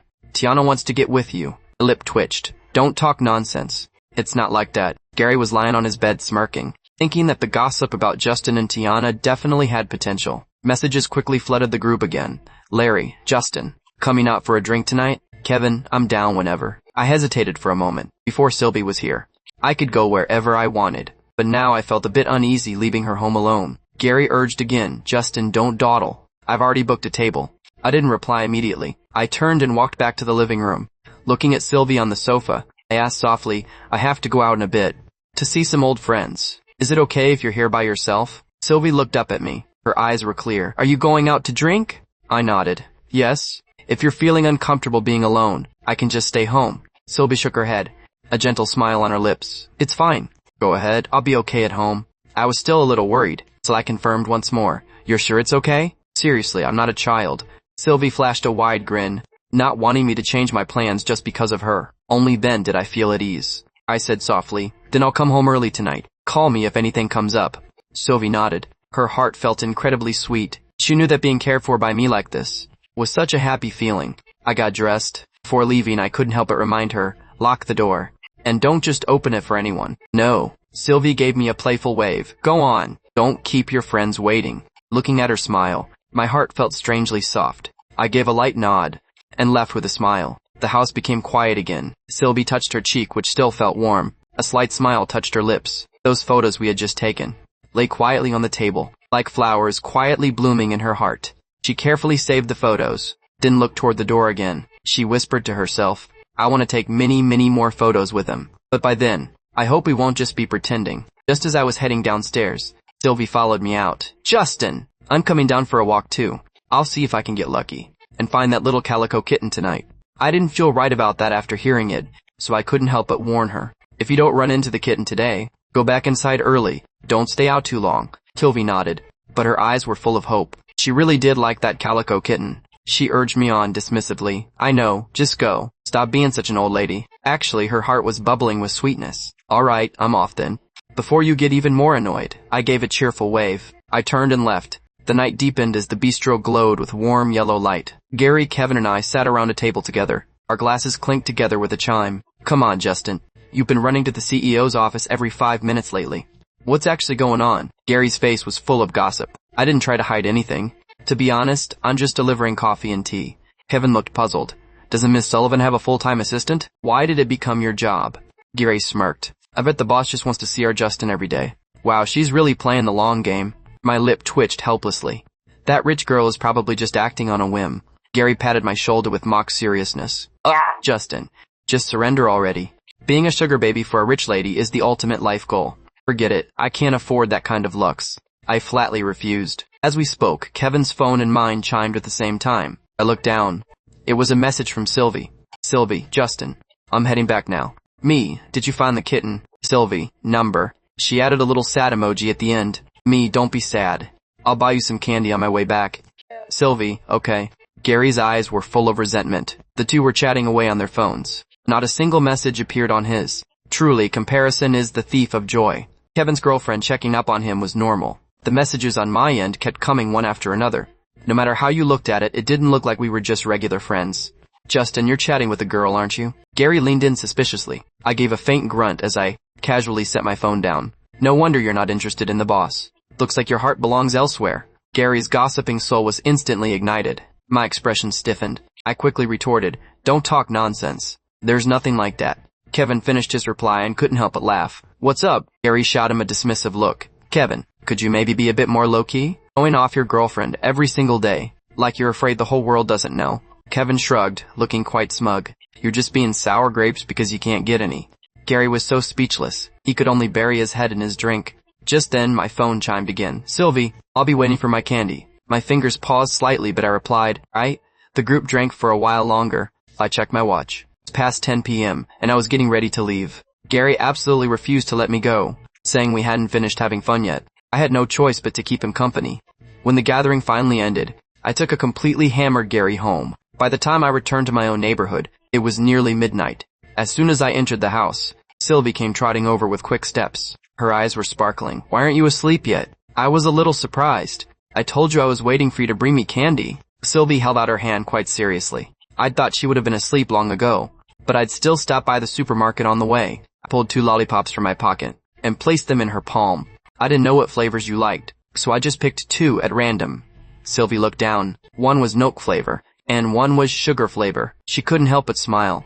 It was as if she were filled with the sweetness of the candy. She carefully unwrapped the sugar-flavored lollipop and held it to my lips. She said with a beaming smile, come on, open up. I was stunned. Weren't these for you? You eat them. One is enough for me. This one is for you, Sylvie insisted. Seeing that I wasn't moving, she simply shoved the candy into my mouth herself. I helplessly took the lollipop into my mouth. The sweetness spread across my tongue. I nodded with a smile. It's very sweet. Sylvie also unwrapped the note-flavored lollipop and put it in her mouth. A satisfied smile was on her face. The sweetness of the milk and the freshness of the sugar flowed quietly between the two of them. Capital City University. The campus under the night sky seemed to be bathed in a layer of pale purple light. Inside the student council president's office, the atmosphere was somewhat subtle. Dressed in a Lolita-style dress, Summer, with her long twin ponytails, pushed the door open and entered. She walked briskly to the desk. Sean was looking down, reviewing documents. He looked up when he heard the noise, a hint of surprise and scrutiny in his eyes. You're looking for me? Summer twirled one of her ponytails around her finger. She looked Sean straight in the eye. Her voice was crisp and held a touch of pride. That's right, you're Sean, aren't you? I am. What is it? Sean leaned back in his chair with his arms crossed. His gaze swept from her hair down to her toes. Summer didn't back down. She slammed both hands onto the desk, looking at him earnestly. Sean, I like you. Be my boyfriend. Sean was stunned for 2 seconds. Then a playful smirk played on his lips, as if he'd just heard the biggest joke in the world. He stood up slowly. His tall frame loomed over her. Summer had wanted to look him in the eye, but now she had no choice but to tilt her head back. He looked down at Summer, a hint of mockery in his tone. Confessing the moment we meet, shorty? Don't you think that's a bit direct? Hearing the word shorty, Summer stamped her feet in anger. She retorted mercilessly. You're the shorty? Your whole family are shorties. She was just a little bit petite, that was all. How did she end up being called a shorty? Full-tongued men will get their comeuppance sooner or later. Sean saw her looking all huffy, and the smile on his lips deepened. Sorry about that. My mom is 5'11". My dad is 6'1". I'm 6'3". It's hard for anyone in my family to be a shorties. Summer's small face flushed red with anger. Her fists were clenched tight. Thinking to herself, I wouldn't talk to a man like this if my life depended on it. She shot Sean a fierce glare. Then she suddenly remembered her main task for today and suppressed her rage. She tried hard to calm herself down. She took a deep breath, forcing a professional fake smile onto her face. She even gave him a coquettish wink. Sean, honey, you can call me whatever you want. The name Shorty will only belong to you from now on. No one else has that privilege. Her voice was soft and sweet, and her smile held a trace of stubbornness and playfulness, as if she were staking her claim in a different way. Not long after I arrived at the company the next day, Tiana's phone calls, like an alarm clock, rang 3 times. The content was exactly the same as yesterday. It was either asking me to bring coffee or asking me to serve tea. Every time the two of us were alone in the office, aside from Tiana's gaze being exceptionally direct, she didn't actually do anything out of line. This allowed me to breathe a sigh of relief, more or less. But in the afternoon, Tiana tried a new trick. She had me buy a dessert from outside and bring it over. I was feeling quite troubled. My days were starting to feel like those of a full-time assistant. I set the dessert on the desk. Just as I was about to slip away, Tiana patted the spot right next to her. Her tone was a bit coy. Justin, put the dessert right here next to me. I did as I was told without a word. Justin, feed me a bite. Tiana leaned back in her chair, looking at me with eyes full of laughter, a hint of provocation on her lips. My head throbbed for a second, thinking to myself, I really couldn't escape this hurdle. I had no choice but to refuse point blank. Sorry, Miss Sullivan, I can't do that. Tiana wasn't angry. Instead, she studied me with great interest. It's just feeding me a bit of dessert, isn't it? Does it really make you this nervous, Justin? I didn't flinch. My voice was low but firm. My girlfriend would definitely be angry if she knew I was feeding another woman. She would definitely be angry. Tiana's smile stiffened. She raised an eyebrow and asked, You have a girlfriend? I nodded with a perfectly serious expression. Yes, Miss Sullivan. I have a girlfriend. Tiana's gaze was fixed on me, as if she were trying to pick out any flaws in my expression. But I was as calm as still water, and didn't show a hint of a slip-up. Of course, Tiana wouldn't believe it that easily, thinking to herself, You're probably just making up stories, kid. However, she just let out a soft laugh. I didn't realize, Justin, that you were already taken so soon. I'm actually quite disappointed. I twitched the corner of my mouth. My tone was respectful. Miss Sullivan, if there's nothing else, I'll be heading out now. Tiana waved her hand, which I took as her tacit consent. When I got home after work, 2 of us were eating dinner. While Sylvie asked curiously, Justin, how did things go with your boss today? He answered honestly. I told her today that I have a girlfriend. Sylvie was stunned for a moment. I wouldn't just reveal the girlfriend set up for no reason. She asked suspiciously, Your boss didn't do anything, did she? I sighed slightly. She wanted me to feed her dessert. When Sylvie heard that, she immediately felt uncomfortable. What kind of boss is she? How could she ask you to do such a thing? Even she hadn't enjoyed that yet. So, did you feed her? She asked softly. I shook my head dismissively. How could I? I told her that my girlfriend would definitely be angry if she found out. So now she knows I have a girlfriend. Sylvie breathed a sigh of relief immediately. A smile returned to her face. Luckily, you're smart. That trick really worked. I gave a small smile. But Sylvie was still a little worried. Your boss won't actually believe it, will she? I wasn't quite sure either. I don't know. I also hoped in my heart that Tiana would drop the idea right then and there, and stop pestering me. The topic ended there. Suddenly, Sylvie's eyes lit up. Justin, could you go for a walk on the beach with me tonight? I felt a bit hesitant. The round trip on the scooter would take at least an hour. It was a lot of effort just for a stroll. I asked, Don't you think it's too far? Taking a walk around the neighborhood would be the same, right?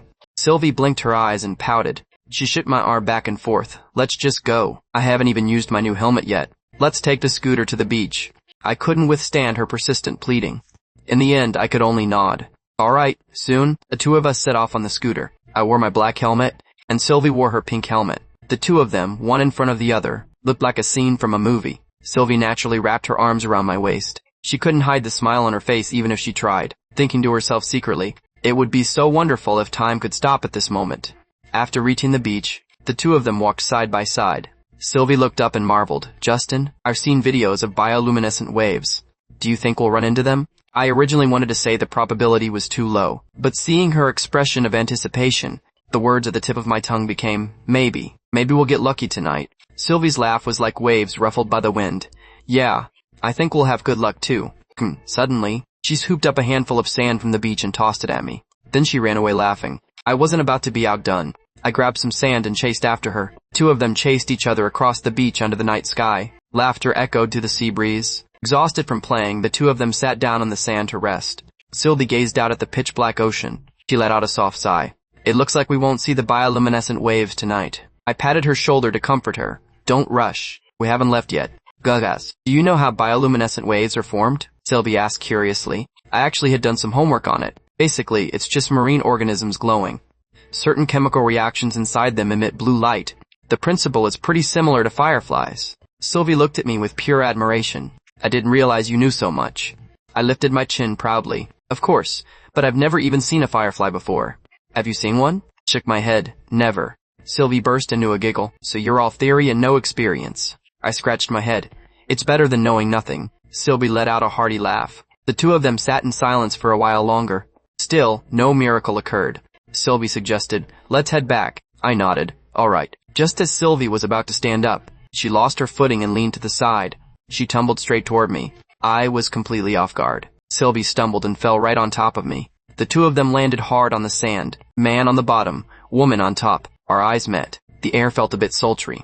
If anyone had walked by at that moment, they would probably imagine a live-action romance drama. My cheeks felt hot. I gave a small cough. I looked away and reminded Sylvie, you should get off me first. Sylvie's face was as red as a ripe apple. Her heart was racing like mad. Gave a soft grunt of acknowledgement. Yeah, she tried to push herself up using my body. But the second she moved her leg, she realized her right leg had cramped up. She couldn't apply any strength at all.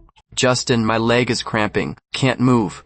Sylvie was on the verge of tears. She felt that her current situation was awkward to the extreme. Was also at a loss for words. It really wasn't a solution for her to keep pinning me down like this. I originally wanted to say, how about I just flip over and swap our positions? But as the words reached my lips, it felt too weird. So I just swallowed them back. Come on, think of a way. Sylvie was starting to get frantic. Her warm breath hit my neck as she spoke. It made my heart race. My hands and feet weren't quite following my lead. While we were stuck in that position, Sylvie suddenly realized someone was walking toward them not far away. She immediately panicked. Justin! Someone is coming. I was also starting to get desperate. I actually have a method. Hurry up, that person is almost here, Sylvie urged. I gritted my teeth. I just hugged her firmly. With a sudden roll, I swapped our positions. Now I was on top and she was underneath. I quickly let go and got off Sylvie. The passerby in the distance was drawn by the commotion. They craned their neck and peered over. Let me help you up. I reached down my hand. Don't move, my leg hasn't recovered yet. Sylvie shrieked. She hurriedly refused. I also felt that it wasn't right to just keep lying there like that. I asked tentatively, how about I rub it for you? Sylvie's face turned even redder. She shyly bit her lip. She nodded. Rub my right leg. That's right. Thank you. I only then realized Sylvie was wearing black stockings and a short skirt, revealing a pair of long, slender legs. I was suddenly at a total loss. Sylvie quickly used her hand to hold down her skirt. She urged, hurry up. I steeled myself. My palm pressed against her stocking-clad leg. I started to rub it gently. The touch was delicate. Felt like my breathing was starting to get heavy. A thin layer of sweat broke out on my forehead, and just a short distance away, a middle-aged man was quietly recording them with his phone. A greasy, wicked smirk hung on his lips. He had been following this young couple. Now seeing such a provocative scene, he was incredibly excited. Kids these days really know how to live it up. The middle-aged man slandered them in his mind while recording. In the camera, first the girl was on top, then the boy was on top, and the boy was rubbing the girl's leg. The scene was simply eye-searing. Justin and Sylvie were completely oblivious. After her leg recovered, the two of them finally scrambled up from the beach, getting ready to go back. Just as they stood up, the sea in front of them suddenly lit up with a deep blue glow. Sylvie's eyes widened. Her face was full of delight. Justin, look, it's the bioluminescent sea. Trails of blue light flowed across the surface. It was as if the whole ocean had been lit up. It was dreamy, like something from a fairy tale. It was also the first time I had ever seen such a sight. I stood there in a daze, finding myself at a loss for words. So beautiful, Sylvie marveled. Yeah, it really is beautiful. I couldn't help but agree. Sylvie took off her shoes and socks. She ran excitedly into the glowing sea. Blue splashes sparkled around her feet. She turned back and called out, hurry up and come over. I also took off my shoes.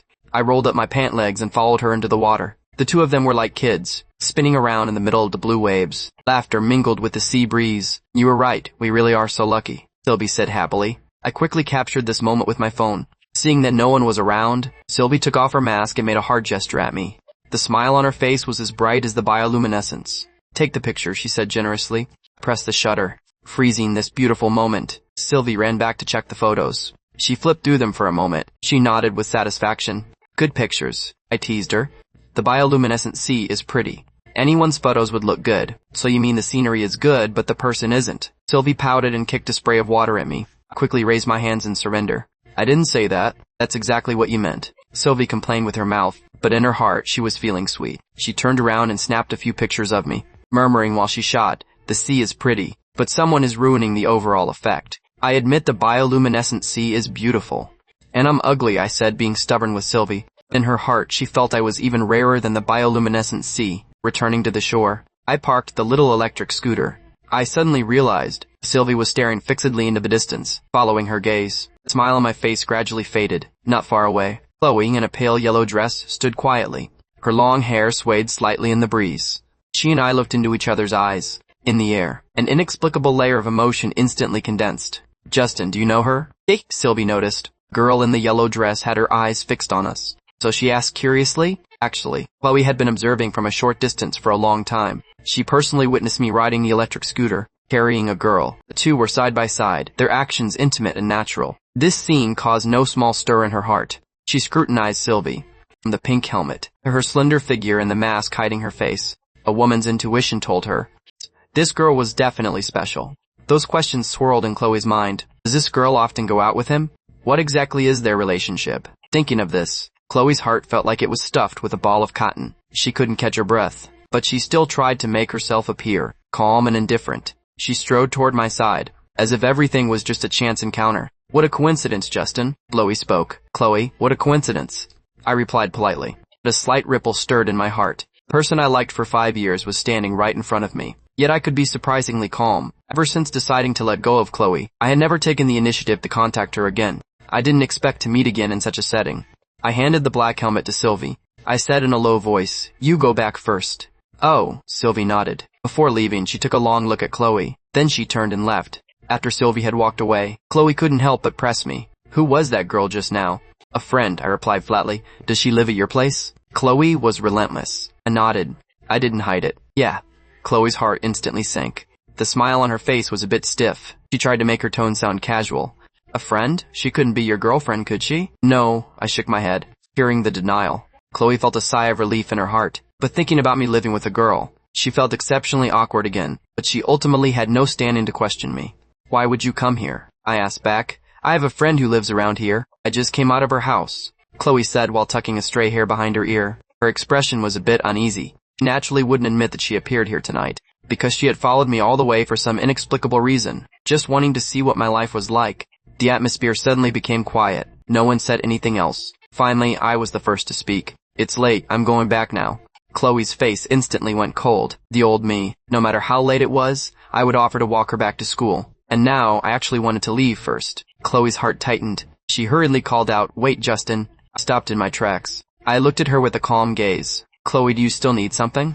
"It's so late. Can you walk me back to school?" Chloe asked in a low voice. I hesitated for a moment. Then I nodded. "All right." A victorious smile appeared on Chloe's lips. She firmly believed that as long as she was willing, I would return to her side sooner or later. That path leading to the dorms, I had accompanied her on it countless times. Only this time, I felt it was exceptionally long. When we reached the bottom of the dorm building, I stopped walking. I looked at Chloe earnestly. "Chloe, this is the last time I'm walking you back to your dorm." Chloe's expression changed. Her tone was cold. "What do you mean?" I said calmly. Chloe, I'm not gonna love you anymore. I hope you find your own happiness soon. Goodbye." Having finished, I turned around and left. Chloe stood there dazed. She nearly lost her footing. Hearing those words come out of my mouth, it was undoubtedly a heavy blow to her pride. She gritted her teeth, rushed up, and blocked my path. She said coldly, "Don't you worry. I will definitely find my own happiness. There's no need for us to contact each other in the future. Let's just live our separate lives." "All right." My voice held no emotion. "Goodbye." Chloe stubbornly turned and left. She didn't even look back. She was always that high and mighty princess. She wouldn't bow her head for anyone. I walked back to my rental apartment alone. My mood was surprisingly peaceful. I hadn't expected that when facing Chloe. I could actually be so composed, and even say such decisive words in person. I gave a low chuckle. Yeah, just as Chloe said, we'll live our separate lives. I pushed the door open and entered. I found Sylvie curled up on the sofa watching TV. She didn't even look up, as if she hadn't noticed my return at all. Getting the cold treatment from this girl made me feel a bit uneasy for some reason. I stood in the living room. I watched Sylvie quietly for a while, but Sylvie just kept staring intently at the screen. She didn't even give me a glance. I was a bit helpless. I couldn't figure out how I had offended her. Eventually, I turned around and went back to the bedroom to start my computer. I began to write. On the sofa, Sylvie was fuming. Her cheeks puffed out. She threw a few small punches in the air and muttered to herself, "Stupid Justin, mean Justin. Is he really not going to come comfort me just because I'm ignoring him?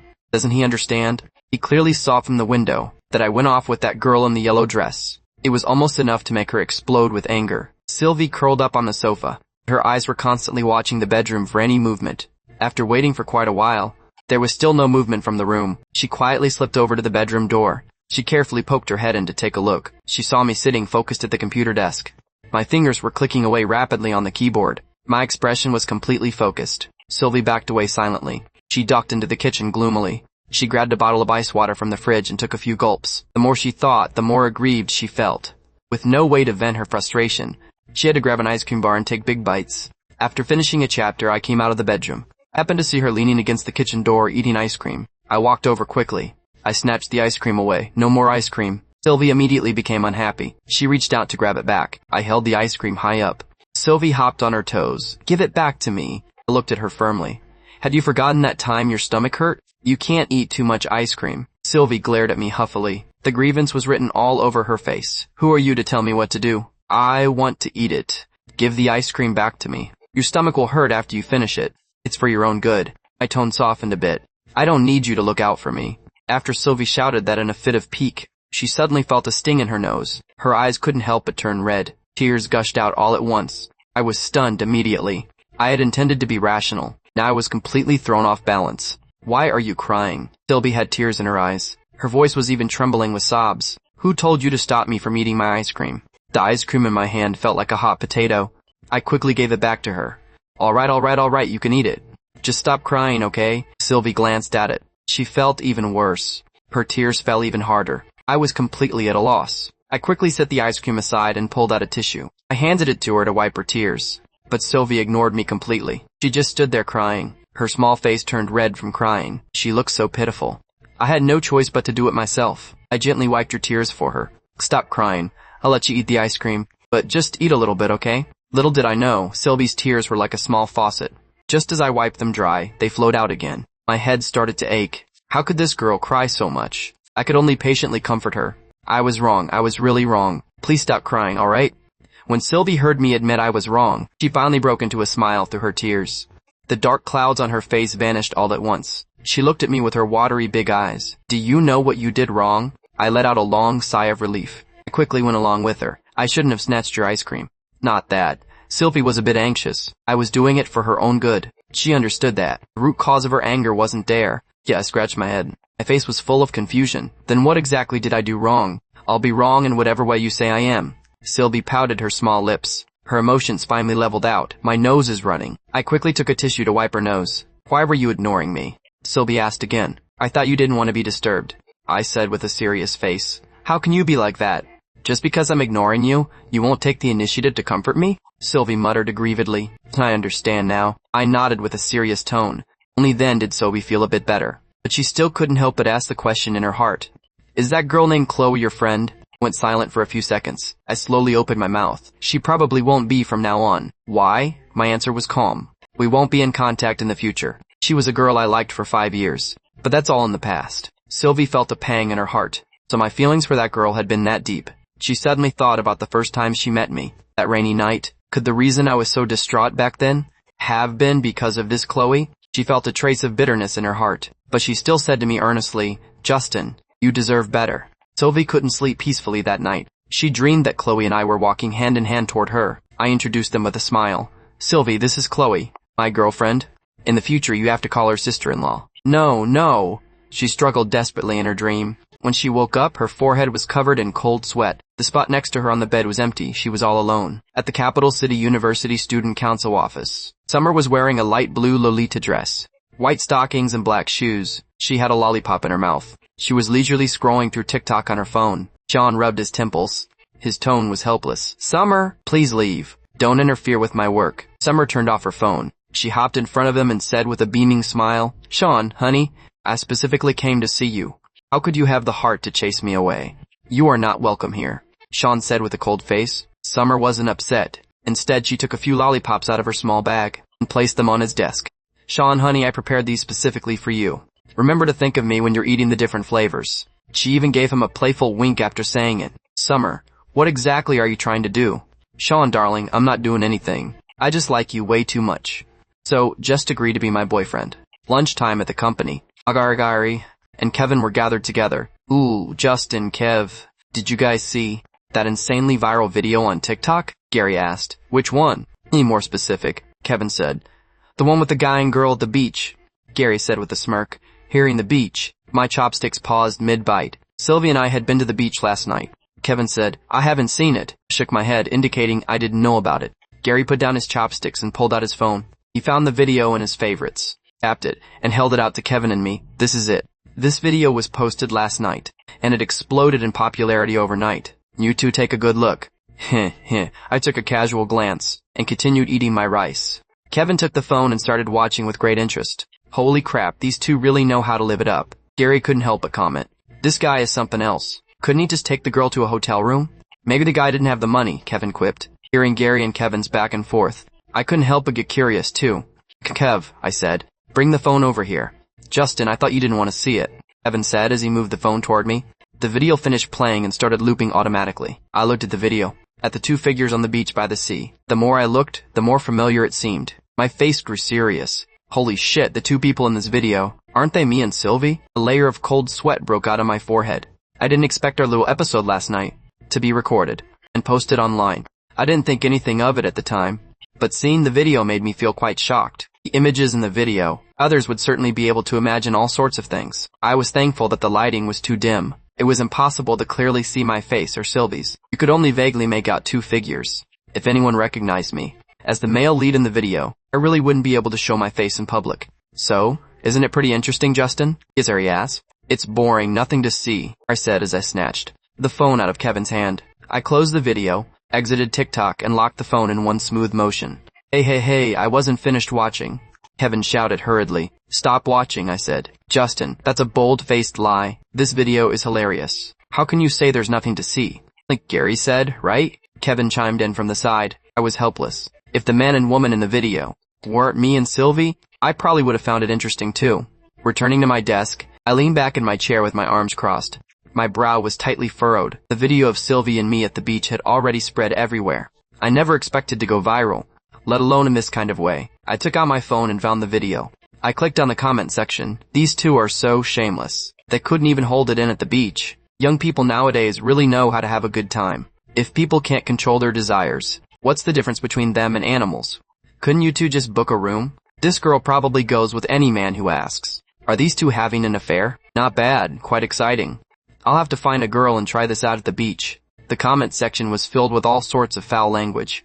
Even though I was mentally strong enough, seeing those disgusting comments still made me incredibly angry. That wasn't the truth at all. People were jumping to conclusions based on just one video, making judgments as they pleased without ever looking for the source. While the internet age brings convenience to people, it is also a source of sorrow. While the internet age brings convenience to people, this is also the tragedy of the internet age. Those keyboard warriors on the internet comment freely without knowing the truth.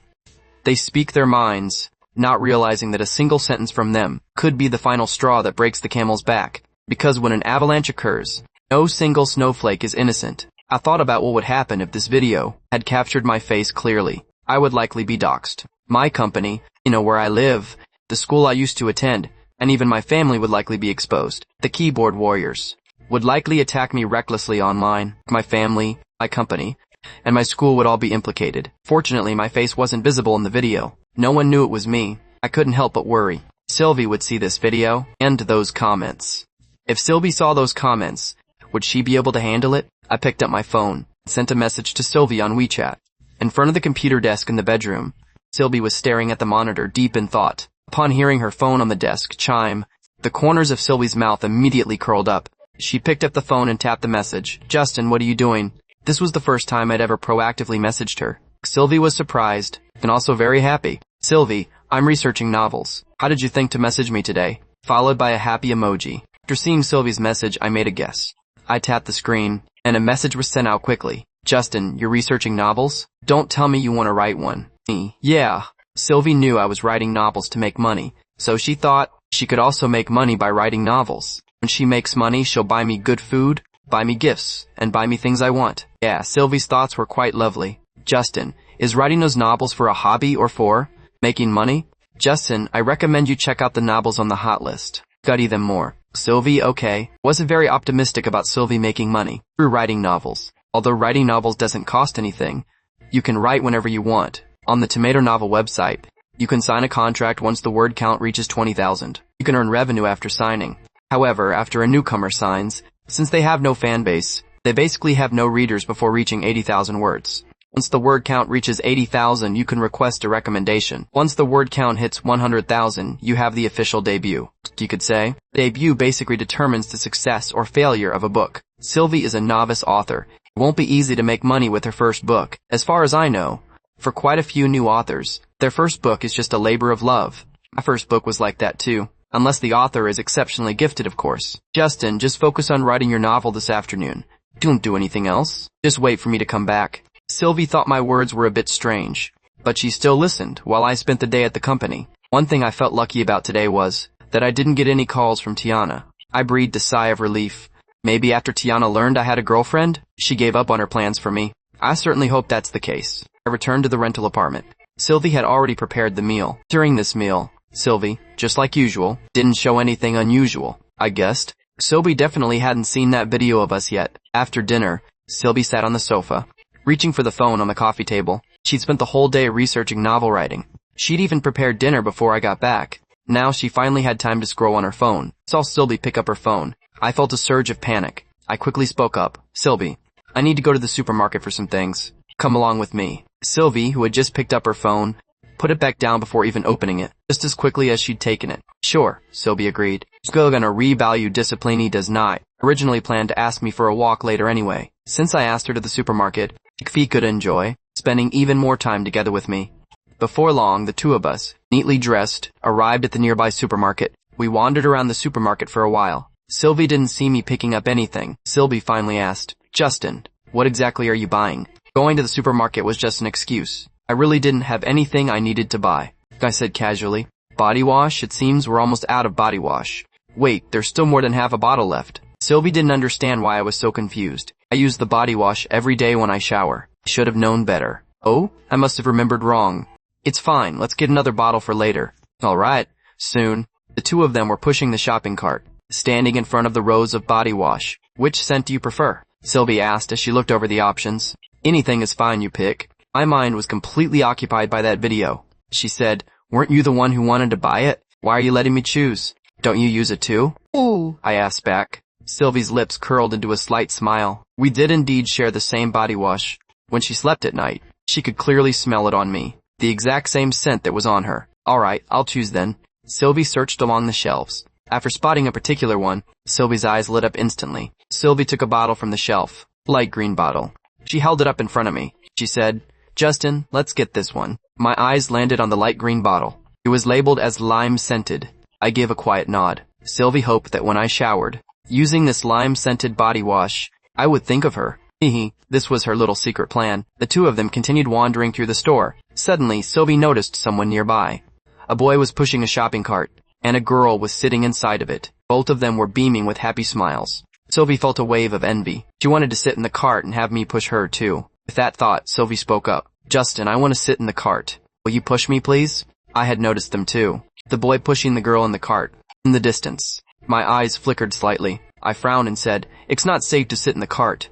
If you fall, you'll end up in the hospital. Sylvie's mouth immediately curled into a pout. Sylvie thought that the boy pushing the girl in the cart was such a romantic gesture. Why, when it came to her, did I talk about falling and going to the hospital? She realized I was allergic to romance. Sylvie quickly moved to my side. She grabbed onto one of my arms, shaking it back and forth. Blinking her big eyes, she wheedled, Justin, you're the absolute best.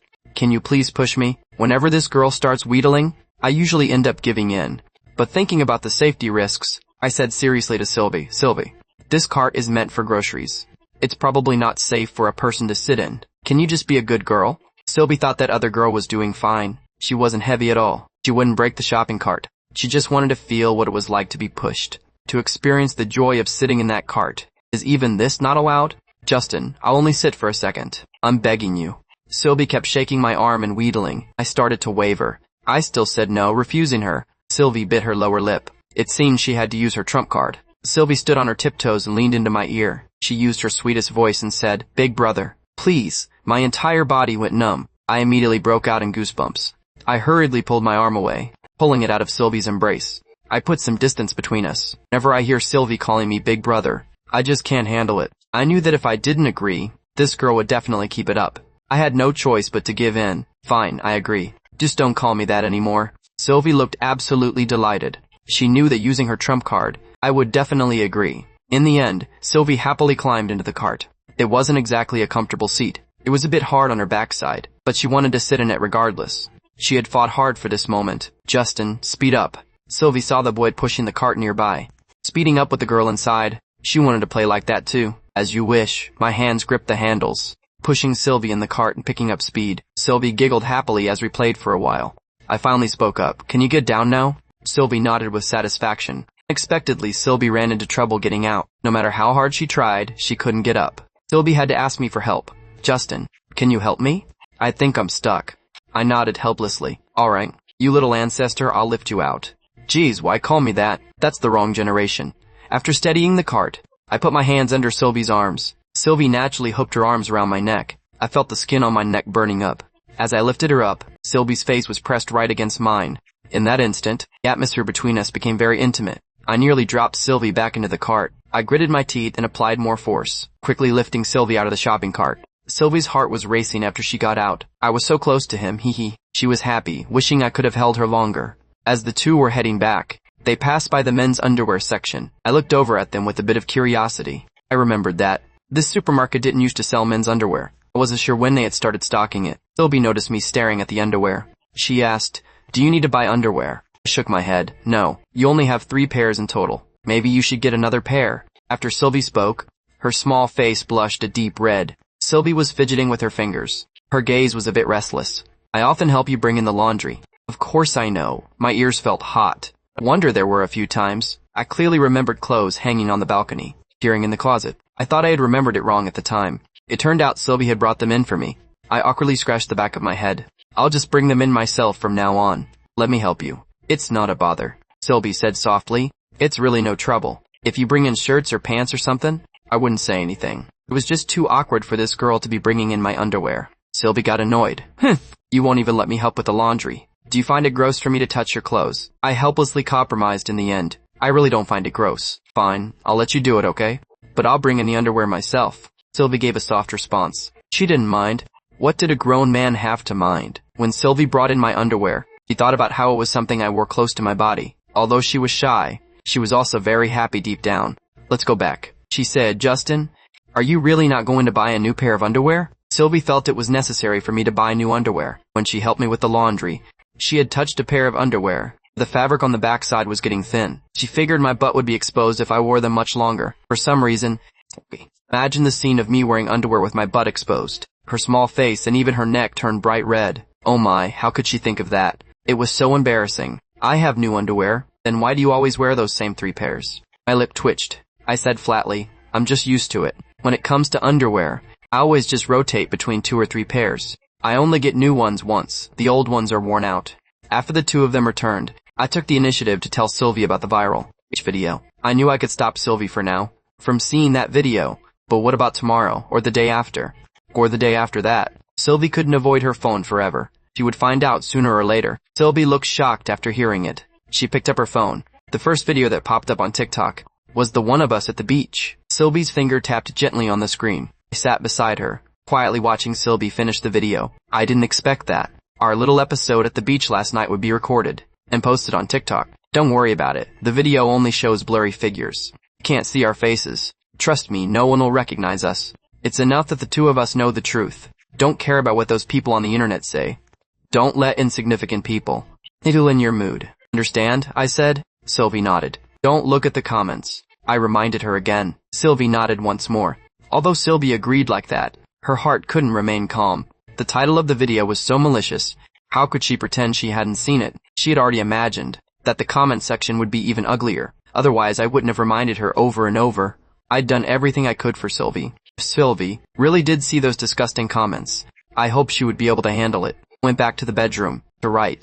Sitting on the sofa, Sylvie still couldn't hold back, and opened the comment section. When Sylvie saw those nasty and vulgar words, she was truly furious. Her face turned red with anger, and she gritted her teeth, clenching her small fists. No one had ever insulted her like this since she was little. This was the first time she'd been insulted by so many people online. Those people were just too insulting. They don't know anything, yet they're just talking nonsense. Justin and I aren't at all like what they're saying. She was so angry, she was absolutely livid. The more she read, the more aggrieved she felt. The more she read, the worse she felt. In the end, Sylvie started crying from the anger. Inside the bedroom, I, who was writing, vaguely heard sobbing from the living room. I immediately had a bad feeling. Sure enough, when I left the bedroom, I saw Sylvie on the living room sofa, crying with her hands wrapped around her knees. I quickly hurried over to comfort her. While wiping away her tears, I tried to soothe her. Stop crying. We can't control what they want to say. Don't care about it. It's not worth getting sick over. Sylvie suddenly threw herself into my arms, her arms wrapped around my waist. She sobbed softly. They're so mean. What right do they have to say those things about us? I held Sylvie with one arm, while gently stroking her head with the other. I comforted her. Yeah, they're all bad people. Don't lower yourself to their level. Do they have any idea how hurtful those words are? How can they use such malicious language? Sylvie continued her tearful grievance. Just ignore them. Keyboard warriors are everywhere on the internet. We have to be strong enough deep down so we won't be broken. You understand? Sylvie nodded gently in my arms. I don't know how much time passed. I felt the sound of steady breathing coming from my arms. I looked down. The girl had fallen asleep without me realizing. I carefully carried Sylvie back to the bedroom. I placed her on the bed and tucked her in, seeing Sylvie's small face with tear stains. I got a towel and gently wiped away the tear marks from her face. During the night, I was woken from my sleep by the sound of sobbing. I groggily opened my eyes. I leaned closer to Sylvie and hurriedly asked, Sylvie, what's wrong? Sylvie kept sobbing with her eyes squeezed shut. She seemed to be trapped in some kind of nightmare. She couldn't hear my voice at all. I guessed that Sylvie was having a nightmare. My thumb gently wiped away the tears from the corners of Sylvie's eyes. I whispered comforts to her. It's okay, Sylvie. I'm here. Sylvie was still sobbing. I grabbed one of Sylvie's hands and held it firmly, as if my palm could transfer strength to her like this. Sylvie, it's Justin. Don't be afraid. I'm right here beside you. It seemed my words worked. Or perhaps it was because I was holding her hand. Sylvie finally stopped sobbing. Only then did I feel at ease. The next day, Sylvie woke up to find a note by her pillow. Sylvie, don't overthink things. I'll take you out to have some fun when I get home from work. Justin, you're so kind. Sylvie's heart felt warm. Soon, Sylvie picked up her phone and dialed a number. During the company lunch break, Gary, Kevin and I gathered together as usual. Gary was scrolling through his phone while eating. Suddenly he blurted out, Holy crap! Why is the video gone? Kevin and I both looked at Gary in surprise. Kevin asked, What video is gone? The one of the guy and girl at the beach. Not a single one is left. It's really strange. How could such a viral video just vanish all of a sudden? Gary scrolled through his phone as he spoke, he appearing to search for any trace of that video. Hearing this, I was a bit incredulous. I quickly took out my phone and opened TikTok. After scrolling for a long time, I really couldn't find the video of Sylvie and me at the beach. I was extremely relieved that the video was gone. Sylvie had been crying non-stop last night because of that video. Now that it's gone, she should feel a lot better. Maybe it got taken down for a violation. Kevin said casually, That shouldn't be right. If it were a violation, it would have been taken down long ago. Why wait until today? Gary spoke up. Kevin nodded slowly. True. That's not something we can control anyway. I was relieved but also wondered about it. To suddenly wipe all traces of a video from the internet isn't easy, but regardless, I'm just glad the video of Sylvie and me is gone. Inside the luxurious princess bedroom of the Summer estate, Summer held her phone while lying on her pink princess bed. Summer saw her best friend in the video call after many days, and her excitement was beyond words. Sylvie, I've taken care of all the videos. Don't worry about it. Thank you, Summer. You're the best. We're best friends. You don't need to be polite with me. Sylvie, what was that video about? And where are you right now? I couldn't get through to your old number. No one replied to my text or messages, you know, with no news of you for so many days. Do you know how worried I'd been? I really missed you. And as she spoke, Summer's nose crinkled, and tears started streaming down. Summer, I missed you too. I'm sorry for making you worry. Please stop crying. Sylvie was moved by her best friend, her eyes turning red. Tears welled up in her large, watery eyes. Sob, cry, don't cry. Summer, you stop crying too. Sylvie, the two best friends, cried together over the video call for quite a while. Once they both calmed down, Summer spoke up. Sylvie, you got a new number? Yes, Summer, it's new. You're the only one who has this number. You absolutely must not let anyone else know. Don't worry, I won't let a soul know. Now tell me everything that's happened lately. Summer was truly concerned about her best friend's situation. Don't worry, Summer. I'll tell you everything. I originally planned to go to the dorms to find my cousin secretly. Then I realized my dad could easily find me through my phone's GPS, so I threw the phone away. I didn't dare go to my cousin either. I was afraid my dad would find me there. Sylvie, so where are you now? Summer could see through the video that Sylvie was sitting on a sofa. I'm currently living at a guy's place. He was kind enough to take me in, and he even bought me this phone. Summer looked shocked. Sylvie, you're actually living with a total stranger? You're so bold to stay alone with a guy? Summer, don't get the wrong idea. He's a really good person, and he treats me very well. Summer looked at Sylvie skeptically. Sylvie, you're defending him so much. You haven't fallen for this guy, have you? Sylvie nodded shyly. I actually fallen for him. Holy crap, I knew it. Is your guy handsome?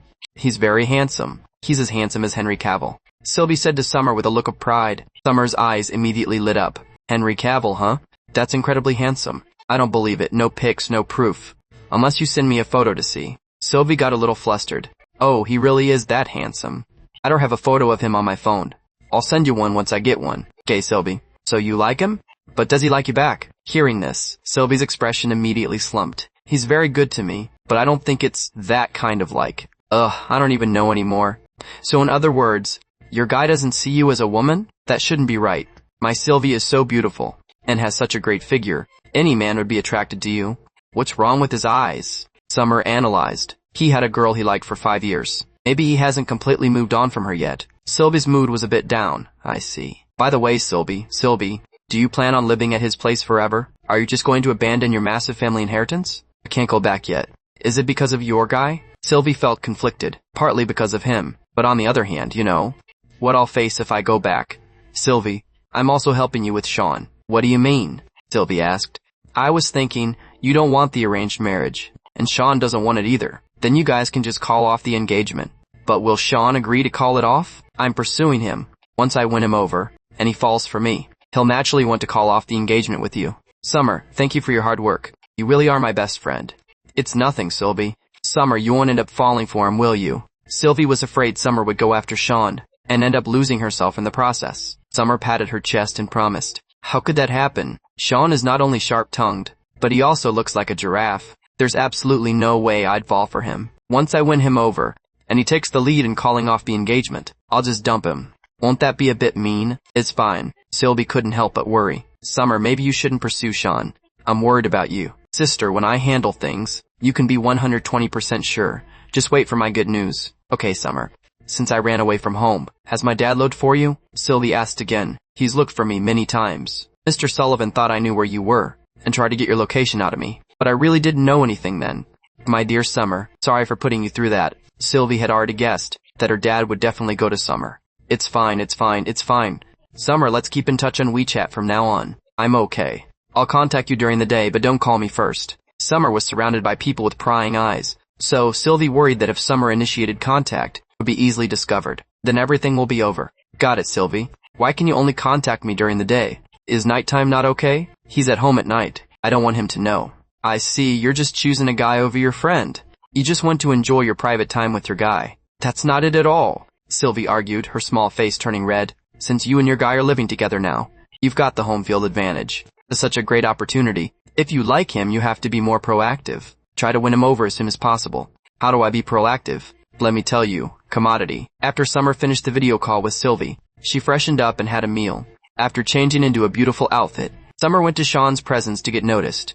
For Sylvie and Justin's happiness, she would definitely win Sean over. Back at my desk, just as I was about to message Sylvie, my phone rang first. I received a message from Sylvie. I smiled. I opened the message. Sylvie, Justin, where are we going for fun tonight? The girl was still thinking about where to go. I guess she was fine now. I felt relieved too. Justin, anywhere you want to go? Sylvie thought for a bit. What do couples like to do? Seems like going to the movies, amusement parks and such. Dates usually happen at these places. Justin and I aren't a couple, but I want to experience the things couples can do together with him. Hee. Just being with Justin makes her happy. Sylvie, movies or an amusement park are fine. What do you think? I thought about it. There are too many things to do at an amusement park. Time might be tight tonight. Better to go when I'm on a break. So I replied, let's see a movie. I'll take you to the park on my day off. Okay, Sylvie, okay. Followed by a stick figure, happy spinning emoji. Seeing a movie with Justin today. Going to the park when he's off. Just thinking about it makes me happy.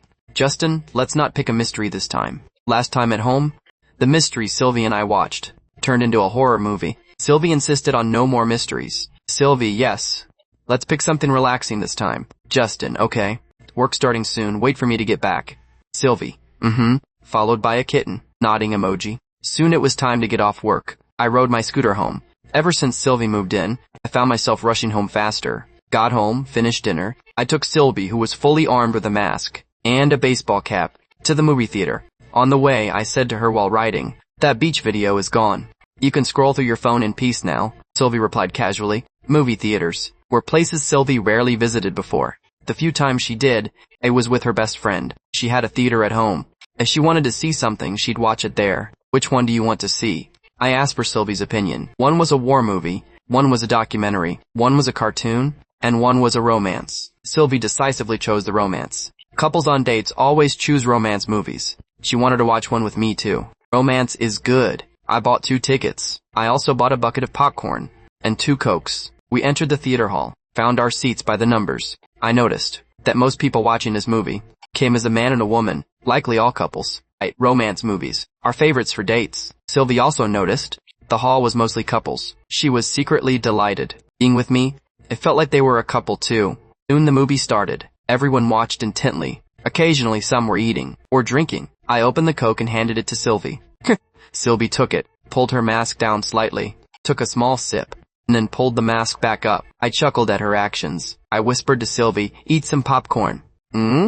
Sylvie pulled down the mask again, popped a few kernels in her mouth, and quickly pulled the mask back. Sylvie grabbed a few more kernels and held them up to my mouth. "Open up." I opened my mouth and accepted Sylvie's feeding. Then Sylvie saw a couple in front. The guy was feeding the girl. She really wanted me to feed her too. Sylvie waited for the right moment, saw me grabbing popcorn, leaned her face in, pulled down her mask, and opened her mouth. I had to take the popcorn and put it in Sylvie's mouth. Inadvertently, Sylvie's tongue licked my finger, feeling the warm moisture on my finger. I felt like Sylvie's tongue was so soft and nimble. Hey, I quickly shook off those thoughts. After eating the popcorn, I fed her. Sylvie was extremely happy. After that, when Sylvie wanted popcorn, she'd wait for a chance for me to feed her. Others had boyfriends feeding them. She had Justin. Suddenly, the movie atmosphere turned intimate. The lead actress sat on the sofa. The lead actor leaned over her, and they couldn't help but kiss passionately. Finally, the lead actor pinned the lead actress down. Deep in passion, their clothes began to fall away. Seeing this scene, Sylvie and I both felt awkward. I uncomfortably looked elsewhere. Just happened to see the couple nearby, kissing intensely. I noticed that the man's hand went inside the woman's clothes and kept rubbing over her chest. So do they have to use their hands when they kiss? I hadn't kissed a girl before. I didn't understand the man's move. Sylvie happened to see the couple in front of her French kissing. Their tongues were intertwined, saliva at the corners of their mouths, kissing deeply. It was quite a scene, even more intense than the movie. Sylvie's face was burning hot. She quickly lowered her head. Just then, behind Sylvie and me, a woman's moaning sound suddenly came through. The sound was exceptionally clear in the movie hall. My lip twitched. These couples kissing and groping was one thing, but I didn't expect someone to make noise. How could they not hold it in? It had only quieted down for a bit behind us, when another moan came. I immediately reached out to cover Sylvie's ears. After the ecstatic girl stopped, I let go of Sylvie's ears. I suggested, "How about we don't watch this?" Sylvie quickly nodded. She couldn't stay here another second. She had no idea couples doing movie nights would have so many extra programs. Seems she was too naive. She thought movie dates were just about watching movies normally. In front of the men's restroom, Sylvie stood there waiting for me. Then a man passed by Sylvie. The man instinctively looked at Sylvie. Sylvie just happened to look toward the man. Their eyes met. The moment Sylvie saw the man, her beautiful eyes widened in a daze. She was about to speak but swallowed it back. The man saw the girl in a mask and a baseball cap. He couldn't see the girl's face clearly, but those eyes felt very familiar, like he had seen them somewhere before. The man didn't think much of it. He then stepped into the restroom. Sylvie quickly patted her racing heart. She didn't expect to run into her cousin Leo here. When Sylvie first came to the city, she had planned to seek refuge with Leo, but later she realized that her father would find her sooner or later if she went to him, so she couldn't contact Leo. While I was washing my hands, I saw Leo walking in. I gave him a greeting. I called him Leo. When Leo was my boss, he got along well with all the employees. Everyone called him Leo. Leo nodded. He patted my shoulder. "Yeah, let's hang out when you're free." "Sure thing, Leo." After our polite exchange, I came out of the restroom. I looked around but didn't see Sylvie anywhere. Where did this girl go? I instinctively furrowed my brow. I took out my phone. I dialed Sylvie's phone number. The call didn't go through. I guessed Sylvie hadn't brought her phone, and I couldn't help but worry. I searched all over, but I couldn't find any sign of Sylvie. I was sweating with anxiety. I felt a tap on my back. I turned around and saw Sylvie standing behind me. "Where did you go?" I asked hurriedly. Sylvie was afraid of running into Leo again. She'd been hiding in the women's restroom. Estimating that Leo had already left, she finally dared to come out. When Sylvie came out, she saw me searching for her everywhere. I ran over quickly. I went to the restroom. Sylvie said in a small voice. I let out a long sigh of relief. "Didn't you just say you didn't need to go? And you didn't bring your phone. I couldn't get a hold of you. Do you know how worried I was just now?" Sylvie knew she was in the wrong. She apologized quickly. "I'm sorry. I definitely won't do it again." Just now, while I couldn't find Sylvie, I was truly worried. I didn't dare to search for Sylvie too conspicuously. After all, Sylvie didn't want others to see her. "Alright," Sylvie quickly grabbed my arm. Her watery eyes gazed at me. "Justin, don't be mad. Don't worry, I'll definitely tell you in advance next time I go anywhere." I acted stubborn. "I'm not mad, but your face is so serious. Give me a smile, okay?" I was really terrified just now. How could I possibly smile? Kept my face stiff. Sylvie reached out her finger and poked my cheek. A dimple appeared where she poked. "Just one smile. Please, Justin." Sylvie wheedled while shaking my arm. I was no match for Sylvie. The corner of my mouth twitched slightly. "That smile is way too ugly." Sylvie giggled. I reached out my finger. I flicked Sylvie's forehead. "You brat, you dare make fun of me, you're asking for it. Mean Justin is using violence on me." Sylvie complained. "A flick is violence? You're really framing me." Inside a luxury apartment in the city, on a soft, large bed, man and a woman were working up a sweat in bed. The woman's seductive moans, accompanied by the man's satisfied sounds, echoed throughout the bedroom. After a few rounds, the man and the woman finally finished. Leo casually tossed a bank card from the bedside table to the woman. "Get out." The woman took the card. A satisfied smile appeared on her face. She swiftly picked up her clothes from the floor. She put them on. Before leaving, she didn't forget to say to Leo, "Mr. Sullivan, remember to call me next time." After the woman left, swaying her round hips, Leo lit a cigarette and started smoking. Those eyes he saw at the restroom entrance appeared in his mind. Why did those eyes look so familiar? Leo was certain he had seen them somewhere. Could it be one of his former women? Soon, Sylvie and I returned to the rental apartment. I opened the closet. I saw Sylvie's bras and panties neatly arranged in the closet. My expression stiffened visibly. Sylvie. Why did she put her intimate clothes in the closet? And they were even placed right next to my underwear. Was this really appropriate? I was afraid that when I grabbed my underwear, I might accidentally touch Sylvie's bra. Panties, which would be awkward. I quickly took my underwear and moved it to the other side. Only then did I take my things and go to shower. Sylvie sat on the sofa, thinking about Summer's suggestion. Sylvie's small face couldn't help but burn. Seduction, isn't that a bit much? How was she supposed to seduce Justin?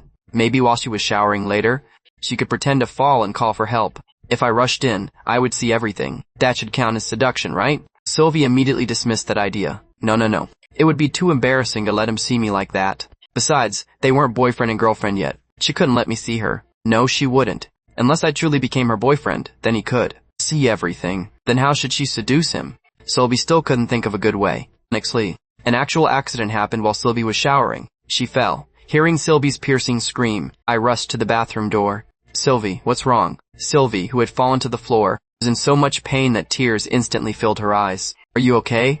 I asked worriedly. "Justin, I fell," Sylvie said toward the bathroom door with a hint of a sob. "Can you get up?" I asked. Sob. "Let me try," Sylvie said while crying. Sylvie tried to stand up, but her leg hurt so much. Her ankle was even more immovable. She couldn't put any weight on it at all. It hurt so much. Standing at the bathroom door, I felt incredibly conflicted. Sylvie fell while showering. She definitely wasn't wearing any clothes. I couldn't just rush into the bathroom. After lying on the floor for a while, Sylvie's pale body was pressed tight against the floor. It was really cold. "Justin, I can't get up. The floor is so cold. What should I do?" Sylvie complained to me through the door while crying. I grabbed my hair hard. Shit, I don't know what to do either. Sylvie tried to get up slowly.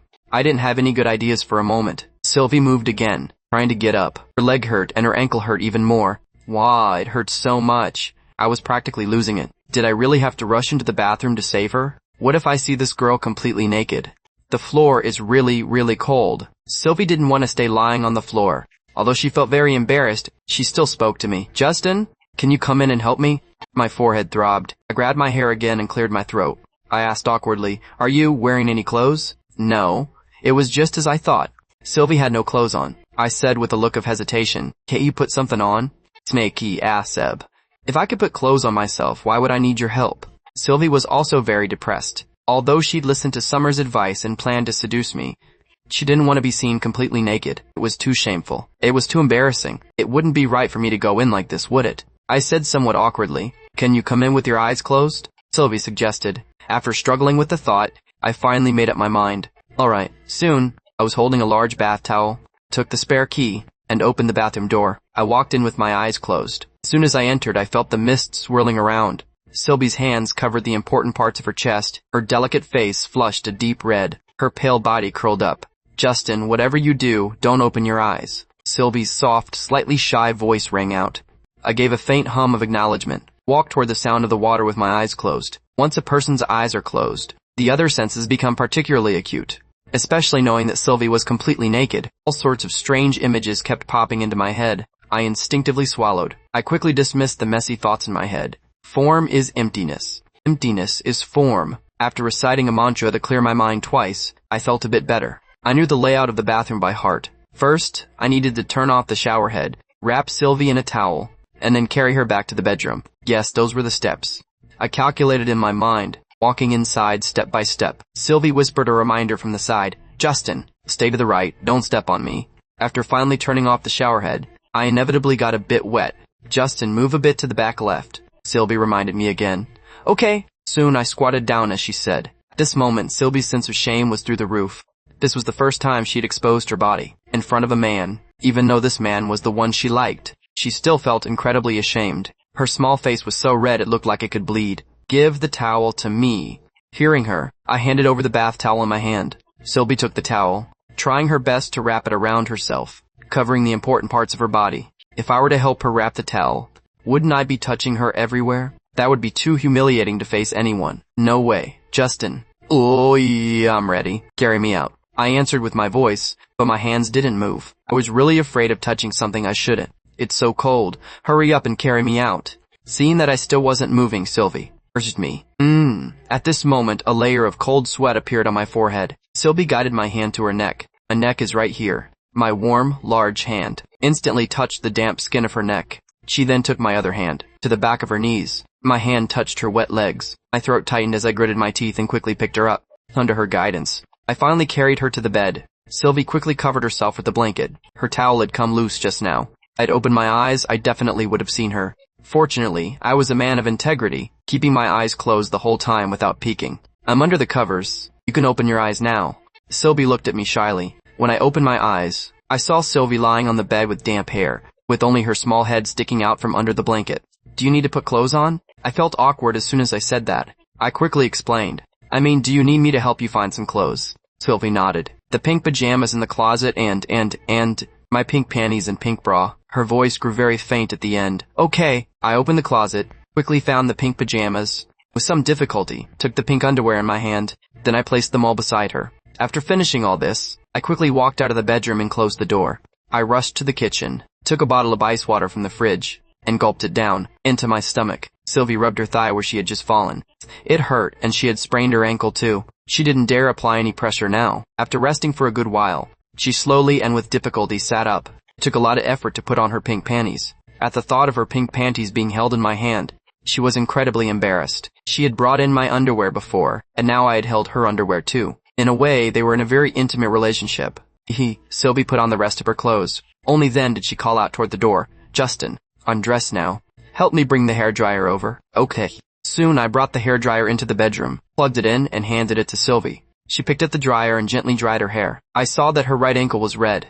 I got some ice from the fridge and applied it to her ankle. "It's so cold." Sylvie instinctively tried to pull her foot back. I grabbed her small foot and wouldn't let her move. "Don't move. You need a cold compress. Otherwise, it'll get serious." Hearing that, Sylvie didn't dare move anymore. She let me hold her small foot. The next day, as soon as the alarm went off, I got out of bed on time. I glanced at the sleeping Sylvie beside me. Given her current condition, I still didn't feel right leaving her home alone. I picked up my phone and called HR at the company. I asked for a leave of absence. I usually never took leave. For this first time asking for leave, the HR manager readily approved it. After Sylvie woke up, she needed to use the bathroom. She slowly moved her body, slipped her pretty feet into her pink bunny slippers, and when her feet touched the floor, she quickly pulled her right foot back in pain.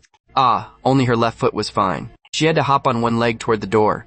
When I heard the noise, I immediately ran from the kitchen to the bedroom. Seeing Sylvie hopping on one leg was hilarious. I couldn't help but burst out laughing. I went over to her with a smile, supported her right arm and said, "Let me help you." Sylvie's beautiful eyes shot me a fierce glare. She said indignantly, "Justin, were you just making fun of me?" "No, of course not," I said quite calmly. "You are clearly making fun of me. And you won't even admit it." "I mean, Justin," she complained while giving my chest a little punch. "I wasn't making fun of you. It's just seeing you hop around like a little bunny. Is really cute. Is really cute." Hearing me say she was really cute, Sylvie's face immediately broke into a sweet smile. She looked at me with her big eyes. She asked, "Am I really cute?" Seeing such a huge contrast in her behavior, I couldn't help but be amazed. Women really are such unpredictable creatures. I nodded. I said earnestly, "You are." Sylvie giggled softly. She whispered, "Justin, I need to go to the bathroom. Hurry up and help me get there." "Sure, right away." I helped Sylvie to the bathroom door. "Do you need me to help you inside?" I asked, keeping her safety in mind. Sylvie was hopping along. I was really afraid she'd accidentally fall again. After all, she managed to hurt herself just taking a shower. I was quite worried. "I can do it. Don't push yourself. It'll be a disaster if you trip and make it worse." I offered a kind reminder. Sylvie bit her lower lip. After a moment's hesitation, she said to me, "All right, help me in." I helped her over to the toilet. I told her to call me when she was done. Then I turned and walked out, closing the bathroom door from the outside as I went. After that, Sylvie's washing up and such were basically completed with my assistance. I had essentially become her human crutch. "Justin, did you take the day off specifically for me?" Sylvie asked me. I nodded. "Who told you to be such a handful, little one? I was afraid you'd get into more trouble if I left you alone." Though I was complaining on the surface, Sylvie knew I was worried about her. Her heart felt warm inside. She said to me earnestly, "Justin, you're so kind." I felt a little embarrassed, but asked flatly, "Am I? You're the best. You're the best Justin in the world."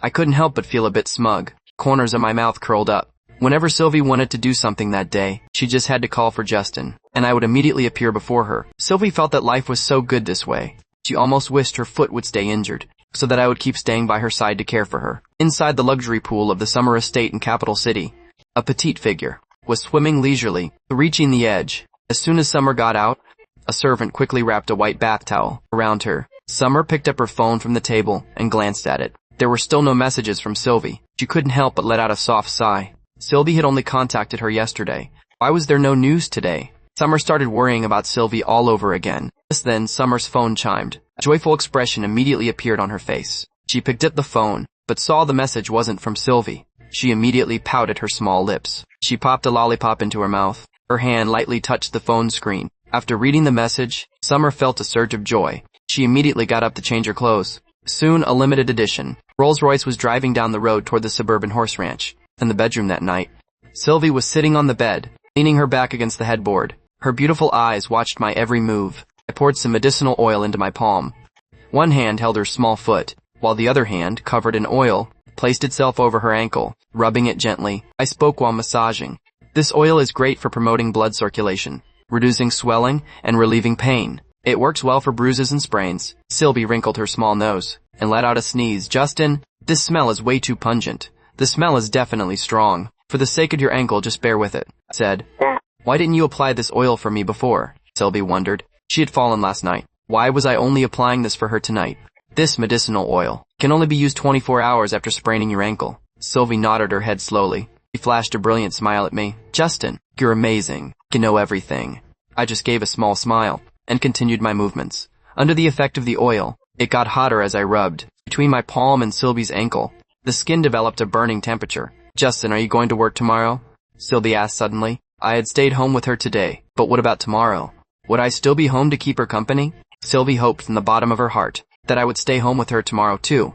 As soon as those words left her mouth, my expression looked a bit conflicted. I then asked back, "Do you think you'll be okay at home alone tomorrow?"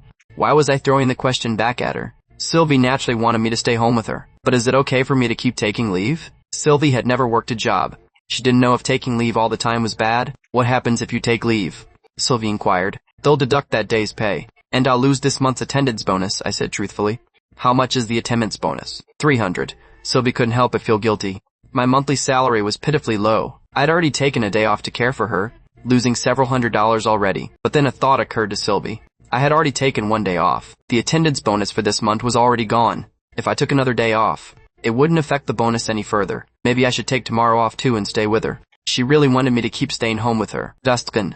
I don't think I'll be okay at home alone tomorrow. Can you take one more day off? I had no choice but to call the HR manager again, to ask for tomorrow off. Ding dong, ding dong. The phone notification sounded. I picked up my phone. On the table. And opened the messages in the Three Musketeers group. Gary, Justin, why did you take today off? Gary, what's going on? I typed 2 words on the screen and sent them. Justin, something's up. Kevin, Justin, you never take leave. Taking leave all of a sudden today. What's it actually about? Justin, just some personal business. Giddy. What kind of personal business can't you tell your brothers? Did Justin go find a woman? Followed by a smirking emoji. Kevin, for real? Followed by a popcorn eating emoji. Justin, screw off, screw off, screw off. Gary, why is Justin getting so worked up? Gary, Justin, don't treat us like strangers. Tell me and Larry the details. Kevin, details. I love hearing details. Justin, screw your details. You two can get lost. These 2 guys have no sense of decorum at all. I stopped paying attention to them and turned my eyes back to the computer. My fingers continued tapping the keyboard. Sylvie, lying on the bed, read novels on the Tomato Novel app for a while. She rubbed her beautiful eyes and glanced at me, sitting at the desk seriously typing away. She picked up her phone and opened the camera. She secretly took a photo of my back. Hee, my back view looks so cool. Sylvie thought to herself. She needed to send Summer a photo of me. She called out, Justin. I turned my head and looked at her. I asked Sylvie, who was lying on the bed, what's up? I want those photos of us at the bioluminescent beach. I'll send them to you. Sylvie spoke up hurriedly. I want to use your phone to send them myself. Is that okay? Sure. I unlocked the phone and tossed it to Sylvie on the bed. I turned back and continued typing. Sylvie felt a surge of secret joy. She opened my photo album and the photos I took of him at the bioluminescent beach. Sylvie scrolled back through the photo album. She saw the profile photo of her kissing my cheek again. Photos of us hugging? The photos of our fingers interlocked. Looking at these photos alone, Sylvie felt, we really looked like a couple. She couldn't help the corners of her mouth curling up slightly. She sent all of these photos to her own phone in one go. Sylvie glanced at my back again. She couldn't help but continue scrolling through the album. Although doing this wasn't very right, Sylvie still really wanted to see what else was in my photo album. She saw a photo of a sunset, a photo of a keyboard, a photo of a shadow. Sylvie could tell that shadow was mine. My solitary shadow looked so lonely. She was thinking that next time, she wanted to take a photo with me, where our shadows were together. That way, my shadow wouldn't be lonely. Continuing to scroll through the album, Sylvie suddenly saw a profile photo of a girl in a long white dress, with long hair draped over her shoulders. Even though it was only a profile of the girl in the white dress, Sylvie still recognized her at a glance. This girl in the white dress was the girl named Chloe, the girl I had loved for 5 years. In an instant, Sylvie felt a sour, swelling ache in her heart. It hurt terribly. She was secretly sad for a while. After finally steadying her emotions, she wanted to tell me to take the phone back. Suddenly, my phone let out a ding-dong. A group message popped up. Your brother Gary. Justin, why is it so quiet on your end? You wouldn't actually be busy in bed with a woman, would you? After Sylvie saw this message, her small face instantly turned beet red. How could this, your brother Gary, say that about me? I am a man who keeps himself clean. I'm not the type of man who just messes around with women. This, your brother Gary, is a real jerk. Anyone who dares to slander me is a jerk. Sylvie silently, in her heart, labeled Gary as a jerk. I also heard the sound from the phone. Somehow, I had a bad premonition. Those 2 brats wouldn't be saying something stupid again, would they? Turned my head sharply. I saw Sylvie was holding my phone. I slapped my forehead. It seemed Sylvie had seen the message. That moment, Sylvie's gaze met mine. She spoke calmly. Justin, you have a message on your phone. Walked over to Sylvie and took the phone back. I clicked on the group message. Sure enough, I saw Gary's message. I hurriedly explained to Sylvie, that message just now was just my friend joking with me. Sylvie gave a light nod. Your brother Gary is my friend. She wouldn't want to say bad things about his friends in front of me, as long as she understood in her heart. Your brother Gary is a jerk. That night, Sylvie heard me on the other side, breathing steadily, but she had no desire to sleep at all. Thinking of the photo in my phone's album, the girl named Chloe, and then thinking of that dream where I told her to call Chloe's sister-in-law, Sylvie's head shook like a rattle. No way. She wasn't going to call another woman sister-in-law. I had told her I wouldn't contact Chloe anymore. I wouldn't love that Chloe anymore. Right now, my heart didn't belong to anyone. My heart was free. She believed I would fall for her sooner or later. Sylvie slowly moved her body, gradually scooting closer to me. She quietly looked at my sleeping face. The best Justin in the world. She couldn't bear to give him up to anyone. Sylvie secretly made up her mind. In this life, she would only love me. She wanted to stay by my side forever. She lifted her small head and lightly pressed a kiss onto my lips. She had secretly kissed me again. She was so happy. When would she be able to kiss me openly and honestly? Seeing that I was fast asleep, Sylvie secretly slipped into my blanket. Her little heart thudded wildly. It was so embarrassing. How could she do something like secretly slipping into my blanket? Luckily, I was asleep. I didn't know anything. Tomorrow morning, I would definitely think she was a restless sleeper who had ended up in my blanket. I would definitely never guess she had slipped in on purpose. Sylvie carefully placed her hand on my waist. My abs feel so great. Even through the fabric, they felt good. Would it feel even better if she touched them directly? Sylvie really wanted to do that right now. Her heart was beating even faster than before. Her small face was burning hot. Should she take a secret touch? No. What if she woke me up? I was sleeping so soundly I probably wouldn't wake up. Just one touch. Just a single one. Sylvie's fingertips trembled slightly in the dark. Like a cat stealing a treat, she quietly slipped under my shirt. When her fingertips touched that firm muscle, she almost let out a cry. It was even harder than she had imagined.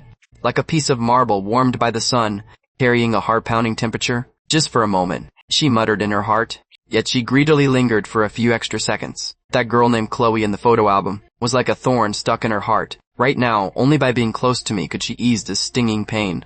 She curled herself into a small ball, her forehead resting against my shoulder, as if doing this would allow her to monopolize my scent. When the morning light filtered through the curtains, I stared at the sleeping girl in my arms, nearly biting my tongue. This little ancestor had slipped in again at some point. Her slender arm was draped across my waist, and her hair was scattered all over my pillow. I held my breath, trying to pull away, only to find the girl had even wrapped her legs around me. She was just like a koala hugging a eucalyptus tree. What a disaster. Wiping the cold sweat from my forehead, I rushed into the bathroom. Even splashing cold water on my face couldn't extinguish the heat in my ears. She had clearly broken this habit a while ago. How did it suddenly, meanwhile? Tiana was lightly tapping her desk with a fountain pen. The floor-to-ceiling window reflected the slight upward curve of her lips. She spun her phone in her palm. Should I go see my little puppy? When she dialed the number, her nails traced light marks on the leather seat. Justin, a phone call. Sylvie's. Shout startled the sparrows outside the window. She tilted her head, watching me holding the laundry basin. In a frantic state, seeing the incoming call, she caught the way my jawline instantly tightened. The moment the bedroom door closed, Sylvie clicked the remote control loudly. The TV screen went black, reflecting her puffed-up face. What huge secret requires hiding to take a call? Could it be? She suddenly treated the throw pillow as a certain someone, and punched it hard twice. Have some fruit. When I appeared holding a fruit plate, Sylvie deliberately turned her face away, yet she secretly used her peripheral vision to count the number of orange slices in the dish. When fingers with thin calluses held an orange slice up to her mouth, she almost broke character and laughed. I quickly kept a straight face and pretended to open my mouth reluctantly. When the third orange slice was offered, she was looking down, replying to a message, and ended up biting into something much warmer. Both of us froze at the same time. My finger was still sticky with glistening orange juice, trembling slightly between her lips. Good Lord, I'm going to go right. The side of my back as I fled in a panic made Sylvie bury her face in the throw pillow. She fished out her phone and sent a candid photo to her best friend. The screen's light illuminated her blushing smile, her fingertips tapping away briskly, followed by 3 pink hearts. Meanwhile, I was staring blankly at the keyboard, my right index finger, unconsciously rubbing the spot that had just been in her mouth. The bathroom faucet gushed loudly. I washed my hands a full 3 times. In the luxurious princess room of the Summer estate in the capital, Summer was lying on her pink princess bed in a deep sleep. Suddenly, continuous phone notifications woke her up. She pouted her lips in dissatisfaction, squinting as she reached for her phone on the nightstand. Seeing it was a message from Sylvie, Summer was wide awake in an instant. She rubbed her eyes, a smile appearing on her face. Sylvie finally thought to contact her. Summer lay on her stomach and opened the chat box. The first thing she saw was a photo with 3 messages below it. She zoomed in on the photo and took a careful look, nodding her head. Sylvie's guy really is quite handsome. No wonder Sylvie likes him so much. She quickly typed a reply. Sylvie, your guy is pretty handsome. Verification complete, Sylvie replied quickly. See, I told you I wasn't lying. Summer smirked and typed. No wonder you're staying at his place and won't leave. Turns out you're just after his good looks. She added a snickering emoji. Mean Summer, don't talk nonsense. Sylvie immediately retorted, is what I said the truth? And you still won't admit it. Summer continued to tease her. By the way, Sylvie, why didn't you contact me yesterday? I was waiting for your message the whole time. This time she sent a pouting emoji. Sylvie sent a hug emoji to comfort her. Summer, I'm sorry for making you worry. I accidentally slipped while showering the night before last. I twisted my ankle. It really hurt.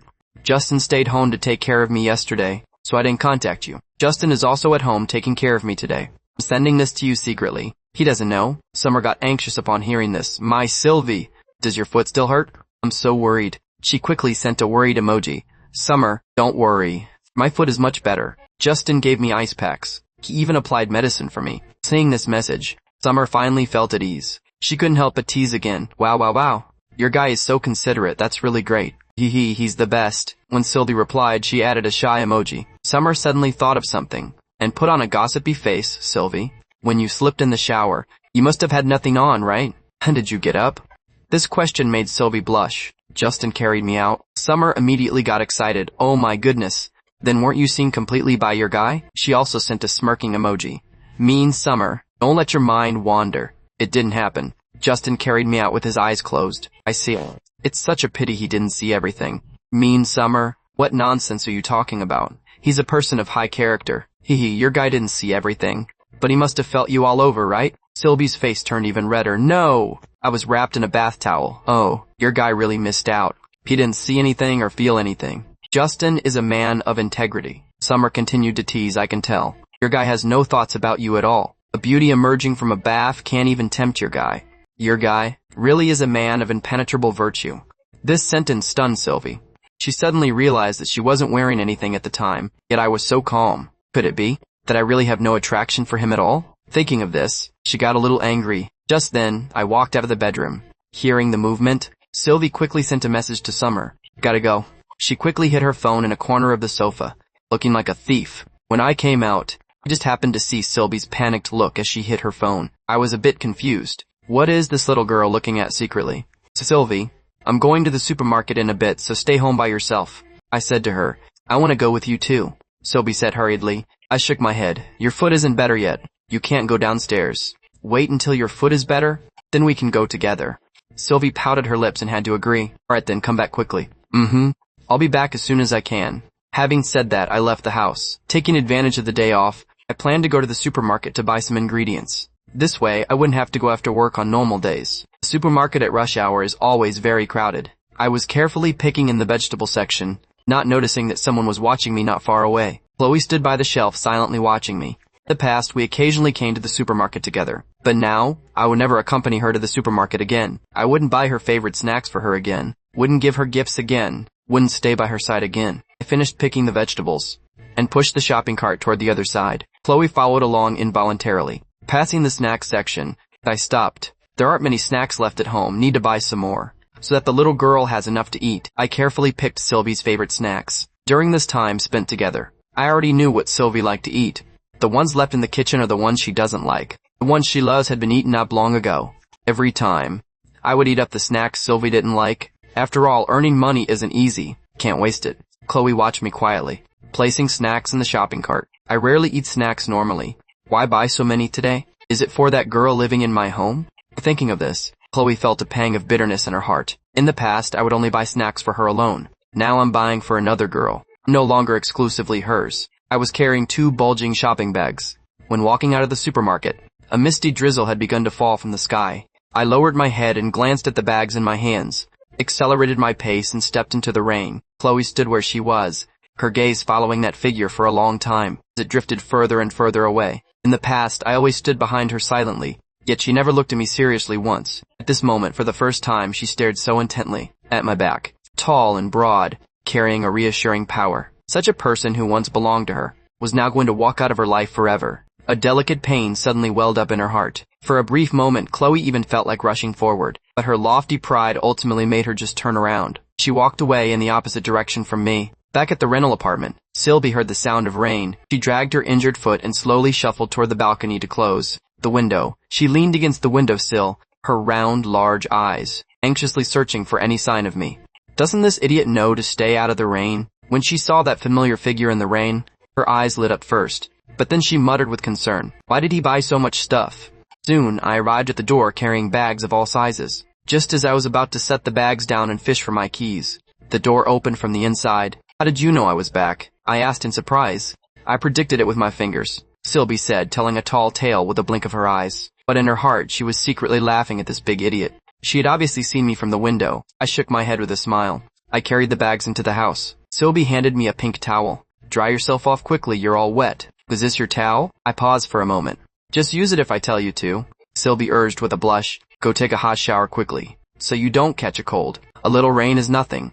I dried my hair indifferently. Justin, Sylvie widened her eyes. Go take a shower right now, this instant. Alright. I know you have big eyes. I dodged her gaze with a smile. The bag on the right is full of your favorite snacks. So, after the sound of running water began, Sylvie opened the shopping bag. Looking at the bag packed with snacks, her heart felt both sweet and a bit sour. He's so stingy with spending money on himself, yet he bought so much for me. She secretly vowed to finish writing her novel quickly. That way she could help share my burden. In the dead of night, Sylvie watched me sleeping soundly beside her, thinking about how I had to go to work again tomorrow, and couldn't spend the whole day with her. She couldn't help but pout. If only we could be together like this forever. The next day, as soon as I arrived at the company, Gary leaned over. Justin, taking 2 days off in a row. What were you busy with? Personal business, I answered briefly. Fine, you just like Kevin. Gary clicked his tongue. He took yesterday off too, acting all mysterious. Just as he was speaking, my phone rang. When I saw the name Tiana on the screen, my brow furrowed involuntarily. Justin, come to my office. On the other end of the line, Tiana's voice carried a tone that brooked no refusal. After hanging up, my heart was racing. I thought that after I mentioned having a girlfriend last time, things would cool off. I didn't expect the CEO to still refuse to let me be. Standing before the president's office door, I took a deep breath and knocked. However, the moment I pushed the door open, my whole body froze. Tiana was wrapped in only a bath towel. Her wet hair was over her shoulders as she lazily dried it. Her porcelain skin glowed radiantly under the lights, and her slender legs were partially visible. Brother Justin, you're here? Her red lips curved slightly. I immediately turned around, my voice tight. Miss Sullivan, please get dressed first. Tiana let out a light chuckle. Wait for me a moment. That tone was like she was teasing a startled little animal. When Tiana finished dressing and walked out of the inner office, I secretly breathed a sigh of relief. Fortunately, she was dressed properly. Miss Sullivan, did you want to see me? I asked respectfully. Tiana took a seat gracefully, her gaze scrutinizing me meaningfully. There's a business dinner tonight. You're coming with me. My brow furrowed slightly. I'm sorry, Miss Sullivan. I'm afraid I won't be of much help with that. Since I started here, I have never participated in the boss's social gatherings. Not to mention, being an escort for drinks was never part of my job description. I knew perfectly well. Tiana must have had other intentions for this move. I just wanted to maintain a simple superior-subordinate relationship. Why was it so difficult? Tiana had long ago found out that I had a high tolerance for alcohol, and she had also confirmed that I was indeed single. She was convinced the girlfriend was just an excuse for refusal. This left her both puzzled and annoyed. She was quite a beauty after all. He always avoided her like the plague. After the dinner, there's a bonus of 1 month's salary. Tiana threw out the bait. The temptation of $6,000 was indeed alluring. I have always been a man of clear principles. There are many colleagues in the company who can drink better than me. Ms. Sullivan should find someone else. Tiana was so annoyed she laughed. Justin, you think I'm going to eat you? Don't use a girlfriend as a shield. I know you're single. My heart skipped a beat. I didn't expect my lie to be exposed, but I still maintained a straight face. I really do have a girlfriend. She doesn't like me getting too close to other women. What a considerate boyfriend you are. Tiana's voice was dripping with sarcasm. Just when I thought I had managed to bluff my way through, Tiana suddenly changed her tone. Do you think I would believe that? Without hurrying, I took out my phone. I pulled up the photo of Sylvie kissing my cheek. Do you believe it now? The photo made Tiana's expression stiffen. She didn't expect me to actually have a girlfriend. And from the look of it, we were very close. Gary has a good tolerance for alcohol as well. Ms. Sullivan might consider him. I offered a practical suggestion. I don't need you to arrange that. Tiana's face changed abruptly. Get out! As I left the president's office, my mood was pleasant. I said sorry to Gary in my heart. It's not that your brother isn't helping you. It's just that Miss Sullivan isn't interested. After work, I rode my electric scooter back home. As soon as I entered, I heard Sylvie shouting from the bedroom. Justin, are you back? Yeah, I answered. I put on my slippers and walked into the bedroom. Sylvie was staring at the computer with full concentration, busy writing her novel. I glanced at the screen. Don't disturb my creative process. Joe, cook, quickly. Sylvie shooed me away without even looking up. Feeling rejected, I had to rub my nose and go to the kitchen. When I finished cooking and came back, Sylvie was giggling at the computer. What are you laughing at? Time to eat. I finished writing 20,000 words. Sylvie turned around excitedly. Look at how great my writing is. It's definitely going to be a huge hit. I gave a non-committal, Do you want to see it? And give me some feedback. Sylvie asked with anticipation in her large eyes. I pulled over a stool for her to sit beside me, while I began to read seriously. As I read on, my brow furrowed tighter and tighter. Isn't it written exceptionally well? Sylvie's face was full of expectation. I asked helplessly. I told you to study the novels on the rankings. Did you actually read them? I did, Sylvie said righteously, but I didn't like any of those themes. CEO novels are too perverted. Apocalyptic zombies are too scary. And system novels are too fake. Then do you think a story about a little fairy punishing evil and promoting good is something readers will go for? I asked back. Of course people will like it. Sylvie tilted her chin up with confidence. Looking at her like this, I felt like I was seeing my past self. Back when I was creating my first novel, I was also high-spirited like this, thinking my work was invincible under heaven. In the end, reality gave me a heavy blow. There were hardly any readers, making me even doubt that what I wrote was trash. That journey from being full of hope to self-doubt, and then to a complete breakdown, still makes me shudder when I think about it today. For a first novel, writing like this is already quite impressive, I said earnestly. If this is the story you want to tell, then stick with it. I support you. After a pause, I added, but no matter what the result is, you have to keep a level head. I didn't want to dampen Sylvie's creative enthusiasm, yet I worried that excessive praise would make her lose her way. Your support is enough for me. Sylvie happily hugged my arm and shook it. I'll definitely write with my whole heart. Looking at her bright smile, I couldn't help but curl my lips into a smile. But when my gaze fell back onto the computer screen, that title, The Little Fairy Descends to Punish Evil and Promote Good, still made me unable to stop myself from frowning. I suggest changing the title. Is this name not good? Sylvie asked, puzzled. It's not that it's bad, it's just not catchy enough, I said as tactfully as possible. Sylvie pouted. You just think it's bad, don't you? But I've already submitted my application for a contract. I can't change it now. Don't worry, I'm sure the contract will be approved. I comforted her. I knew getting a contract on the Tomato novel site wasn't hard. It's very friendly toward new authors. Unlike some high-barrier websites, where a newcomer getting a contract is basically a pipe dream. I think so too. Sylvie regained her confidence. The food is getting cold. Let's eat first. Just as I was about to stand up, I realized my arm was still being held tightly by Sylvie. I didn't dare pull my hand away abruptly, for fear of touching somewhere I shouldn't. Only then did Sylvie realize she had been hugging my arm the whole time. A blush rose to her face, but her heart felt sweet. After letting go, she suddenly had a bright idea. Justin, you have to say Princess, please have your meal to me. My lip twitched. This girl must have been brainwashed by short videos. I helplessly cooperated. Princess, please have your meal. Say it again, please. You were too serious just now. Sylvie wheedled. I had no choice but to soften my voice and say it again. Sylvie noticed that and finally went to the living room, satisfied. When she saw the braised pork on the table, her eyes instantly lit up. Justin, you made braised pork? It's my favorite. Ever since she tasted the braised pork I made, she had completely fallen in love with the dish. If you like it, eat more. I picked up a piece and put it in her bowl. Sylvie ate until her mouth was glistening with oil, not forgetting to praise, this is so delicious. You're even better than a 5-star chef. Floated by the praise, I blurted out, I'll make it for you often from now on. Really? That's great. Sylvie happily picked up another piece of meat, but suddenly turned and held it to my lips. This is your reward. Seeing my hesitation, she pouted her oily little mouth and urged, quick, open up. Only then did I realize she was using her own chopsticks. I hesitated for a moment but still opened my mouth and took the meat. The two of us chatted as we ate, until I really couldn't stand Sylvie's oily and glistening mouth anymore. Princess, wipe your mouth. What's wrong with my mouth? It's all oily, it's uncomfortable to look at. Are you saying I'm greasy? No, not at all. Hurry up and wipe. Sylvie suddenly leaned forward, lifting her small face and acting stubborn. Whoever can't stand it can wipe it. I can't see it anyway. Faced with this oily mouth right in front of me, I had no choice but to resign myself and get a tissue. I wiped her carefully, for fear of hurting her. Gentle. I wasn't using any force, I said aggrievedly. Then why does my mouth hurt? Your mouth is just too delicate. After wiping it clean, looking at those soft pink lips, I suddenly thought, if such delicate lips were to kiss. That thought made the tips of my ears turn red instantly. I hurriedly turned around and walked toward the kitchen. I'm going to get a bottle of water. Get one for me too. Sylvie's cheerful voice came from behind me. Thinking she could eat my braised pork often from now on, her happy eyes narrowed into crescent moons. After dinner, Sylvie excitedly pulled at me to go out for a walk. Is your foot really okay? I looked at her with concern. How about just resting at home? It's much better now. Sylvie blinked her big eyes and said pitifully, I haven't been out for days. Seeing her pathetic state, I eventually softened. Then let's just walk around the complex. Can't we just walk around the neighborhood? Sylvie immediately started haggling. Are inside the complex and around the neighborhood the same thing? I shook my head helplessly. This little girl was becoming harder and harder to deal with.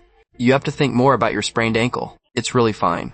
Sylvie was secretly plotting. If she couldn't walk anymore, she'd make me carry her. Today is a very important day. Your birthday? My heart tightened, secretly annoyed that I hadn't prepared in advance. No! Sylvie laughed and waved her hand.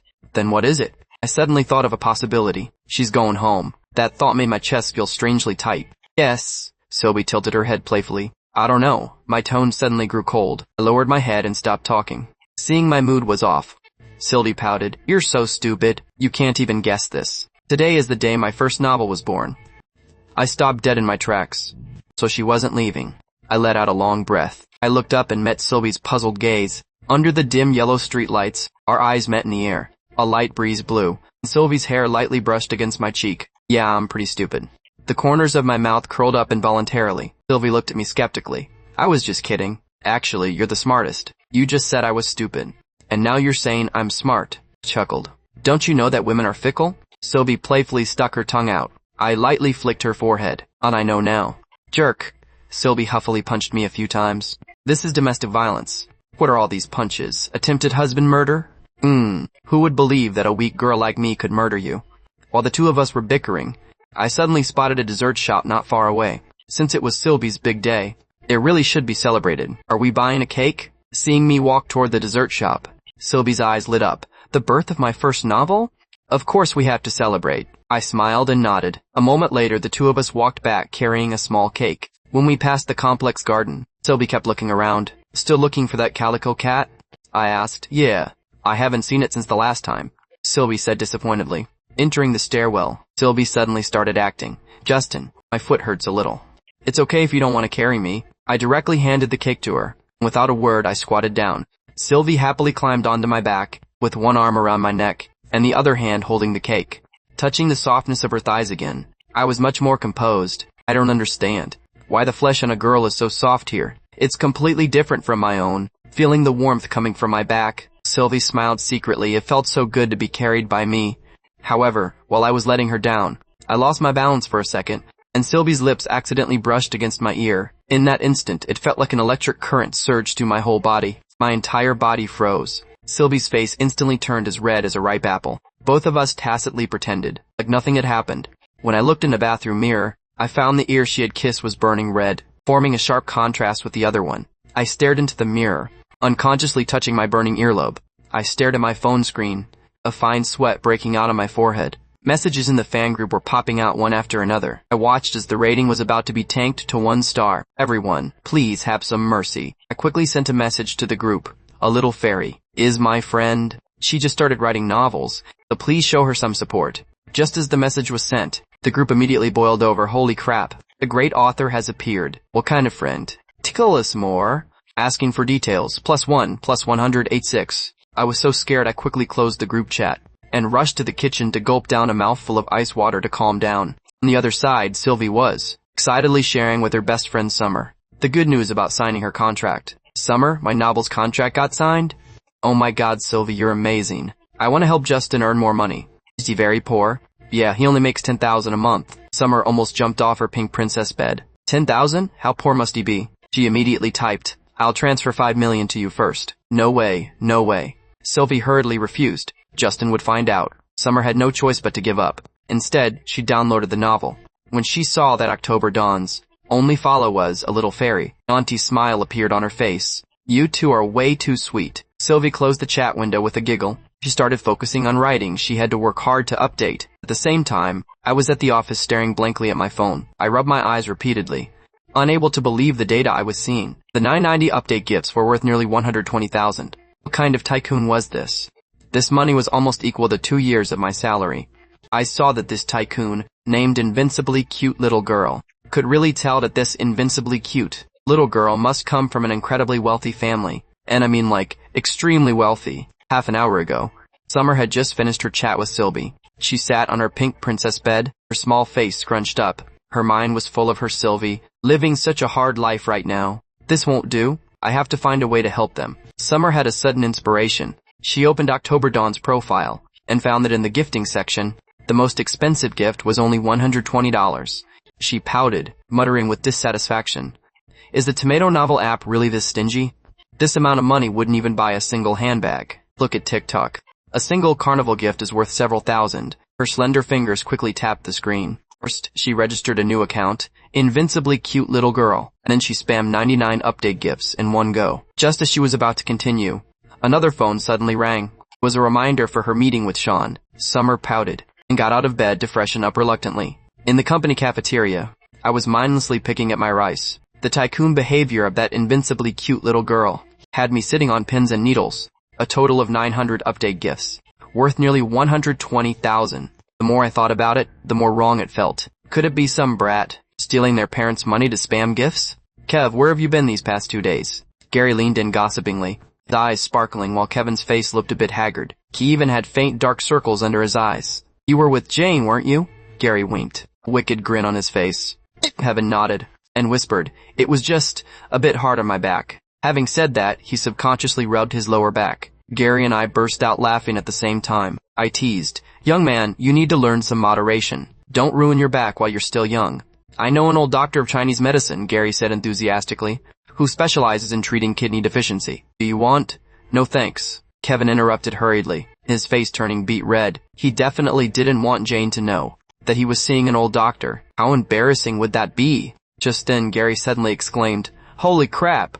College students these days really know how to live it up.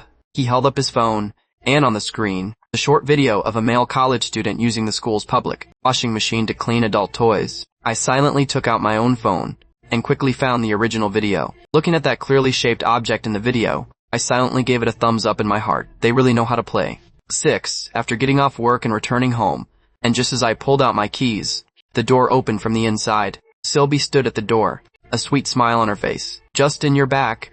She had seen me on my scooter from the window long ago, so she waited specifically at the door. The corners of my mouth curled up unconsciously. Looking at her sparkling eyes, my heart suddenly turned soft. I've already cooked dinner. Sylvie excitedly pulled me toward the dining table. I made your favorite braised ribs today. At the dining table, Sylvie said while taking small bites of her food, I updated 4,000 words today, but it seems like no one is reading it. Her small face fell, her chopsticks mindlessly poking at the rice in her bowl. The word count is too low. Once you reach 30,000 words, you can get promoted on the book lists. I put a rib in her bowl. You'll have readers by then. Sylvie nodded. Suddenly she remembered that viral video she saw this afternoon, and her eyes lit up instantly. Justin, did you see on TikTok today? That incredibly viral video?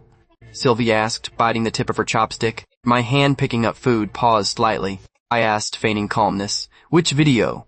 The one where that male college student used the washing machine to clean. Sylvie's voice grew smaller and smaller, her cheeks turning slightly red. I saw it. I continued eating as if nothing were wrong. Sylvie's curiosity was completely piqued. She hadn't just found the original video, but she had even scoured the entire comment section. Yet, she still couldn't figure out what that thing was actually used for. In her view, since Justin had so many study materials saved on his computer, he would definitely know the answer. Justin, what exactly is that used for? And why do people say it shouldn't be in a boy's dorm? Sylvie asked, blinking her large eyes. I turned my head to look at her, and suddenly reached out to lightly flick her forehead. Don't ask about things you shouldn't, kid. Just eat your dinner. Sylvie covered her forehead, and huffily punched me. Mean Justin, you clearly know so much. Why won't you tell me? What exactly do I know? I said with a look of innocence. Those study materials on your computer. Sylvie looked at me pointedly. I almost choked on my rice. I'll go delete them right now. Can you bear to? Sylvie asked with her head tilted. Why wouldn't I? Humph. You know better in your heart. Sylvie pouted. Seeing me actually about to get up, she quickly grabbed my arm. No. I didn't tell you to delete them. I finally sat back down. The two of us tacitly changed the subject, but Sylvie had already made up her mind. She must ask Summer tomorrow. After dinner, Sylvie originally wanted to go for a walk with me, but to reach 30,000 words for her novel as soon as possible, she chose to continue writing. 2 hours later, she finally finished writing 2,000 words. Only 4,000 words left until the goal. A thirsty Sylvie walked out of the bedroom and saw at a glance that I was lifting dumbbells in the living room.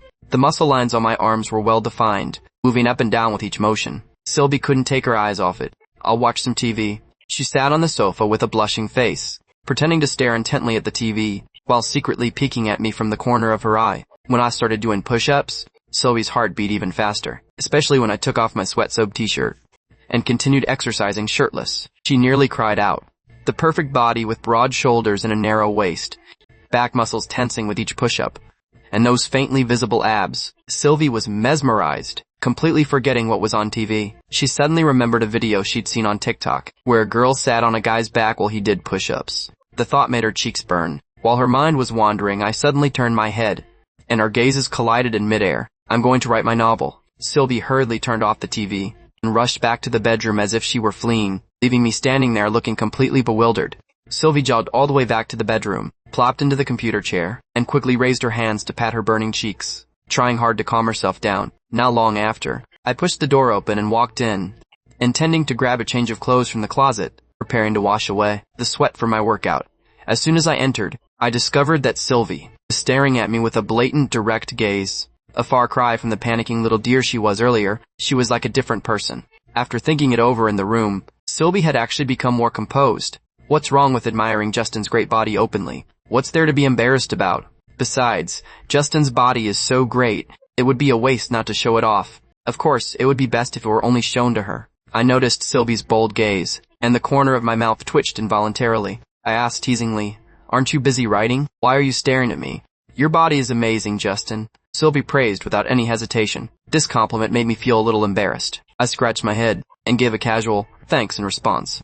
But a small sense of pride welled up in my heart. Just as I turned around to go shower, Sylvie had already quietly approached me, her fingers fidgeting together. She widened her large, watery eyes and asked, "Justin, can I touch your abs?" My brain buzzed as I froze for a few seconds, looking at her pleading little face. I somehow nodded and agreed. Sylvie's heart was like a little drum, beating thump-thump. Her smile nearly reached her ears. She secretly felt lucky that Justin actually didn't refuse her. The air seemed to freeze for an instant. I finally couldn't help but urge, "Why haven't you started yet?" After saying it, I even felt it was a bit awkward. Sylvie complained in a low voice, "You're still blocking them with your clothes. Your eyes are even dodging mine." I looked down, quickly set the clothes aside, and revealed the firm muscle lines on my abdomen. Sylvie gazed at the chest and abs within arm's reach, and her face turned even redder. She whispered a reminder to herself, "Okay, I'm touching them."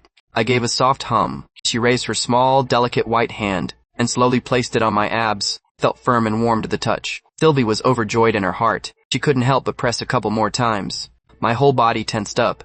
The muscles instantly became tighter than during my workout. Sylvie's hand was gentle, and her hair occasionally brushed against my skin, making me feel itchy and uncomfortable. Inside, I was screaming, "This is pure torture." "Are you done yet?" I finally couldn't help but urge. Sylvie looked up at me, and reluctantly withdrew her small hand. "Okay." She stopped, though she actually wanted to touch them a bit longer. But seeing that I couldn't seem to handle it, she had to let it go. I was like a hunted rabbit, bolting into the bathroom in a flash. The next day, after lunch, I returned to my workstation, still thinking about that huge gift from Invincibly Cute Little Girl. The phone lay quietly on the desk, without even a single vibration. Why hasn't the ManhwaCapped customer service contacted me about the refund? The more I thought about it, the more uneasy I felt. I simply took the initiative to contact customer service and explain the whole situation from start to finish. After hanging up the phone, I finally breathed a sigh of relief, feeling as if a 1,000-pound weight had been lifted. In the rental apartment, Sylvie was sitting in front of the computer. She originally thought she'd feel better today, but when she refreshed her dashboard, her expression immediately slumped. She had painstakingly written tens of thousands of words, every one of them heart's blood, but the income was still zero. Sylvie pouted, her eyes turning red. She almost cried. "Why does no one like reading my story?" she grumbled in a low voice. She opened her phone to send me a message, her tone full of disappointment and grievance. In the office, I had just finished a round of work. The phone chimed, and seeing Sylvie's WeChat message, I immediately stopped what I was doing. "Justin, my novel hasn't earned a single cent," followed by a pitiful, loud crying emoji. I thought about it, and quickly replied, "Don't be sad. It will get better gradually. Keep going." But Sylvie stared at the screen, tears still almost falling. She felt that the little fairy descends to promote good she'd worked so hard on was clearly interesting and inspirational. Why did no one recognize it? She sent another, "But I'm still so sad, what should I do?" Still followed by that loud crying emoji. I quickly comforted her. "Don't cry. When I get home from work, I'll take you out to eat something delicious." I even thoughtfully added a hug emoji. Sylvie replied, "Okay then." Then she sent another, "I'll wait for you to get back." I gave a soft hum. After finishing my immediate tasks, I took a moment to pick up my phone and silently gave Sylvie a big 5-star review, blowing the classics in tow. Sylvie was writing while refreshing her messages. Suddenly, she saw a pop-up notification for a new comment. Her eyes lit up instantly. She clicked on it to see it was a comment from October Dawn. The protagonist, Mr. Sullivan, is exceptionally kind and brave, fighting for the dream in her heart. This is a very inspiring story. Please read it through patiently. Author, a little fairy. Keep going, I'll always support you. When Sylvie saw the comment I left on her novel, tears instantly filled her eyes. "Oh, Justin, you're really so good, Justin. Why are you such a wonderful person? Justin, I'm so happy to have you by my side." Sylvie's eyes were red, and her little nose was twitching. Her fingers tapped on the phone screen. She then saw October Dawn sending one gift after another to her novel. In this moment, Sylvie felt her heart, as if it were filled to the brim with something. At this moment she understood, completely understood. She didn't care about her novel, or whether there were other readers watching, or whether other readers liked it. Having Justin's unwavering support alone was enough. On the other side, in October Dawn's fan group, because I suddenly sent a message in the group, it boiled over completely. October Dawn, my dear fans, please, if you have time, go check out A Little Fairy's novel. Little Fairy descends to punish evil and promote good. This novel tells a very inspirational story. It might be different from the novels you usually read, but I hope everyone will read it through patiently. The author of this novel is writing for the first time, so I hope my friends can support her a bit, with more comments and reviews. October Dawn thanks everyone here, to thank everyone for their help. The author will add 2 extra chapters every day for a week. Reward, 4th Dimension, Doraemon, for the great authors 2 extra chapters a day. I'm going to check out Little Fairy descends to punish evil and promote good right now. Suspenseful thought. I'll go check it out too. Tomatoes one handsome guy. I'm going to. Guy. Seat is empty. There's definitely a secret affair between the author and a little fairy. Hee gossip crowd, I think so too. +1 +1 +1 +1. I rode my electric scooter home exceptionally fast after work today. I took out the key and opened the door. Sylvie suddenly lunged in front of me, threw herself into my arms, and hugged me tightly. I was a bit dazed, and I placed my hand on Sylvie's back, and hugged her back. My other hand rested on the top of Sylvie's head, stroking her fuzzy hair 1 stroke at a time. I comforted her softly. Don't be sad. Maybe there will be readers for your novel soon. Seeing that Sylvie didn't speak, I continued, you're writing with so much heart. There will definitely be readers who like it. Clean yourself up, and I'll take you out. Whatever you want to eat, you decide. Sylvie, whose head was buried in my chest, suddenly looked up at me. Her eyes were a bit red right now. She spoke. Justin, I don't want to go out to eat. I only want to eat the braised pork you make. Okay, I'll make it for you. Looking at Sylvie with her red eyes, I felt an inexplicable ache in my heart. Then I said, what else do you want? I'll make it all for you. Sylvie snipped her little nose. Then I'll have to think carefully. A single tear flowed from the corner of Sylvie's eye, sliding down her cheek. The hand I had on the top of her head moved quickly to her cheek. The pat of my thumb gently wiped away that tear on her cheek. The two of them just hugged quietly for a while. Sylvie suddenly spoke, saying to me earnestly, Justin, you're truly too good. I made a total of 4 dishes for this meal, all of which were Sylvie's favorites. Although I knew the 2 of us couldn't finish them, I still made 4 dishes. The little girl was so sad today because of her novel, so I just wanted to make more delicious food to make her happy. Sylvie naturally understood my intention. Her heart felt warm inside. The company recently took on a big project. All employees will work overtime this weekend. I'm just letting you know, I said to Sylvie. Sylvie nodded and gave a response. It seemed like nothing on the surface, but it didn't feel right in her heart. Only on weekends would I be home all day, and only then would she be able to stay with me the whole time. I wouldn't be able to stay home with her this weekend. Sylvie was truly unhappy. I soon noticed that Sylvie's state wasn't right. The little girl was just eating bite after bite a moment ago, but why did she look listless now? I picked up a piece of the braised pork Sylvie loved most, and held it in front of her. What are you thinking about? Eat some meat. Sylvie, who was originally in a bad mood, saw me taking the initiative to give her food. She felt a little happy in her heart again. Sylvie looked at the braised pork right in front of her, opened her little mouth, and ate the braised pork from my chopsticks into her mouth. It's delicious. My lip twitched. It seemed the little girl was fine, if I had overthought it. I picked up a mouthful of greens and was about to eat it, when Sylvie's little head immediately leaned over. Justin, I want you to feed me too.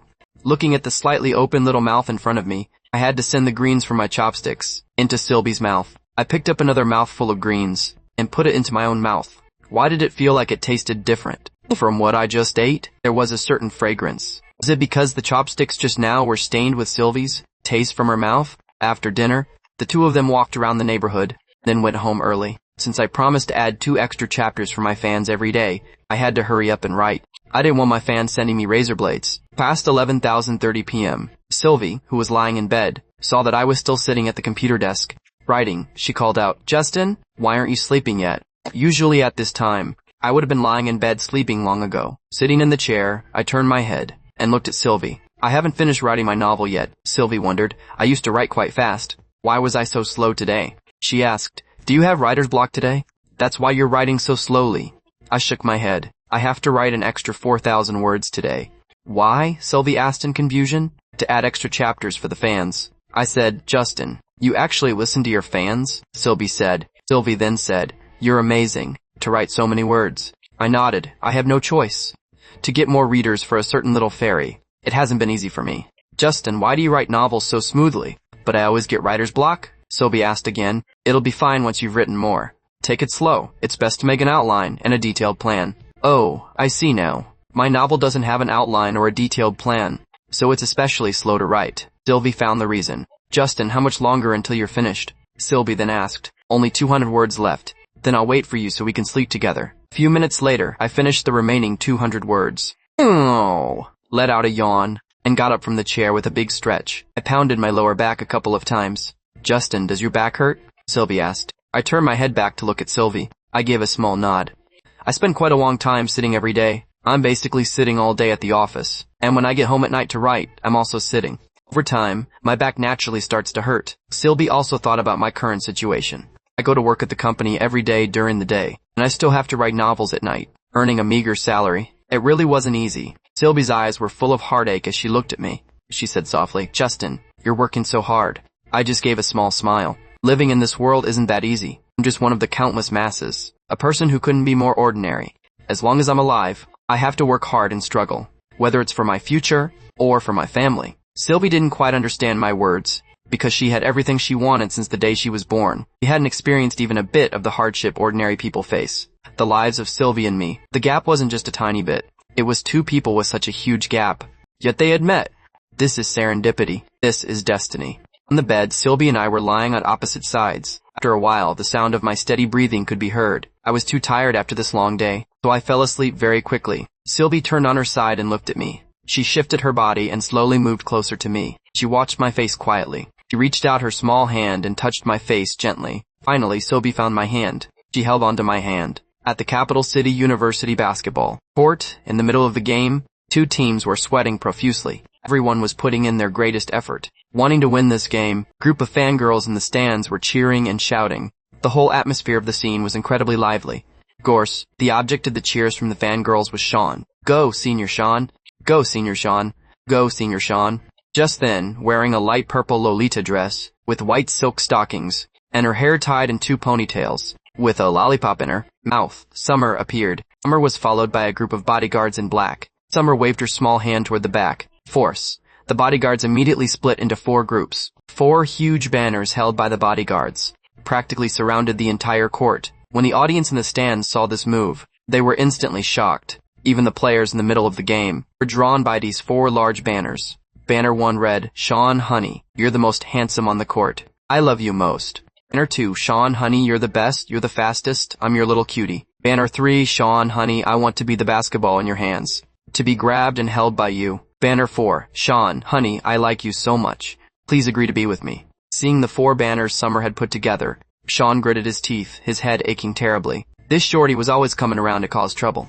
Just then, Summer spat out the lollipop in her mouth. She picked up a megaphone and shouted toward the basketball court, Sean Honey, go! Sean Honey, you're the most handsome. Sean Honey, you're the best. Whether it was the audience in the stands or the players on the court, they were all gossiping about Summer's actions. In the end, this game was ended early because of the farce Summer had created. Sean, who was gritting his teeth in anger, strode over to Summer. He grabbed Summer by the back of her collar and dragged her away. Summer was so scared. She cried out, Sean, what are you doing? Shorty, didn't you say you liked me? Let's go have a private chat. What are you afraid of? Summer feigned calmness and said, I'm not afraid, I'm not afraid. Who's afraid of you? From Capital City University. After returning to the Summer estate, Summer lay on her pink princess bed. She pounded her small fists against the pillow. 1. That toxic man's tongue is going to rot sooner or later. Sean, you bad man. I'll get my revenge sooner or later. Sean, I'm going to smash your head in. Summer vented her rage frantically against the pillow. Suddenly, the phone rang. At noon in the rental apartment, Sylvie opened the tomato novel author dashboard. When she saw the data, her eyes instantly lit up. She was also incredibly surprised. She hadn't expected to have over a dozen readers. They had all read her novel. It was completely beyond her expectations. A look of joy immediately appeared on Sylvie's face. The corners of her mouth curled up involuntarily. Sylvie saw a few cents in earnings regarding having over a dozen readers who could read her novel. Sylvie was still exceptionally happy. Soon, Sylvie entered the tomato novel website. Surprisingly, she even saw readers leaving comments on her novel. Keep it up, author. This story is quite inspiring. Not bad, keep going. Supporting you. Including the comment from Justin, Sylvie's novel had received a total of 6 comments. Sylvie looked at these 6 comments, reading them over and over again. In the end, she was there by herself, giggling like a fool for a long time. Hee, this is great. Someone is reading her novel. Sylvie really wanted to tell me this good news. The way. But thinking about me being busy with overtime work, she decided not to disturb me.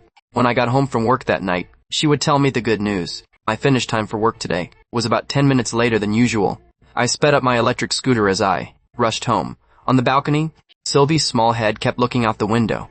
She was searching for my figure. Usually at this time I would have already been back. Why wasn't I back yet even though it was so late today? Could something have happened to me? The more she thought like this, the more worried Sylvie became. Just as Sylvie was about to pick up her phone and call me, she saw a familiar figure outside the window riding a black electric scooter. I parked the scooter and hurried upstairs. As I got close to the door, I saw the door being pushed open from the inside. Justin, why did you get back so late today? Sylvie asked with a face full of concern.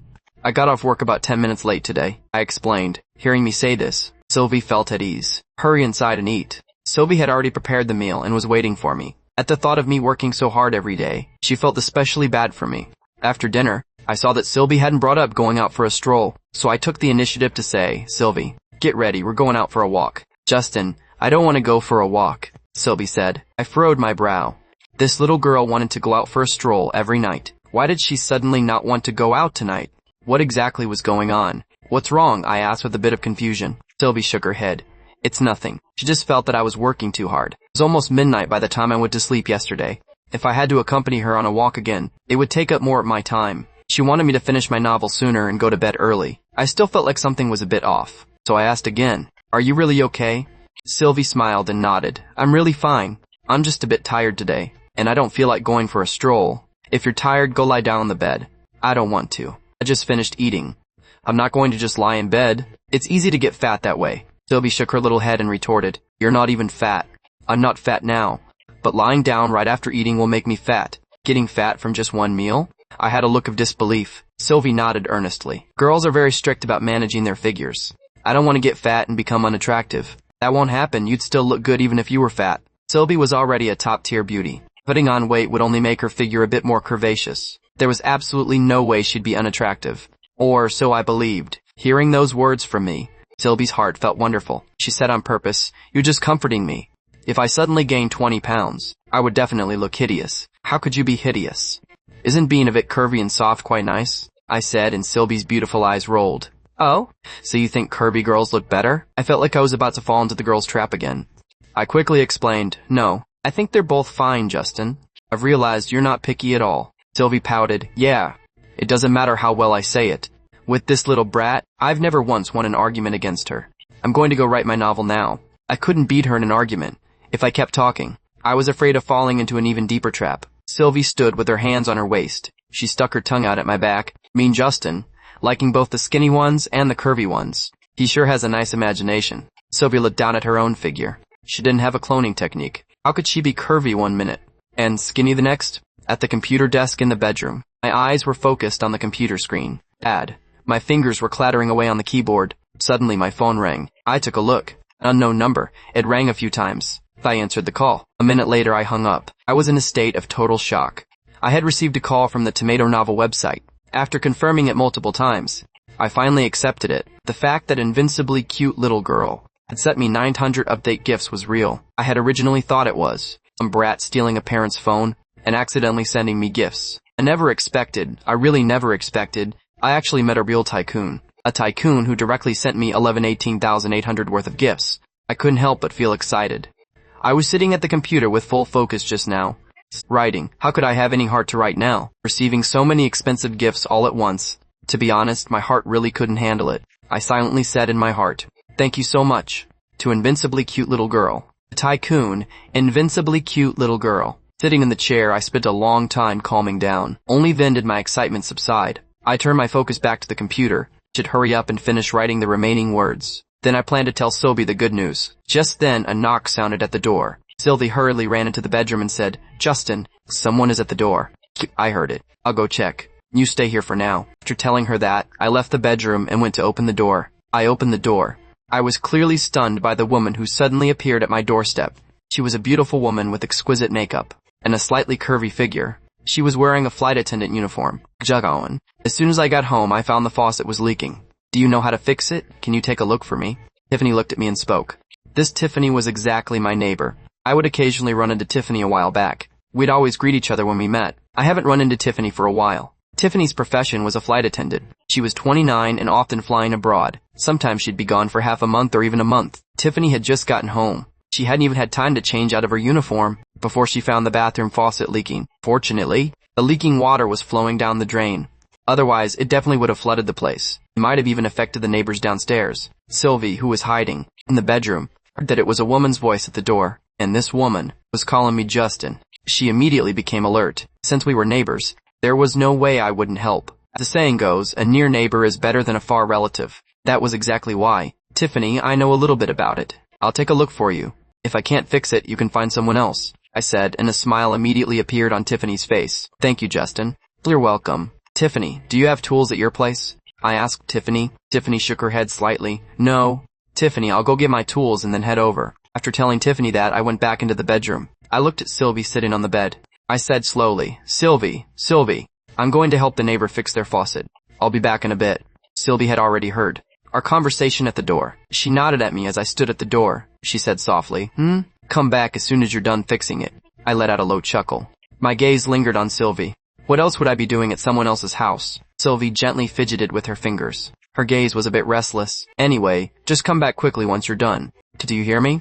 Got it. Soon, I appeared at Tiffany's house with my tools. Inside the bathroom, I repaired the faucet with efficient movements. Tiffany, standing to the side, had her eyes fixed on me the entire time. During the repair, my t-shirt inevitably got wet. Once I was finished, Tiffany hurriedly handed me a white towel. She said softly, Justin, you're all wet. Hurry up and dry off. I hummed in response, took the towel, and wiped myself down haphazardly. Tiffany then said, Justin, thank you so much for today. You're welcome, Tiffany. It's fixed, so I'll be heading back now. After responding, I walked toward the door with my tools. Tiffany followed close behind me. At the door, she said to me, Justin, I was planning to have you stay for a bit, but since your clothes are wet, you should hurry back and take a shower. Back at my own front door. Just as I was about to take out the key to open the door, I noticed the door had a slight crack. I pushed it right open and saw Sylvie standing right at the entrance. I entered the house. I closed the door behind me.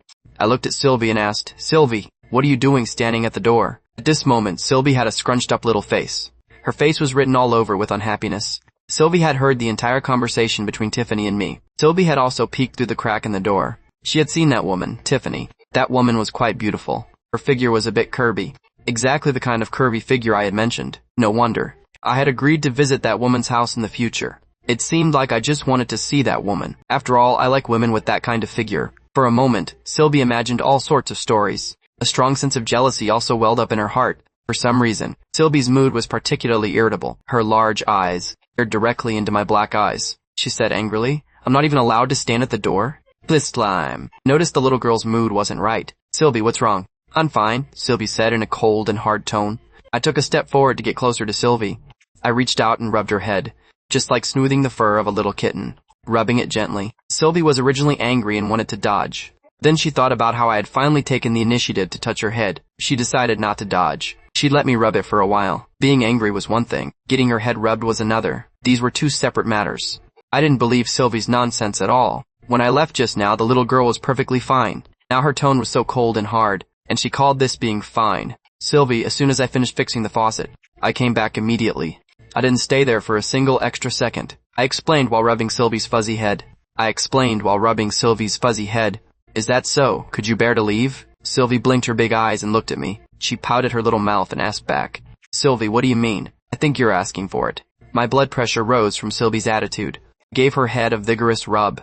Ah, Sylvie shrieked. Her head tried to dodge to the side. I deliberately didn't let Sylvie's head dodge. Sylvie saw that she couldn't dodge. She simply stopped trying. Justin. Sooner or later, she was going to rub my head all over too. To get her revenge. You're afraid to admit it after I hit the nail on the head. All you know how to do is use violence on me. Sylvie snorted coldly. My lip twitched. I furrowed my brow and locked eyes with Sylvie in front of me. Sylvie, what was on my mind? Come on, make it clear to me. I'll say it. Who's afraid of who? You just said you were going to visit that woman's house. I heard it. That was just being polite. I explained. I think you just really want to go. Sylvie lowered her head and whispered under her breath. I was practically driven crazy by this little girl. I rubbed her fuzzy head. A few more times. She was just being polite to me, and I was just being polite in return. I couldn't exactly tell her I wasn't going. If I answered like that, what would that be? How awkward would that be, Sylvie? Think about it yourself. After hearing my explanation, Sylvie's beautiful eyes rolled around, her delicate toes inside the pink bunny slippers rolled up. What I said seemed to make some sense. Sylvie lifted her little head. Her pretty eyes met my gaze again. She asked with a serious face, Justin, is her figure better or is mine better? Yours is better, I said. Justin, is she prettier or am I prettier? You are, I answered without any hesitation. Having received a satisfying answer, a sweet smile appeared on Sylvie's face. Sylvie then said, lower your head. I obediently lowered my head. Sylvie, her two small hands rubbed my hair all over, a few times. Only then did she run back to the bedroom with a triumphant laugh. I reached out and smoothed my messy hair. As long as this little girl isn't angry, it's better than anything. I took a quick shower. I continued sitting in front of the computer, writing. After I finished writing, I would lie down in bed and sleep. Sylvie suddenly leaned in. Justin, does your back still hurt? Sylvie had noticed. When I got up from the chair just now, I was pounding my back again. I nodded. It hurts if I sit for too long. Justin, let me give you a massage. You know how to massage? Sylvie nodded a bit guiltily. Last night, when Sylvie learned my back hurt, she had specifically taught herself massage techniques online today. Sylvie didn't know herself whether her massage skills were actually any good. Then I'll trouble you to give me a rub. I crossed my arms under my head, lying lazily on the bed. Sylvie sat sideways beside me. Her eyes instinctively lingered on my back. The lines of broad shoulders and a narrow waist were visible under the fabric. She couldn't help but look a few more times. Hee hee, she chuckled secretly in her heart. She placed her soft palms on my lower back. Recalling the techniques from the video, her fingertips began to apply pressure slowly. After only 2 presses, she felt the posture was awkward. She simply lifted her leg and straddled my back. It's easier to massage this way. She adjusted her posture as she spoke. She was sitting right on my lower back. Sudden intimate contact made my body stiffen. Only a few thin layers of clothes separated us. The temperature at the point of contact rose sharply. Sylvie's palms, through the fabric, transferred a scorching heat. She suddenly thought that if they touched skin to skin, the effect would definitely be better. But if she asked me to take off my shirt now, she'd probably be seen as a pervert, even though she really did want to try the feeling of skin contact. Does it feel good? Her hands didn't stop moving. I let out a muffled groan. I didn't expect this girl's technique to be so professional. It made my old back feel incredibly great. Do you like it like this? She asked again. I like it. I felt the word was inexplicably intimate, but it was indeed quite helpful. I gave a low hum. Having received confirmation, Sylvie's eyes curved into smiles. She put even more effort into her hands. She didn't expect her first massage to be so successful. It seemed she could massage for Justin often in the future. As a way to repay Justin for his usual care, she suddenly remembered the good news she hadn't shared yet. She confirmed, my novel has over a dozen readers now. I received 6 comments. Congratulations. My voice carried a hint of a smile.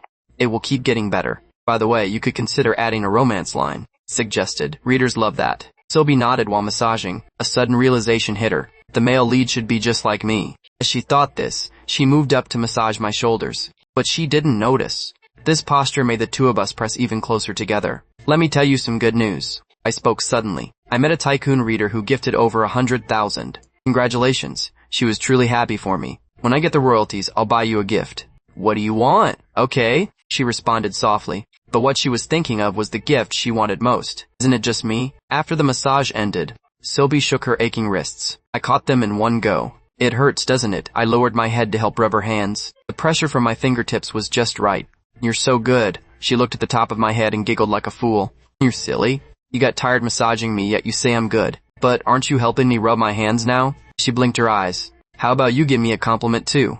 The room was silent for 2 seconds. Sylvie, I suddenly looked up. You're so good. These words somehow hit her funny bone, making her giggle non-stop. Morning sunlight filtered through the gaps in the curtains. Sylvie unlocked her phone. She opened the WeChat chat box that only had 2 contacts. Sylvie, Summer, are you up yet? Summer, who had been partying at a bar until the early morning, was sleeping soundly, hugging a pink pillow.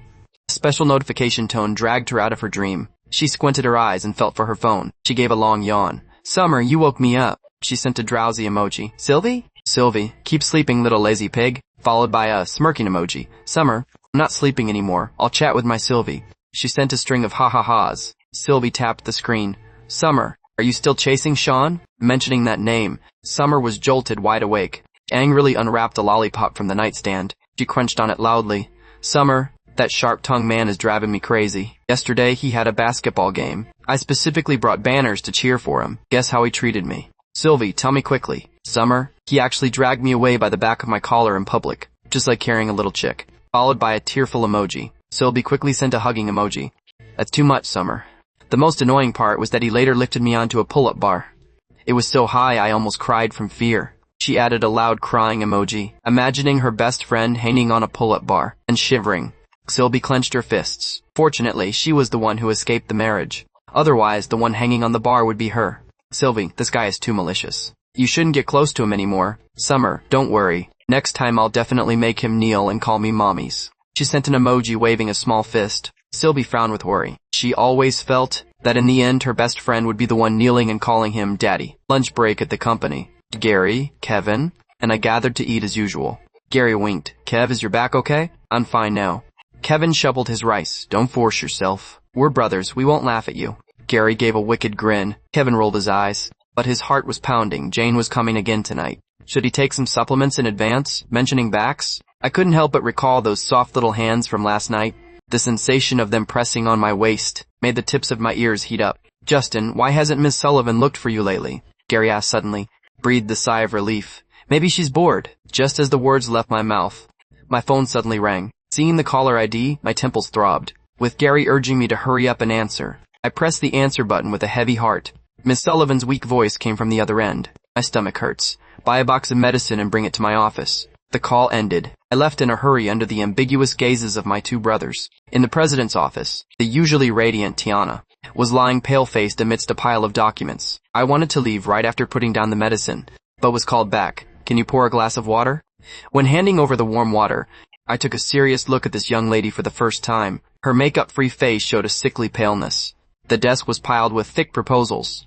When I walked out of the office, I instinctively lightened my steps. The old Tiana, in my eyes, always gave me the feeling that she and Leo were of the same kind. Rich young ladies. Rich young playboys, who only knew how to eat, drink, and have fun. I didn't expect Tiana to be so hardworking. After I left, Tiana struggled to prop herself up. She took a pill and put it in her mouth. She picked up the water glass and took a sip, swallowing the pill. At the Sullivan Group, no matter how well she did, what was the use? The Sullivan family's assets in the end would only be given to that profligate Leo, because the Sullivan family only has one heir. That heir can only be Leo, not her. But this game company belongs to her now. The things that belong to her, she must grasp firmly in her own hands. Tiana made up her mind. She would definitely make the company strong and large. Only when she is truly powerful will her destiny not be controlled by others. In the afternoon, the company finance department paid the staff. I looked at the text message on my phone, a reminder that made the corner of my mouth curl up. The happiest day each month is none other than payday. On this day, I picked up my phone and sent a message to Sylvie. Justin, Sylvie, don't cook tonight. We're going out to eat. Inside the kitchen, Sylvie heard the phone ring. She immediately ran to grab the phone. After seeing the message, she replied, Sylvie, why are we going out to eat? Justin, I got paid today. I'll take you out for something good. We'll find a private room then, so no one else will see you. Don't worry. Sylvie, let's eat at home. Don't go out. Flatty. Thinking about the many words I had to write for the novel at night, she didn't want me to always stay up late. That would be bad for my health. She would feel bad. I was a bit puzzled. Yesterday, when I asked the girl to go for a stroll, she wouldn't go. Tonight, when I wanted to take her out to dinner, she still wouldn't go. I found that the girl seemed to not want to go out. This is very abnormal. Justin, Sylvie, I've noticed that you don't seem to want to go out lately. What's the reason? Sylvie, I don't. Justin, I don't believe you. Tell the truth. No lying to me. Followed by a flaming emoji. Sylvie hesitated for a moment, but still told me the truth. Sylvie, eating out will take up a lot of time. It'll be very late by the time you finish writing your novel. I don't want you to go to bed too late. Yes. Stayed on this message from Sylvie for a long time. After a moment of silence, I sent a message to Sylvie. Justin, I saved some drafts yesterday. I don't need to write much today. A meal won't take up too much time. It's settled. Sylvie, alright then. I'll wait for you to come back. Followed by a happy emoji. After I got home from work, I took Sylvie to a hot pot restaurant near the residential complex. Inside the private room, the copper hot pot was bubbling with heat. It was filled with mutton, beef, all kinds of meatballs, vegetables, mushrooms, and other ingredients. Sylvie and I were squeezed together, both of our eyes fixed on the copper hot pot. Justin, is it ready? I want to eat. Sylvie smelled the fragrance of the hot pot and was practically salivating. Not yet. Wait a bit longer. Ed, it's too slow. I'm getting anxious. I chuckled. I think you're just a little glutton. Sylvie gave me a fierce glare. You're the little glutton. I'm not in a hurry. Then don't eat when it's ready. Soon the copper hot pot was boiling vigorously. Sylvie quickly picked up a piece of mutton from the copper hot pot, dipped it in the sauce, and put it in her mouth. She chewed gently, a look of complete satisfaction on her face. I picked up a piece of mutton from the copper hot pot, and placed it in Sylvie's bowl, and added some beef and greens for her. Justin, why aren't you eating? Sylvie saw that I kept giving her food, but I hadn't eaten a single bite myself. Didn't a certain little glutton tell me not to eat? I deliberately sighed with a look of grievance. Sylvie hurriedly put down her chopsticks, and grabbed my arm with both hands, shaking it while wheedling. She said softly, Justin, don't be mad. I was just kidding. Hurry up and eat. I think I still won't eat. I'll let the little glutton eat by herself. I teased her on purpose. Sylvie got a little anxious. Oh, come on. Justin, how can you be so stingy? I was really just joking earlier. Sylvie let go of my arm. She picked up a piece of mutton from her bowl with her chopsticks, held it to my lips and said, Justin, quick, open up. You really can eat this. Sylvie nodded her small head vigorously. You can. Just eat it quickly. I suppressed the urge to laugh, opened my mouth, and ate the mutton from Sylvie's chopsticks. Sylvie picked up another piece of beef and held it to my lips. Justin, here's some for you. I contentedly ate it again. Sylvie handed over the beef. I saw Sylvie was about to feed me again, so I quickly stopped her. Sylvie, you eat. Don't keep feeding me. I knew the girl was already hungry. She was still feeding me, and I felt quite bad about it. So are you still mad? Sylvie blinked her large, innocent eyes, and asked while looking at me. I raised my hand, and lightly flicked Sylvie's forehead. Are you silly? You didn't even know I was teasing you. Sylvie suddenly realized. She raised her small fist, and punched my chest several times. Only then was she satisfied. Mean Justin. I'm never feeding you again. Oh, I was wrong. I shouldn't have teased you. I immediately admitted my mistake. I'm ignoring you. I'm going to eat meat now. Sylvie picked up the mutton in her bowl, and happily began to eat. I ate while continuing to give Sylvie more food. Watching Sylvie eat so happily, my mood somehow became exceptionally good as well. I saw that because of the hot pot, Sylvie's small face was flushed red, just like a ripe red apple. I couldn't help but laugh out loud. Hearing this, Sylvie looked over and asked, Justin, what are you laughing at? Your face is really red. Just like a red apple, I said. Sylvie raised her small hand and touched her cheek. It really was quite hot. Isn't that just from the heat of the hot pot? Justin, why isn't your face red? Sylvie noticed that my complexion hadn't changed at all. Maybe I'm just not afraid of the heat, I said. Is that so? I think it's because your skin is too thick. That's why it won't turn red. Sylvie giggled after saying that. I gritted my teeth in annoyance. I reached out and rubbed Sylvie's fuzzy head. Sylvie and I came out from the steaming hot pot restaurant. We happened to pass by the display window of a clothing store. I glanced at the wide array of new clothes behind the glass. Then I took a secret peek at Sylvie. It seemed the girl only had those few outfits in her closet, rotating them until I almost memorized the colors. I stopped in front of the door. Sylvie had no choice but to stop with me. Looking at me with a face full of confusion, she asked, Why aren't we going? I spoke as if casually. Let's go in and look around and I'll get you a few sets of new clothes. My clothes are still wearable. There's no need to buy any, Sylvie said, though she actually knew in her heart that she really didn't have many decent clothes. She just didn't want to spend my money. I smiled. You'll have to help me massage my back later, I added. If I don't give you something in return, I'd feel bad even asking. Giraton. The corners of Sylvie's mouth couldn't help but curl up. This idiot. Even if I didn't say it, she would help involuntarily. The two of us pushed the door open and entered the clothing store.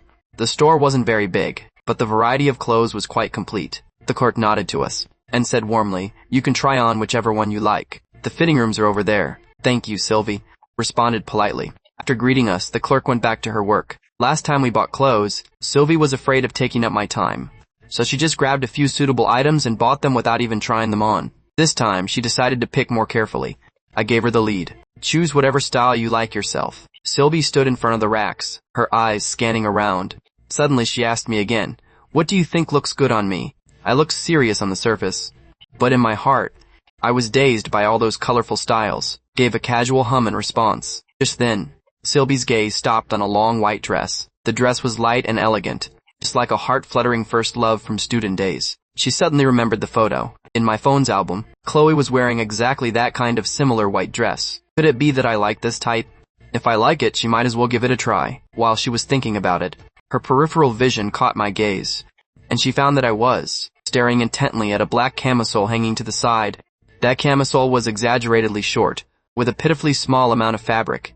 I muttered in my heart, Can this even be called clothes? Aren't you afraid of catching a cold wearing that out? while Sylvie picked up the long white dress.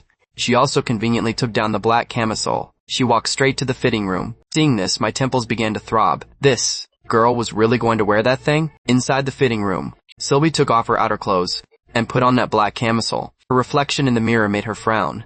The camisole was so short it barely covered her chest, revealing her slender waist. She looked, compared to her usual self, a bit more charming and sexy. Sylvie had never tried this style before, so she felt a bit uncomfortable. But thinking about how I was staring at it just now, she couldn't help but mutter to herself. Weird Justin liked both the purity of white dresses and this kind of hot girl outfit. His taste really covered a wide range. But since he likes me, and since I wanted to see it, she'd satisfy me with both styles, okay? The moment the door opened, Sylvie came out wearing the black camisole and denim shorts. On her feet was a pair of small white shoes. Her long hair was draped over her shoulders, and she wore a black mask on her face, revealing only her big, watery eyes. I was looking down, scrolling through my phone. Hearing the movement, I looked up and my gaze instantly froze. The girl's shoulders, collarbone, and slender waist were all completely exposed.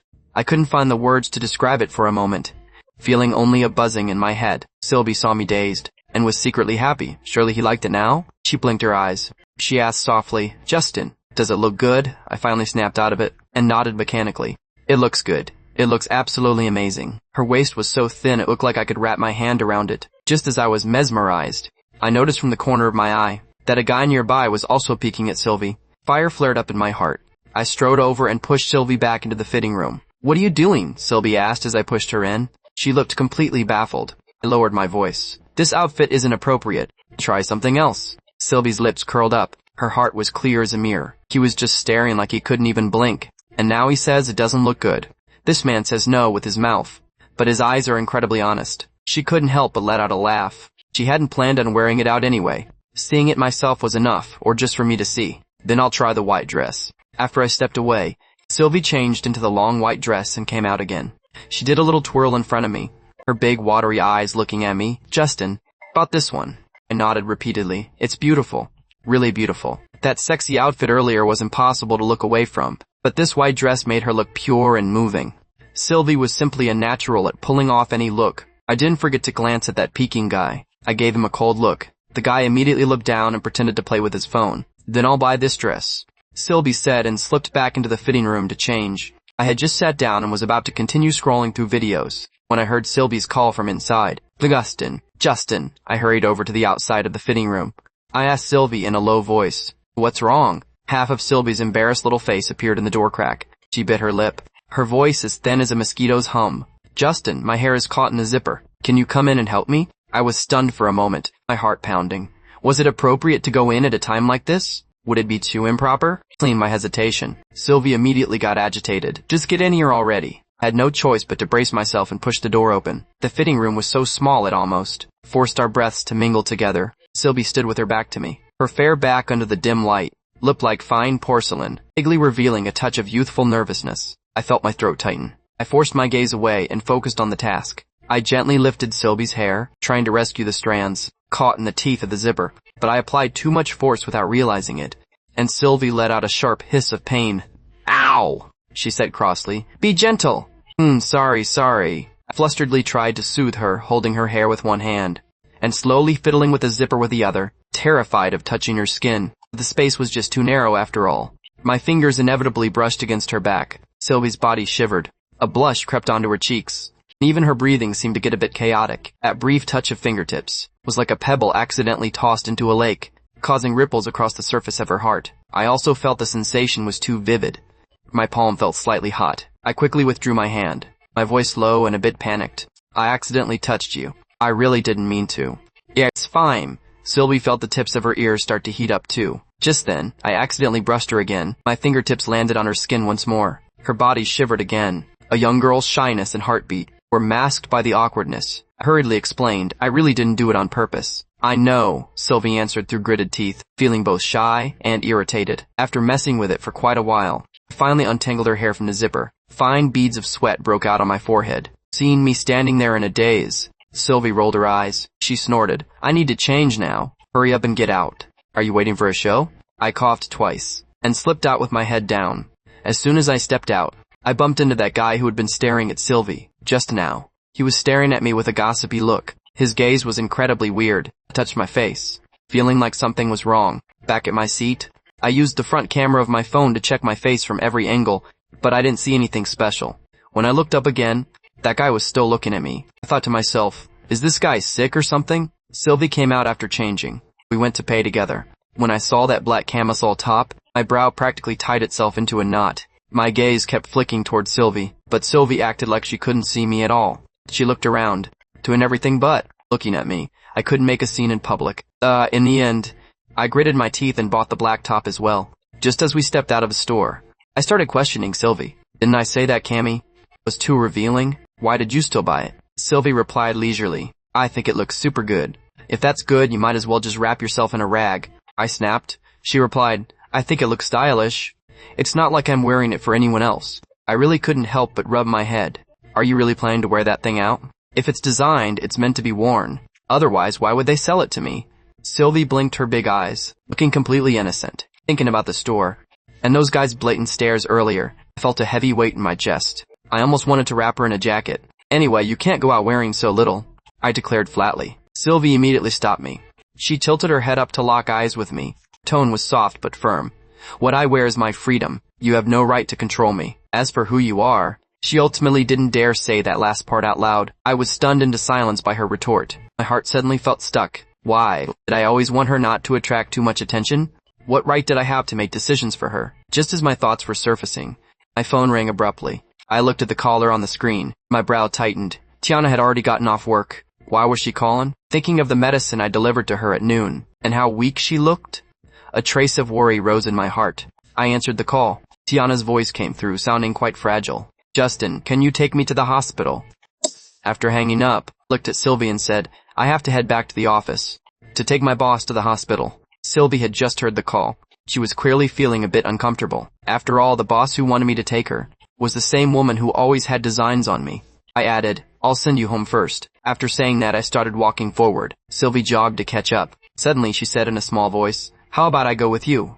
I paused for a moment, looked at her, and nodded in agreement. All right. Before long, we took a cab and arrived at the office building. Sylvie looked up at the building, thinking, so this is where Justin usually works. She felt an odd sense of novelty. I stopped with her outside the CEO's office door, knocked politely. Tiana's response came from inside. I walked in with Sylvie. As soon as the two of them pushed the door and came in, they saw Tiana slumped over her desk, her face deathly pale, as if she might collapse at any moment. Sylvie, standing beside me, saw that all too familiar face, and her whole body seemed to freeze. Her eyes under the baseball cap went round, and her mouth shape, which the mask couldn't hide, could almost swallow an egg. Her heart beat like a frantic drum. Mine went blank. Wasn't this her terrifying cousin, Tiana? How could Tiana be here? No, how did she become Justin's boss? In her confusion, Sylvie suddenly realized the truth. No wonder Justin's boss always made her wary. It turned out to be the person she feared most. In that case, which meant that woman who had ulterior motives toward Justin was actually her own cousin. She quickly lowered her head, wishing she could hide in a crack in the floor. If she was recognized, she'd likely be dragged back to the capital for that marriage with Sean. No, she couldn't be found out no matter what. She wanted to stay by Justin's side, and absolutely could not go back. Tiana actually hadn't expected a girl to appear beside me.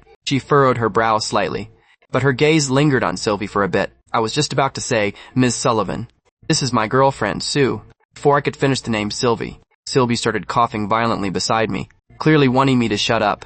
Sylvie's palms were covered in sweat from nervousness, and she was frantically shooting me looks. I caught on quickly. I hurriedly corrected myself. Miss Sullivan, this is my girlfriend, Sweetie. She just happened to be with me, so I brought her along. Let's get you to the hospital quickly. Hearing the name Sweetie, Sylvie felt the weight lift off her heart. Thank goodness. He didn't mess up at the critical moment. She had emphasized using a nickname long ago. Otherwise, all her efforts would have been for nothing. If her cousin called out her full name right there, she wouldn't even be able to run. Tiana's face was pale, but she still nodded in acknowledgement. Sylvie was as quiet as a ghost right now, doing everything to avoid eye contact with Tiana, terrified her identity would be exposed. I secretly shot her a look, my meaning very clear. Why aren't you helping me? Give my boss a hand. Sylvie pretended to be indifferent. She deftly took the shopping bags, masking herself as the most obedient little thing. I had no choice but to support Tiana on my own. Sylvie just lowered her head, carrying the bags, following silently behind. The three of them reached the building entrance. I hailed a cab and settled Tiana into the back seat. I softly instructed Sylvie, you sit in the back and keep her company. Sylvie coughed twice as if she hadn't heard me, and slid straight into the front passenger seat. She moved as fast as a wound-up clock. I had no choice but to resign myself to sitting in the back with Tiana. My feelings throughout the ride were written on my face, frustrated and speechless. It was hard to understand. Earlier in the car, the girl had repeatedly emphasized acting intimate, so the fake couple could become a real one. But now, why was she taking the initiative to hand me over to Tiana? What kind of girlfriend pushes her own boyfriend into another woman's side with her own hands? That logic made me doubt life itself. Arriving at the hospital, Sylvie stood even further away, as if she was terrified something unusual would be detected. She didn't even dare glance in Tiana's direction. I became increasingly frustrated, feeling like I'd been turned into a tool. The little girl's hidden schemes. I couldn't understand them at all. Tiana was soon settled into a hospital bed. She glanced at my girlfriend every now and then. She saw the black baseball cap pulled very low, and the black mask covering her entire face without a gap. She was always avoiding her gaze too. Tiana couldn't make out the girl's features, but her figure was certainly striking. Those long, straight legs were unforgettable at a glance. What confused Tiana even more was that the girl said almost nothing throughout. Aside from the occasional cough, she seemed like someone with a language impairment. It was precisely this realization that made Tiana feel a faint sense of guilt. If before, she still thought there was a chance to steal someone's love, she couldn't bring herself to do it now, stealing a boyfriend from such a special young girl. After the nurse finished the injection, Tiana gratefully sent them home. I've really troubled you both today. It's late, you two should get some rest early. I nodded goodbye. Don't mention it. Take care of yourself, Miss Sullivan. Sylvie didn't even dare raise her hand much. She just kept her head down and waved slightly. In her heart, she silently prayed her cousin would get better quickly. And please don't see through me. The two of them left the hospital. They soon returned to the rental. I put on my slippers and went into the bedroom to continue writing. I clearly had a very low vibe today. Sylvie was restless on the sofa, fidgeting with her fingers and peeking at the bedroom door. Her heart was full of unease and nervousness. After a while, she brought over a glass of warm milk. She summoned her courage and pushed open the bedroom door. She set the milk on the desk. Drink some milk first. I didn't even look up, only giving a cold grunt. My fingertips were still dancing on the keyboard. Sylvie was a bit panicked. She thought, it's over. I've really made him angry this time. She had no choice but to resort to acting cute. She suddenly grabbed my arm. Will you take a break? Can you drink some milk first? I pulled my arm away expressionlessly. Don't bother me. I have to finish my work. At this moment, Sylvie finally understood that I was truly angry this time. She let go of my hand dejectedly. I slinked out of the room. When I finished writing and headed out to freshen up, Sylvie immediately sprang over like a coiled spring. She hugged my waist tightly. Justin, stop being mad. It was all my fault. I admit I was wrong. I promise I'll never do it again. Sylvie buried her face in my chest. Her voice was as soft as unbaked mochi. As she carefully apologized, I looked down and saw she had specifically changed into that black camisole nightgown. My head was instantly filled with questions. Why was she wearing so little in the middle of the night? Did she really have to skimp on fabric this much to feel comfortable? The little spark of anger in my heart hadn't gone out yet. Regarding Sylvie's ostrich-like behavior in front of Tiana, I was indeed nursing a stomach full of frustration. Justin, I really know I was wrong. Can you forgive me just this once? Sylvie spoke while looking up, her large, watery eyes staring straight at me, blinking as if they were speaking themselves. Justin, please stop being mad, okay? Sylvie wheedled timidly. Maybe my brain just short-circuited back then. I promise I won't short-circuit next time. She raised her hand to swear. I was amused. I let out a sigh. The way I see it, you didn't just short-circuit. Sometimes you're just missing a screw. Hearing me finally speak, Sylvie breathed a secret sigh of relief. She nodded her head like a little bird. I'll admit I'm simple-minded. As long as you aren't angry. He could tolerate her missing a few screws. Anyway, his heart was as clear as a mirror. I couldn't help but laugh out loud. I raised my hand and lightly flicked her forehead. You're the first person to admit you're silly. Sylvie looked at me piteously.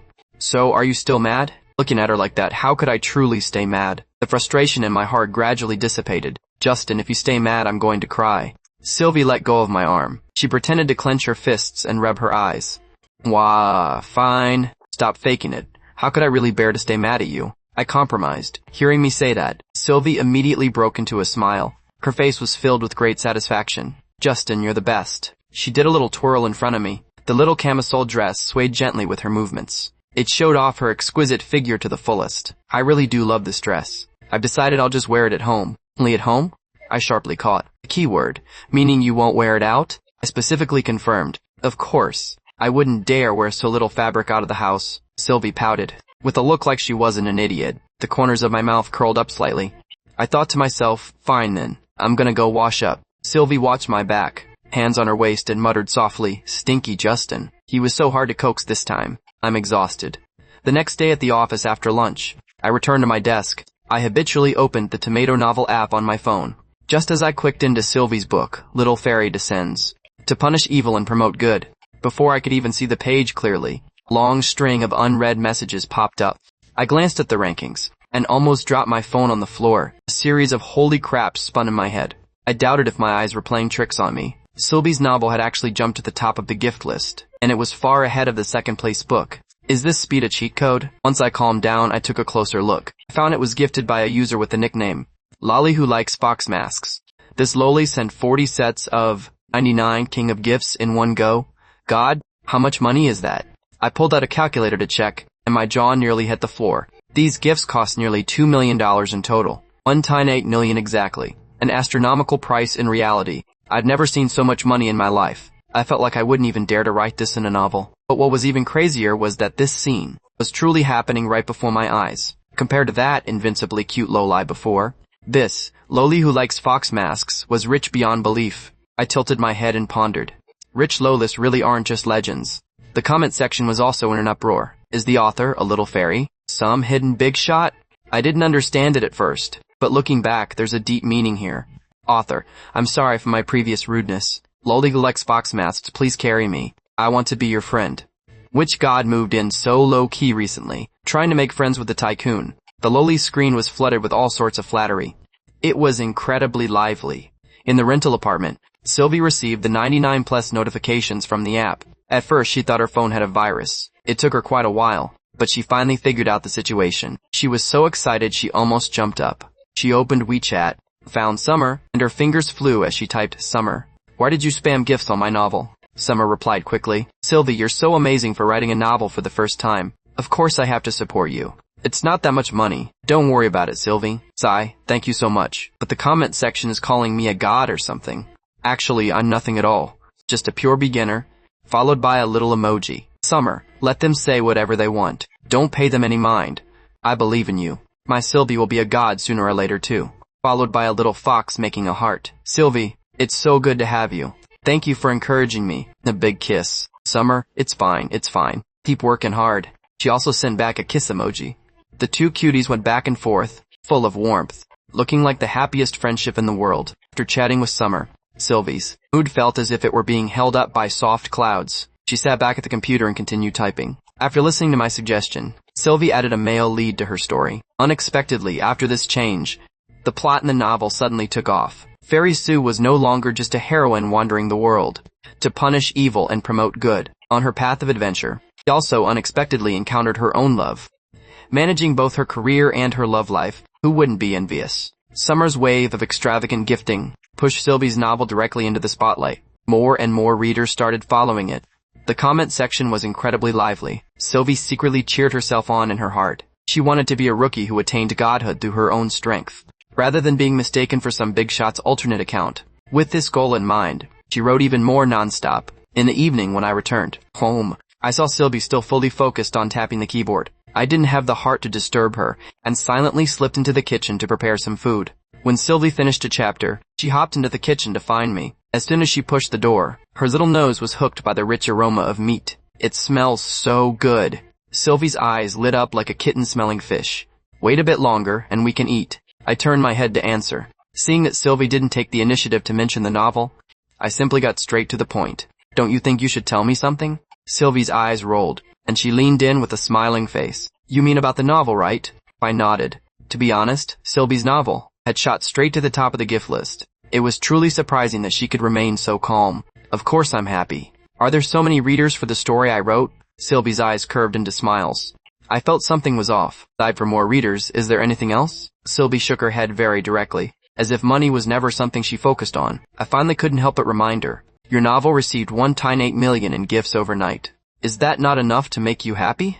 Sylvie finally realized. Oh, you mean when Summer sent me those gifts? To her, 1 million was about the same as a normal person seeing a red envelope rain. The gifts she sent to Summer were always at least 2 million, but seeing my "you hit the jackpot" expression, Sylvie still played along with a smile. Of course I'm happy. I guess I'm the chosen daughter. Your luck is just too insane. I couldn't help but sigh. Someone like Sylvie, encountering a huge tycoon as soon as they enter the industry. If she wasn't a lucky charm, what was she? Just after we finished eating, there was a sudden, urgent knock at the door. We glanced at each other. Sylvie immediately looked like a startled little rabbit, hiding in the bedroom. I went to open the door. Once the door opened, our neighbor Tiffany, standing at the door with a brilliant smile on her face. "Tiffany," I said, greeting her a bit awkwardly. Tiffany handed over the bag in her hand. "Justin, this is the dessert I just made. I brought some for you to try. I hope you don't mind it." I waved my hands repeatedly. "Tiffany, I can't possibly accept this. You should keep it for yourself." Tiffany laughed and shook her head. "If you don't take it, it means you think my cooking is no good." No, I really don't mean that. I felt increasingly awkward. After all, we were just nodding acquaintances at most. Suddenly accepting a gift felt strange. Tiffany looked sincere. "Justin, you went to the trouble of fixing my faucet last time, and I haven't had a chance to thank you. This dessert is just a small token of my appreciation. You really can't refuse it again. Otherwise, if something happens at home in the future, I'll be too embarrassed to ask you for help." While I was struggling to decide, Tiffany moved lightning fast, hung the bag on the doorknob, and disappeared faster than a rabbit. I could only bring the dessert into the house with a wry smile. Just then, Sylvie came out of the bedroom. Her mouth slightly pouted, obviously in a bad mood. I put the bag on the coffee table, opened the lid and called out, "Hurry and try some." Sylvie sat down slowly, her gaze scanning between the dessert and me. She muttered indifferently, "This was specially made for you by that woman. Is it appropriate for me to eat it?" I was truly at a loss. I walked over and rubbed her head. "She's just thanking me for helping her fix the faucet. Didn't you hear her too?" I kept trying to refuse. She had naturally eavesdropped on the whole thing. But why did it always feel like that woman had ulterior motives toward Justin? Otherwise, who would specially make treats for a single neighbor? Sylvie gave a low hum. She got up, intending to go back to the bedroom. "You eat it. I won't." I quickly blocked her path. "Are you really not going to try it?" "No," Sylvie said, biting her lip and shaking her head stubbornly. "Then I'll just eat it all." I shrugged and pretended not to care as I sat back on the sofa. Sylvie finally couldn't help herself. She ran over quickly and pushed me aside. Her cheeks were puffed out with anger. "You are not allowed to eat it. You won't eat it, and you won't let me eat it. Aren't you just being difficult?" I squinted and teased. "Who said I wasn't eating? I'll eat it right now to show you." "Don't even think about touching a single bite," she said. Sylvie stabbed a large piece of dessert and stuffed it into her mouth. Her face was full of smugness. I didn't know whether to laugh or cry. A woman's heart is truly a needle at the bottom of the ocean. Her mood changes faster than the weather. I could only shake my head with a chuckle. Sylvie muttered to herself while eating. She wouldn't let me eat things made by other women. If someone was going to eat it, she'd finish the whole thing. I watched her eat so quickly. I couldn't help but remind her to slow down. "No one is competing with you." Sylvie's mouth was stuffed full. She mumbled back, "Even if you were, I wouldn't give you any." I noticed that when the girl ate, this food-protecting habit of hers was incredibly cute.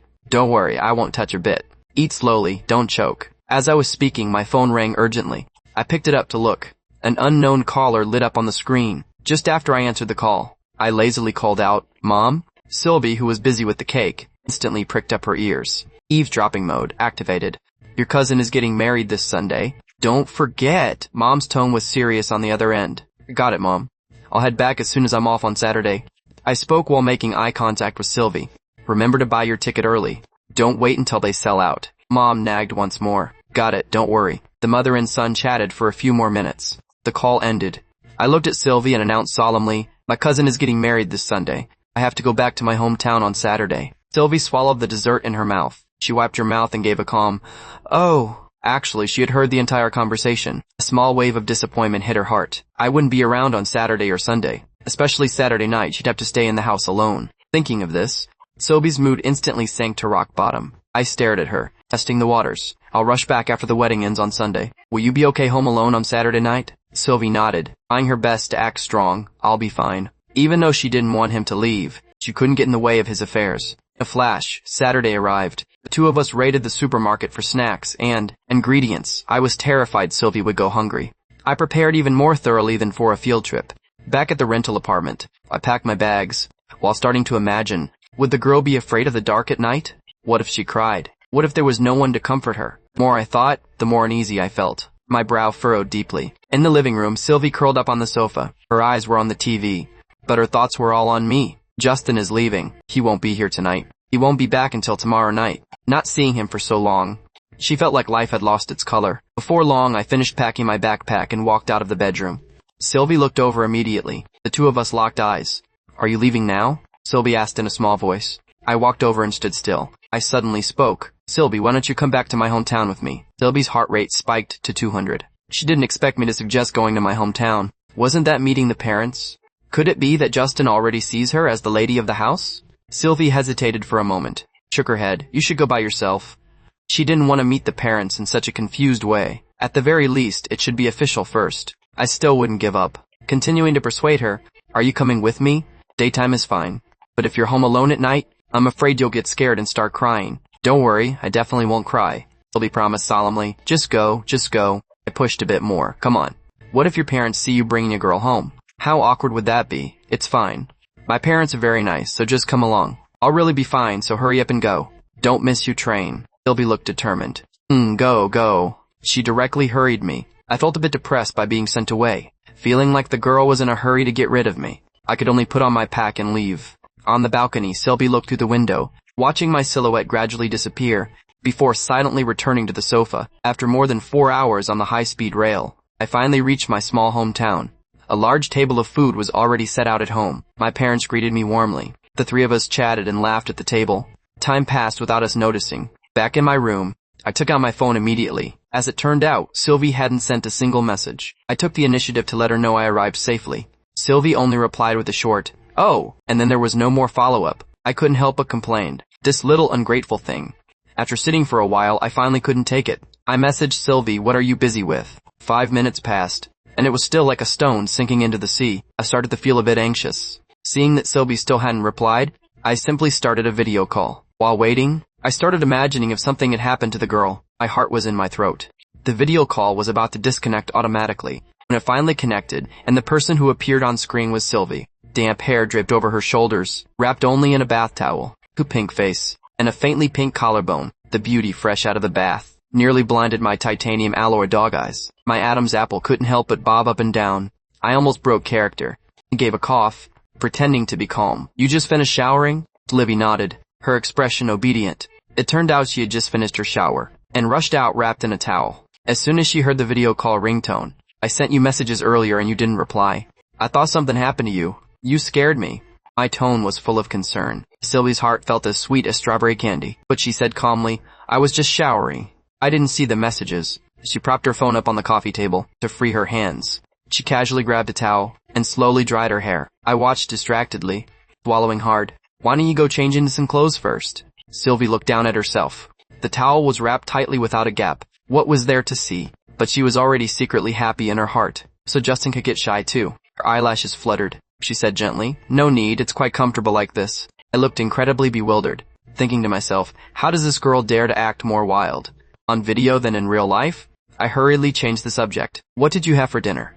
"Instant noodles." "Instant noodles aren't nutritious." "Less of them." I started worrying. "Well, you're not home. I'm too lazy to cook for just myself." "Instant noodles plus a combo of snacks." "Perfect. If you had come home with me, you'd be eating the delicious food my mom makes right now.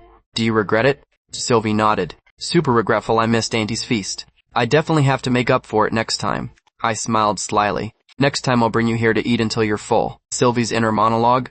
"You say it so casually. You didn't often bring girls home in the past, did you?" She couldn't help but test the waters. "Do you often bring other girls back to your hometown?" I instantly denied it 3 times. "No. I swear you're the first." Sylvie had a look of suspicion. "I'm not lying. If I am, I'm a puppy." "You little brat asking for a scolding?" Sylvie stuck her tongue out at me. She said playfully, "You want to scold me through the screen?" "Keep dreaming," I laughed. "Don't be smug. I'll deal with you when I get back tomorrow." "Meanie, you only know how to bully me. Just don't come back at all. How dare you not let me go home? Is there no justice? This fairy generously grants you permission to return home." Sylvie pretended to be aloof. I was speechless. "Well, thank you very much. I even need your permission to return to my own house." I gave the screen a thumbs up, thinking, "You're really something." Sylvie couldn't help but burst into laughter. The towel on her chest slipped slightly. The visuals were intensely distracting for a moment. My eyes practically glued themselves to the screen. "Thirsty. I'm thirsty. Going to get some water." I rushed out of the room. I gulped down half a bottle of ice water before calming down. After drying her hair, Sylvie got up to get water. After just 2 steps, her towel almost fell off. She was so startled she quickly pulled it tight and patted her chest. Thankful she didn't embarrass herself on the video call. Otherwise, she would have died of embarrassment. When I came back after drinking water, I saw Sylvie holding a water bottle, gulping down water. Her small mouth was wet with water droplets, incredibly pink and tender. "You're back." Sylvie smiled. I looked at the screen and felt like the water I just drank was for nothing. I was thirsty again. I glanced at the time. It was almost 10 o'clock. I needed to get ready to head out. Sylvie, I have to hang up. I have to go out in a bit. Hearing this, Sylvie got anxious. Where are you going so late? To pick up my brother from school. He's at my second uncle's place. I'll talk to you later. Hanging up now. Having said that, I packed my things. Riding my electric scooter, I rushed to the gate of the town middle school like the wind. It was already packed with all kinds of private cars, motorcycles, and electric scooters. Parents waited patiently at the gate. Some were looking forward eagerly. Some were looking down, playing on their phones. And some gathered together chatting. This time, I was here to pick up Ian. The kid from my second uncle's family, Ian, is in his third year of middle school. He was incredibly busy. He didn't get out of school until 10,003 p.m. every night. Normally, my dad handled the pickup duty. Since I happened to be home today, I took over the task. Thinking of Ian's background always makes my heart feel heavy. My second aunt passed away in a car accident years ago, leaving young Ian alone with his alcoholic, gambling father to rely on each other. My mom felt bad for Ian, feeling he had a hard life, so she discussed with my dad about bringing Ian over to live with us. My dad naturally agreed to the proposal right away, and I supported it with both hands. After all, I knew how unfortunate Ian's childhood was. Ian moved in with us when he was in 5th grade. He's now a third-year middle school student. Soon the school gates opened. The students poured out happily. I searched for Ian's figure in the crowd. After returning home, my mom heated up the food she had saved for Ian. He ate a few bites quickly and buried his head in his studies again. Ian is not good with words. His personality is introverted. This state is inextricably linked to his childhood experiences.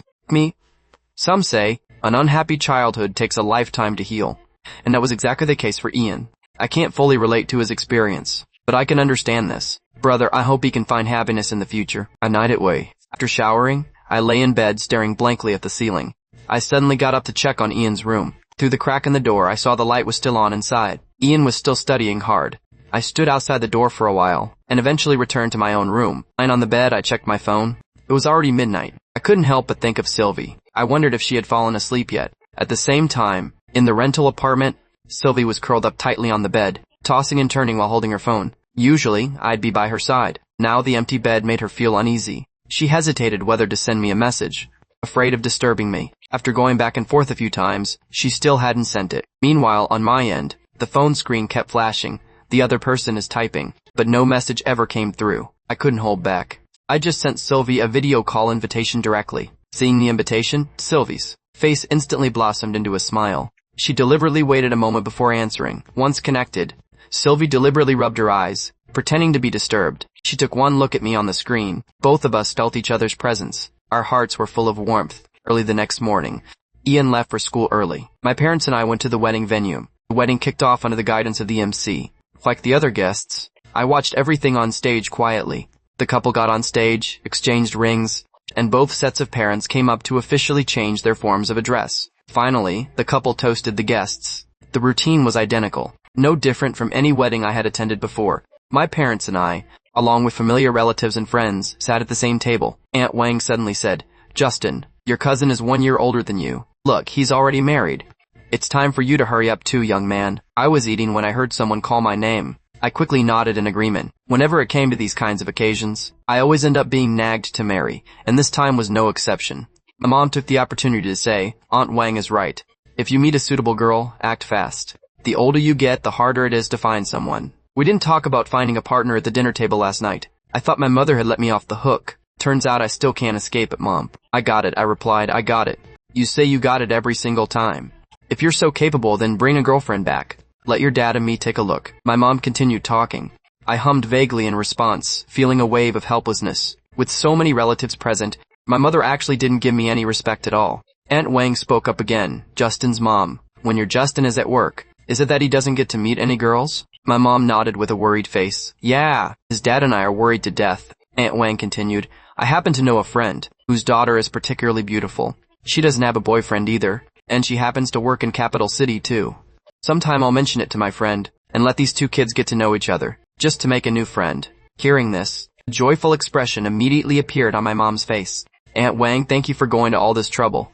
In the rental apartment, Sylvie sat at the computer desk. She uploaded the 2 chapters she wrote today to the Tomato Novel author's dashboard. Ever since her novel hit #1 on the gift list, it had attracted a huge number of readers. Sylvie looked at the reader comments on the dashboard.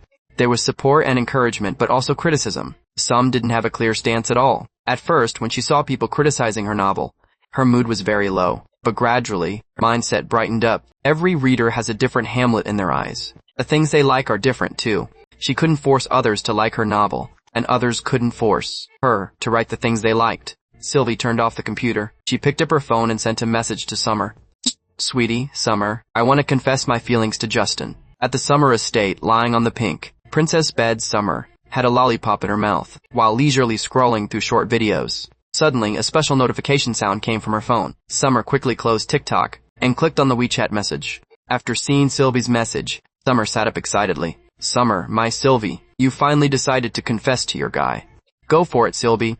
Summer, actually, I haven't quite decided yet. Summer saw Sylvie's message, and her previous excitement instantly vanished. Summer, Sylvie, weren't you going to confess to your guy? Why are you backing out now? Sylvie looked conflicted, with many worries in her heart. Goody, Summer, Justin is very good to me, but I can't be certain what his feelings for me actually are. I've wanted to confess to Justin for a long time, but I'm afraid that if I fail, I won't be able to continue staying here with him. What should I do? Summer thought about it seriously. If, before confessing, you aren't completely sure of the other person's feelings, the risk is very high. Summer, Sylvie, you can take advantage of not being sober to test your guy and see his reaction. Sweetie, how do I do that specifically? Summer, you can pretend to have drunk too much to create physical contact. For example, hug your guy. If he doesn't push you away, you can test him further by taking the initiative to kiss him. If he rejects your kiss, that means he doesn't like you. If he doesn't reject it, then it proves he likes you. Don't confess directly before you do that. Understand? Sylvie nodded slowly. What Summer said seemed to make a lot of sense. Sweetie, Summer, I'll do as you said tonight. My alcohol tolerance isn't good. What if I actually get drunk? Summer, you dummy. I'm not telling you to drink a lot. Just drink a tiny bit. Play sober and pretend to be drunk to test your guy. Understand? Sweetie, I understand. On the high-speed train, I sat in my seat, watching the small town fade into the distance. Thoughts flooded in. When I was little, this small town was so vast in my eyes, as if it were my entire world. But as I grew older, I became full of curiosity and longing for the outside world. I longed to leave the town, explore a wider world. Later, I finally got my wish and entered the bustling big city. Here in the mountains, I experienced things I had never had in the town. Worked hard to integrate into the city, longing to become a part of it. I thought this was the life I had always been chasing. After graduating from university, I stayed to work in Capital City, hoping that through hard work, I could soon buy my own house and make a home here. But as the small town vanished from sight, I felt an inexplicable sense of reluctance. Just then, a phone notification interrupted my thoughts. I took my phone out of my pocket and saw it was a message from Sylvie. The corners of my mouth curled up slightly without my realizing. I opened WeChat and saw she was asking what time I'd be home. I did a quick calculation and replied, around 7 o'clock. Sylvie replied, Justin, to celebrate your return, I've decided to prepare a welcome feast for you tonight. Shaking my head helplessly, this girl really knows how to make a fuss. I only left yesterday morning, and I'm coming back tonight.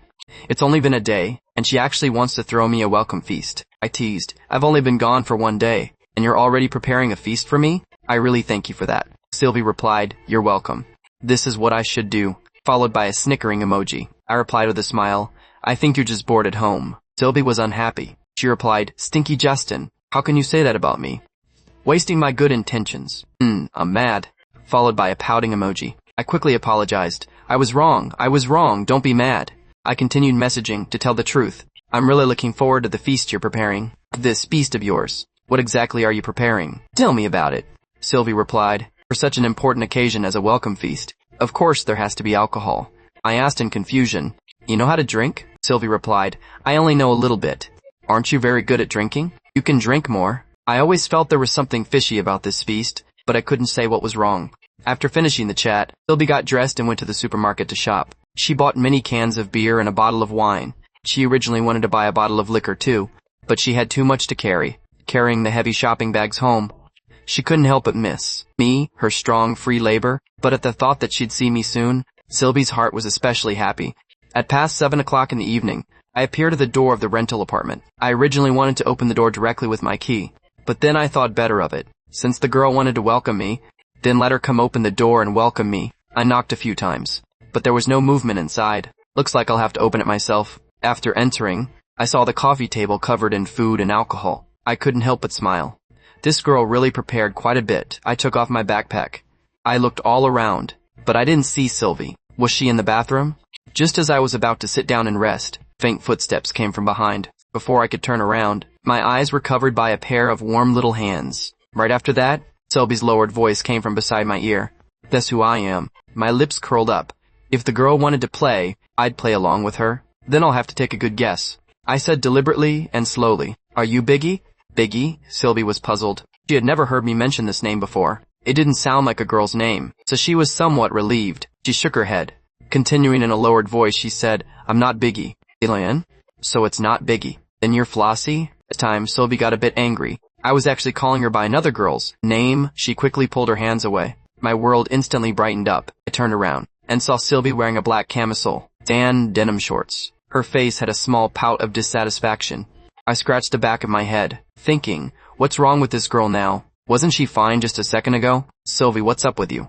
I asked while looking at the pouting girl. Asking curiously, Sylvie looked up. Her pair of watery big eyes stared straight at me, questioning me. Justin? Who is Flossie? I felt relieved. Acting mysterious, I said, you definitely don't know Flossie. Sylvie stomped her foot in anger. Even if I don't know her, you have to tell me. I wanted to continue teasing her, but seeing her huffing and puffing, I quickly explained. Flossie is the one an old man in our complex walks every day. The little dog? It's a dog? Sylvie asked again uncertainly. I nodded heavily. And what about Biggie? Sylvie continued to ask. Biggie is the big yellow dog raised by an old lady in the complex. I replied. Sylvie slowly digested this information. Flossie is a dog. Biggie is also a dog. When I was guessing who she was, I guessed only dogs. You're treating me like a dog. Sylvie suddenly realized. Angrily, she swung her small fists and punched my chest. Bad Justin, you actually said I was a dog. You're just a big jerk. Hey Sylvie, take it easy. If you keep going, I'll be beaten to a pulp by you. I smiled helplessly.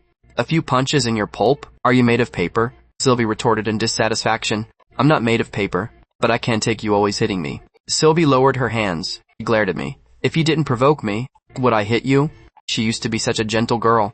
How had she become so violent now? It's all my fault. It's all my fault. I admitted my mistake, thinking this little ancestor really shouldn't be provoked. Seeing me rubbing my chest, Sylvie got nervous. Does it hurt a lot? It's fine. Quickly lowered my hand. Although it really did hurt a bit just now, it was okay. Sylvie said guiltily, I'll rub it for you. I was so startled I hurriedly refused. No need. I hurt you, so I have to rub it for you. Sylvie insisted. Her small hand gently rubbed my chest. I only felt a fire in my chest. I quickly backed away. I'm going to the bathroom. Watching my back, Sylvie's face turned slightly red. Justin's pecs really feel great. Hee. Before long, I came out of the bathroom, changed my clothes, walked to the sofa and sat down. Justin, will you have beer or wine? Sylvie asked. Beer, I replied. Sylvie handed me a can of beer, and opened one for herself too. The two of us clinked our cans, and started drinking. Justin, this is the welcome feast I prepared for you. Let's have a sip first, Sylvie said with a smile. I took a big gulp. Sylvie took a small sip. In her heart, she was secretly nervous. If she kissed me, and I didn't respond, she would pretend to be drunk if I did respond. She would boldly confess, and immediately become my girlfriend. The two of us chatted while eating. Sylvie casually asked, Justin, was your cousin's wedding interesting? It was okay. I remembered something. I took a red wedding candy box from my bag, and handed it to her. This is the wedding candy I brought back for you, to share some of the good luck with you. Sylvie took the wedding candy, and smiled sweetly. Thank you, Justin. She opened the box, unwrapped a candy, and held it to my lips. Open wide, I ate the candy. Sylvie also ate one. Her heart felt very sweet. Before she knew it, Sylvie's beer can was empty. She felt a bit dizzy. She raised her hand and tapped her own head, thinking, now I can pretend to be drunk. Only now did I notice. Why was Sylvie's face so red? Her small hand lightly patted her own cheek. She also seemed to realize something was a bit off with her. Sylvie, why is your face so red? I teased. Sylvie shook her head, trying to clear her head. I'm fine, wait a second. I'm going to the bathroom, she said, staggering out. I watched her swaying back. My heart tightened. It's over, this girl is definitely drunk. I have no idea what kind of trouble she'll cause while drunk. Inside the bathroom, Sylvie was, struggling with the uncooperative button on her denim shorts. She kept muttering to herself, this button is really a little devil. I can't get it fastened no matter what. I couldn't sit still anymore. I shouted inside, Sylvie, why aren't you out yet? Sylvie's voice came from behind the door, soft and sweet. Justin, I can't button my pants. My face turned red instantly. My heart was pounding. What should I do? Can you come quickly and help me? Sylvie's voice carried a hint of wheedling. I walked into the bathroom, telling myself to be a man of integrity. Seeing Sylvie's somewhat innocent little face, I let out a sigh. I buttoned her up. Justin, you're so good. She smiled, leaned in, and gave me a kiss on my cheek. I was stunned. My face burned intensely. A girl in front of me was smiling so sweetly that it really tugged at my heart. Abdominal owls, Sylvie. You're drunk. I looked at her helplessly. Sylvie tilted her head. Her eyelids were heavy. Finally, unable to resist the alcohol, she leaned against my shoulder. She fell fast asleep. I supported her helplessly, carried her back to the room, carefully placed her on the bed, and gently tucked her in. Early the next morning, Sylvie woke up with a start. She sat up immediately. Memories of last night came flooding back. Her face turned completely red. Oh my god, I actually let Justin help me button my pants. I even kissed him. She covered her face, too embarrassed to see anyone. She secretly vowed in her heart. It seems she really was going to stick with Justin for life. What happened afterward? Did she actually kiss Justin or not? Sylvie looked completely dazed. She hung her small head, trying hard to remember, but she couldn't remember anything at all. She sat on the bed agonizing for a long time. She still came up with nothing. She could only pout. With a face full of frustration, she sent a WeChat message to Summer. Sweetie, Summer, I'm so stupid. Wah, followed by an emoji of a person crying loudly. Summer, who had been staring at her phone waiting for a message, opened WeChat immediately upon hearing the notification. After seeing the message, she frowned. What was going on? Summer, Sylvie, what's wrong? Tell me quickly. Sweetie, Summer, I drank too much last night. I don't even know if I managed to kiss. Justin. Summer watched the message, unwrapping a lollipop and popping it into her mouth, thinking I told Sylvie to test her guy, but she ended up getting drunk herself. She really is a little dummy. Summer, it's okay. If you missed this chance, there's always a next time, right? Just find another way to test your guy. Sweetie, I guess that's all I can do. Followed by a pitiful emoji. Sweetie, Summer. Don't worry, I definitely won't drink too much next time. Summer, you're actually planning to keep using alcohol to test your guy next time? Sweetie, yeah. I think pretending to be drunk is a great move. Summer, then whatever you do, don't actually get drunk next time. Otherwise the plan will fail again. Sweetie, Summer, just you wait and see. I'm definitely going to succeed tonight. Tonight? Summer froze when she saw those words. She quickly messaged back. Summer, Sylvie, you're planning to test your guy again tonight? Sweetie, yeah. Summer, alright then. Good luck. I hope you succeed. Sweetie, thanks Summer. I'll definitely succeed tonight. Sylvie made the guarantee with full confidence. Regarding Sylvie's blind self-confidence, Summer was a bit skeptical. But she was still willing to believe her best friend would succeed. As long as the guy liked Sylvie too, they could start their happy life together. Hehehe. Summer, go for it, Sylvie. Sweetie, I will. Hehe. Originally, Sylvie hadn't decided which day to try again. Suddenly she felt that tonight would be perfect. It was Valentine's Day. I came home from work, and as soon as I entered, I saw food and wine on the coffee table. And a bottle of red wine. My gaze lingered on the wine, seemingly thinking about something. Just then, Sylvie walked out of the kitchen with 2 wine glasses. She gave me a sweet smile. Justin, you're back? I was stunned for a moment. I stared straight at Sylvie. It wasn't until I heard her laugh that I snapped out of it. I nodded quickly. Although it was a bit awkward, Sylvie's outfit tonight was truly beautiful. Pigtails and a schoolgirl outfit, white silk stockings, and pink bunny slivers. She looked incredibly cute. I put on my slippers and walked in. Sylvie called out, "Go wash your hands and let's eat." I nodded. Before long, the 2 of us were sitting on the sofa. I watched Sylvie pour me some wine, and asked, "Why are we drinking again tonight?" Sylvie blinked her big eyes. She smiled. "We can't let last night's leftover wine go to waste, right? We could save it for later. There's no rush to drink it tonight." I said, "I just want to taste the wine." "With your tolerance, you want to taste wine?" "What's wrong with my tolerance?" "Stinky Justin," Sylvie pouted in dissatisfaction. "You got drunk off 1 beer last night." "About that, last night was last night. Tonight is tonight. I won't get drunk tonight." Hearing her use twisted logic, I let out a light laugh. I already felt something was off about the drinking last night. Doing it again tonight obviously meant there were ulterior motives. I looked at her and said leisurely, "What did you do when you got drunk last night? Do you remember?" Sylvie rubbed her nose awkwardly. "It was just letting you help me with the button on my denim shorts. Don't worry, I'm wearing a skirt tonight." To avoid last night's embarrassment, she specifically wore a skirt with white silk stockings. She heard that guys like looking at that. She hoped I would like it. My gaze fell on her skirt and white silk stockings. I muttered in my heart, "That is indeed more convenient." Sylvie noticed my gaze. She asked in a small voice, "Do I look good in white silk?" I blurted out without thinking, "Yeah." As soon as the words left my mouth, I realized, damn, I said it too fast. I should have been more subtle. Like, "It's okay," or "It's fine." Sylvie was secretly delighted. As expected, I liked it. "Then do I look better in white or in black?" She blinked her big eyes and asked me. I cleared my throat. Both look good. I already said it looked good earlier. It would be inappropriate to say anything else now. Sylvie giggled. Let's drink. Okay. This time Sylvie was smart. Her lips just touched the wine. She didn't drink a drop. After a while, she saw that my glass was mostly empty. So she pretended to be drunk and leaned over. I hurriedly caught her. Sylvie took the chance to lean in and hook her arms around my neck. With a nervous heart, she closed her eyes and pressed her lips against mine. Knock, knock, knock. Knocking at the door interrupted Sylvie's tense moment. Her heart raced. What should she do now? Keep kissing me or stop? God, this was just too hard. She thought for 2 seconds, then simply pretended to be drunk and lay on me without moving. Feeling Sylvie's lips slide from my mouth to my neck, my whole body froze. My breathing involuntarily grew heavy. The knocking on the door sounded again, accompanied by Tiffany's voice. Justin, are you home? I let out a helpless sigh. I gently placed Sylvie back on the sofa. I went to open the door. Tiffany, I asked. Tiffany, is something wrong? I cut my finger. I'm out of iodine. Do you have any at your place? Tiffany held up her injured finger. I nodded. I do.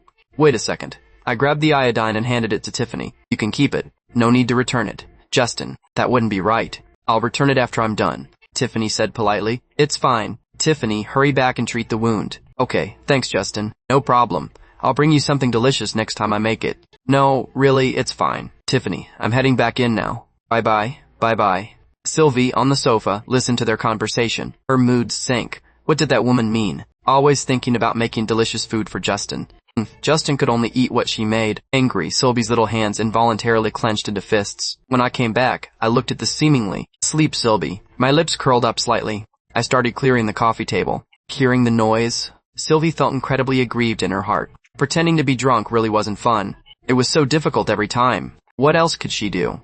After cleaning up, I squatted down. I gently tapped Sylvie's small nose. She felt it was itchy, but didn't dare move. She could only endure it. Justin, why did he have to touch her nose? It was so itchy. I laughed at the way she frowned.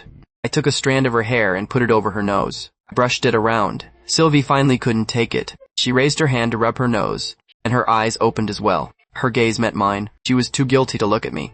She sat up, tending to be casual. I think I fell asleep just now. Is that so? I sat down beside her. I stared at her leisurely. Sylvie felt flustered from the gaze. She rubbed her nose. She continued to explain, I didn't expect to get drunk after drinking so little. My alcohol tolerance is really poor. Haha, she was incredibly nervous in her heart. Would Justin believe her? I spoke up. That was quite a long sleep. Not even 10 minutes. Sylvie's heart sank. It seemed Justin knew she was pretending to be drunk. She had just kissed Justin. Now he was questioning her. Justin definitely didn't like her. Thinking of this, her tears couldn't stop flowing down. Seeing her cry, I immediately furrowed my brow. I hurriedly said, Sylvie, don't cry. I reached out to wipe her tears. Sylvie dodged. She couldn't help but say aggrievedly, didn't I just kiss you? Wasn't it because I like you? If you don't like me, then forget it. Can't you just pretend you didn't know anything? Wah, she was really so sad. Who said I don't like you? I said earnestly. Sylvie froze. She stared at me blankly. Then she gave a silly smile. She wiped a tear away. Justin, you like me, right? I nodded heavily. Sylvie suddenly threw herself into my arms. She rubbed her small face against my chest a few times. She said happily, Justin, I like you too. I like you very, very much. I felt her warmth. I hugged her gently. Justin, it's so good that you like me, Justin. I like you the most. Justin, I'm so happy, Justin. I will always like you. How could this silly girl be so cute? The corners of my mouth curled up in a smile. I held Sylvie even tighter in my arms. The two hugged quietly for a good while. Only then did Sylvie pull back from my arms. She stared straight at me. She asked somewhat shyly, Justin, so what's our relationship now? I rubbed her hair. What do you think? You're my boyfriend. Not just a girlfriend, but your girlfriend, right? Sylvie asked with sparkling eyes. I smiled and nodded. Sylvie covered her mouth and laughed nonstop. So happy, so happy. She was Justin's girlfriend now. Hee hee. I stared at that nonstop giggling girl. My heart felt like it was stuffed with marshmallows, filled with sweetness. An unprecedented sense of satisfaction welled up. Sylvie gradually stopped laughing. Her large, watery eyes stared straight at me, as if they had some magic. I also stared at her without blinking. An ambiguous atmosphere quietly flowed between the two. Sylvie's heart was thumping like a frantic deer. Was Justin going to kiss her? Her anticipation instantly went off the charts. I was also a little nervous in my heart. After all, now, we are a legitimate boyfriend and girlfriend. A kiss should be the standard procedure, right? The girl's lips looked as soft as marshmallows. They must be wonderful to kiss. Thinking of this, I unconsciously swallowed my saliva. Her eyes seemed to be pulled by invisible silk threads. Their heads got closer and closer, until their two pairs of lips were gently pressed together. I slowly put my arms around Sylvie's waist. Sylvie hooked her arms around my neck, two novices having their first kiss. Exploring uncharted territory by instinct. Time seemed to stand still, until we separated, panting for breath. Sylvie's small face was as red as an apple. Her head was buried deep in my chest. Shyness and happiness were like a flood, drowning out her reason. My chest was heaving. So kissing was such a wonderful experience. The two hugged quietly for a while, and finally separated. Sylvie, I'm going to write my novel. Go enjoy yourself for a bit, I said. Sylvie on the sofa gave a soft hum in response. The girl had suddenly become my girlfriend. I really wasn't quite used to it yet. I returned to the bedroom and opened my computer, but my mind was still savoring the moment. Sylvie on the sofa was secretly giggling like a fool, overflowing with happiness. Justin was her boyfriend. She was the happiest person in the world. Thinking about the kiss just now, the heat on her face rose once again. Justin's lips were so soft. He was such a good kisser. She loved it so much. Sylvie's heart couldn't calm down for a long time. It's over now. She would definitely have insomnia tonight. At night, the two lay on the bed, one on each side. After their relationship upgraded to boyfriend and girlfriend, the atmosphere had also changed. Sylvie, go to sleep early. Justin, you should go to sleep early too. Sylvie replied. I gave a response and closed my eyes. Sylvie also closed her eyes. She wasn't sleepy at all. She asked in a low voice, Justin, are you asleep? No, I replied immediately. Sylvie turned her head to look at me. She smiled happily. Why can't you sleep? I also turned onto my side, facing Sylvie. I wonder if it's because I became your girlfriend, and you're too happy to sleep. Sylvie continued to probe. I nodded. It seems like that's the case. Sylvie giggled. I'm also too happy to sleep. I couldn't help but rub Sylvie's small head. I said with a smile, You little dummy. Sylvie gave a fake huff of anger. She reached out and pinched my face. You're the big dummy. I gave a helpless smile, marveling that this girl never let herself get the short end of the stick. I'm a big dummy. You're a little dummy. These nicknames of ours are really something else. Sylvie giggled. Yeah, looking at me so close by. Sylvie really wanted to crawl into my blanket and sleep while holding each other, but thinking that if she couldn't wait to crawl in right after making it official, Justin might think she wasn't being reserved. To leave a good impression on her boyfriend, she decided to restrain herself. Since they couldn't share a bed and pillow, then sleeping while holding hands should be fine, right? Justin, I want to hold hands with you, Sylvie suggested. Okay, I replied and reached my hand over. Sylvie obediently placed her small hand in my palm. Hee, so happy. She thought of something else. She spoke up, Justin. Remember to wake me up when you get up tomorrow. What are you getting up so early for? I asked curiously. It's a secret. Sylvie played coy. I muttered in my heart. What kind of scheme was this girl up to now? This night was our first night as a boyfriend and girlfriend. Our first night sleeping while holding hands. Full of happiness. Early the next morning, I woke Sylvie up after I got up. Sylvie usually got up late. Waking up this early for the first time, she was completely groggy. I couldn't help but laugh at her groggy appearance. How could this girl be so cute? I'm going to go freshen up. I finished speaking and went to the bathroom. Sylvie closed her eyes and went back to bed. She was incredibly sleepy. She really wasn't suited for getting up early. I made breakfast and returned to the bedroom. Seeing that Sylvie was still sleeping, I shook my head. You asked to wake up early last night, and yet you fell back asleep. What on earth was she planning with all that mystery? Sylvie, get up. Breakfast is ready. I'm going to eat first. I have to go to work after eating. I shouted, hearing the words, go to work. Sylvie struggled to sit up. She nodded at me groggily. I burst out laughing. If you're sleepy, sleep a bit longer. Don't get up. Sylvie shook her head. Her voice was soft and waxy. It's fine. I'm gonna eat now, I told her. Sylvie nodded. I left the bedroom. Sylvie sat on the bed for a moment to recover. She struggled to crawl out of bed and go to the bathroom to freshen up. Before leaving, I shouted toward the bathroom, Sylvie, I'm going to work. Wait a moment. After Sylvie finished getting ready, she hurriedly ran from the bathroom to my side. She stood on her tiptoes and kissed me on the lips. She shyly said, go to work now.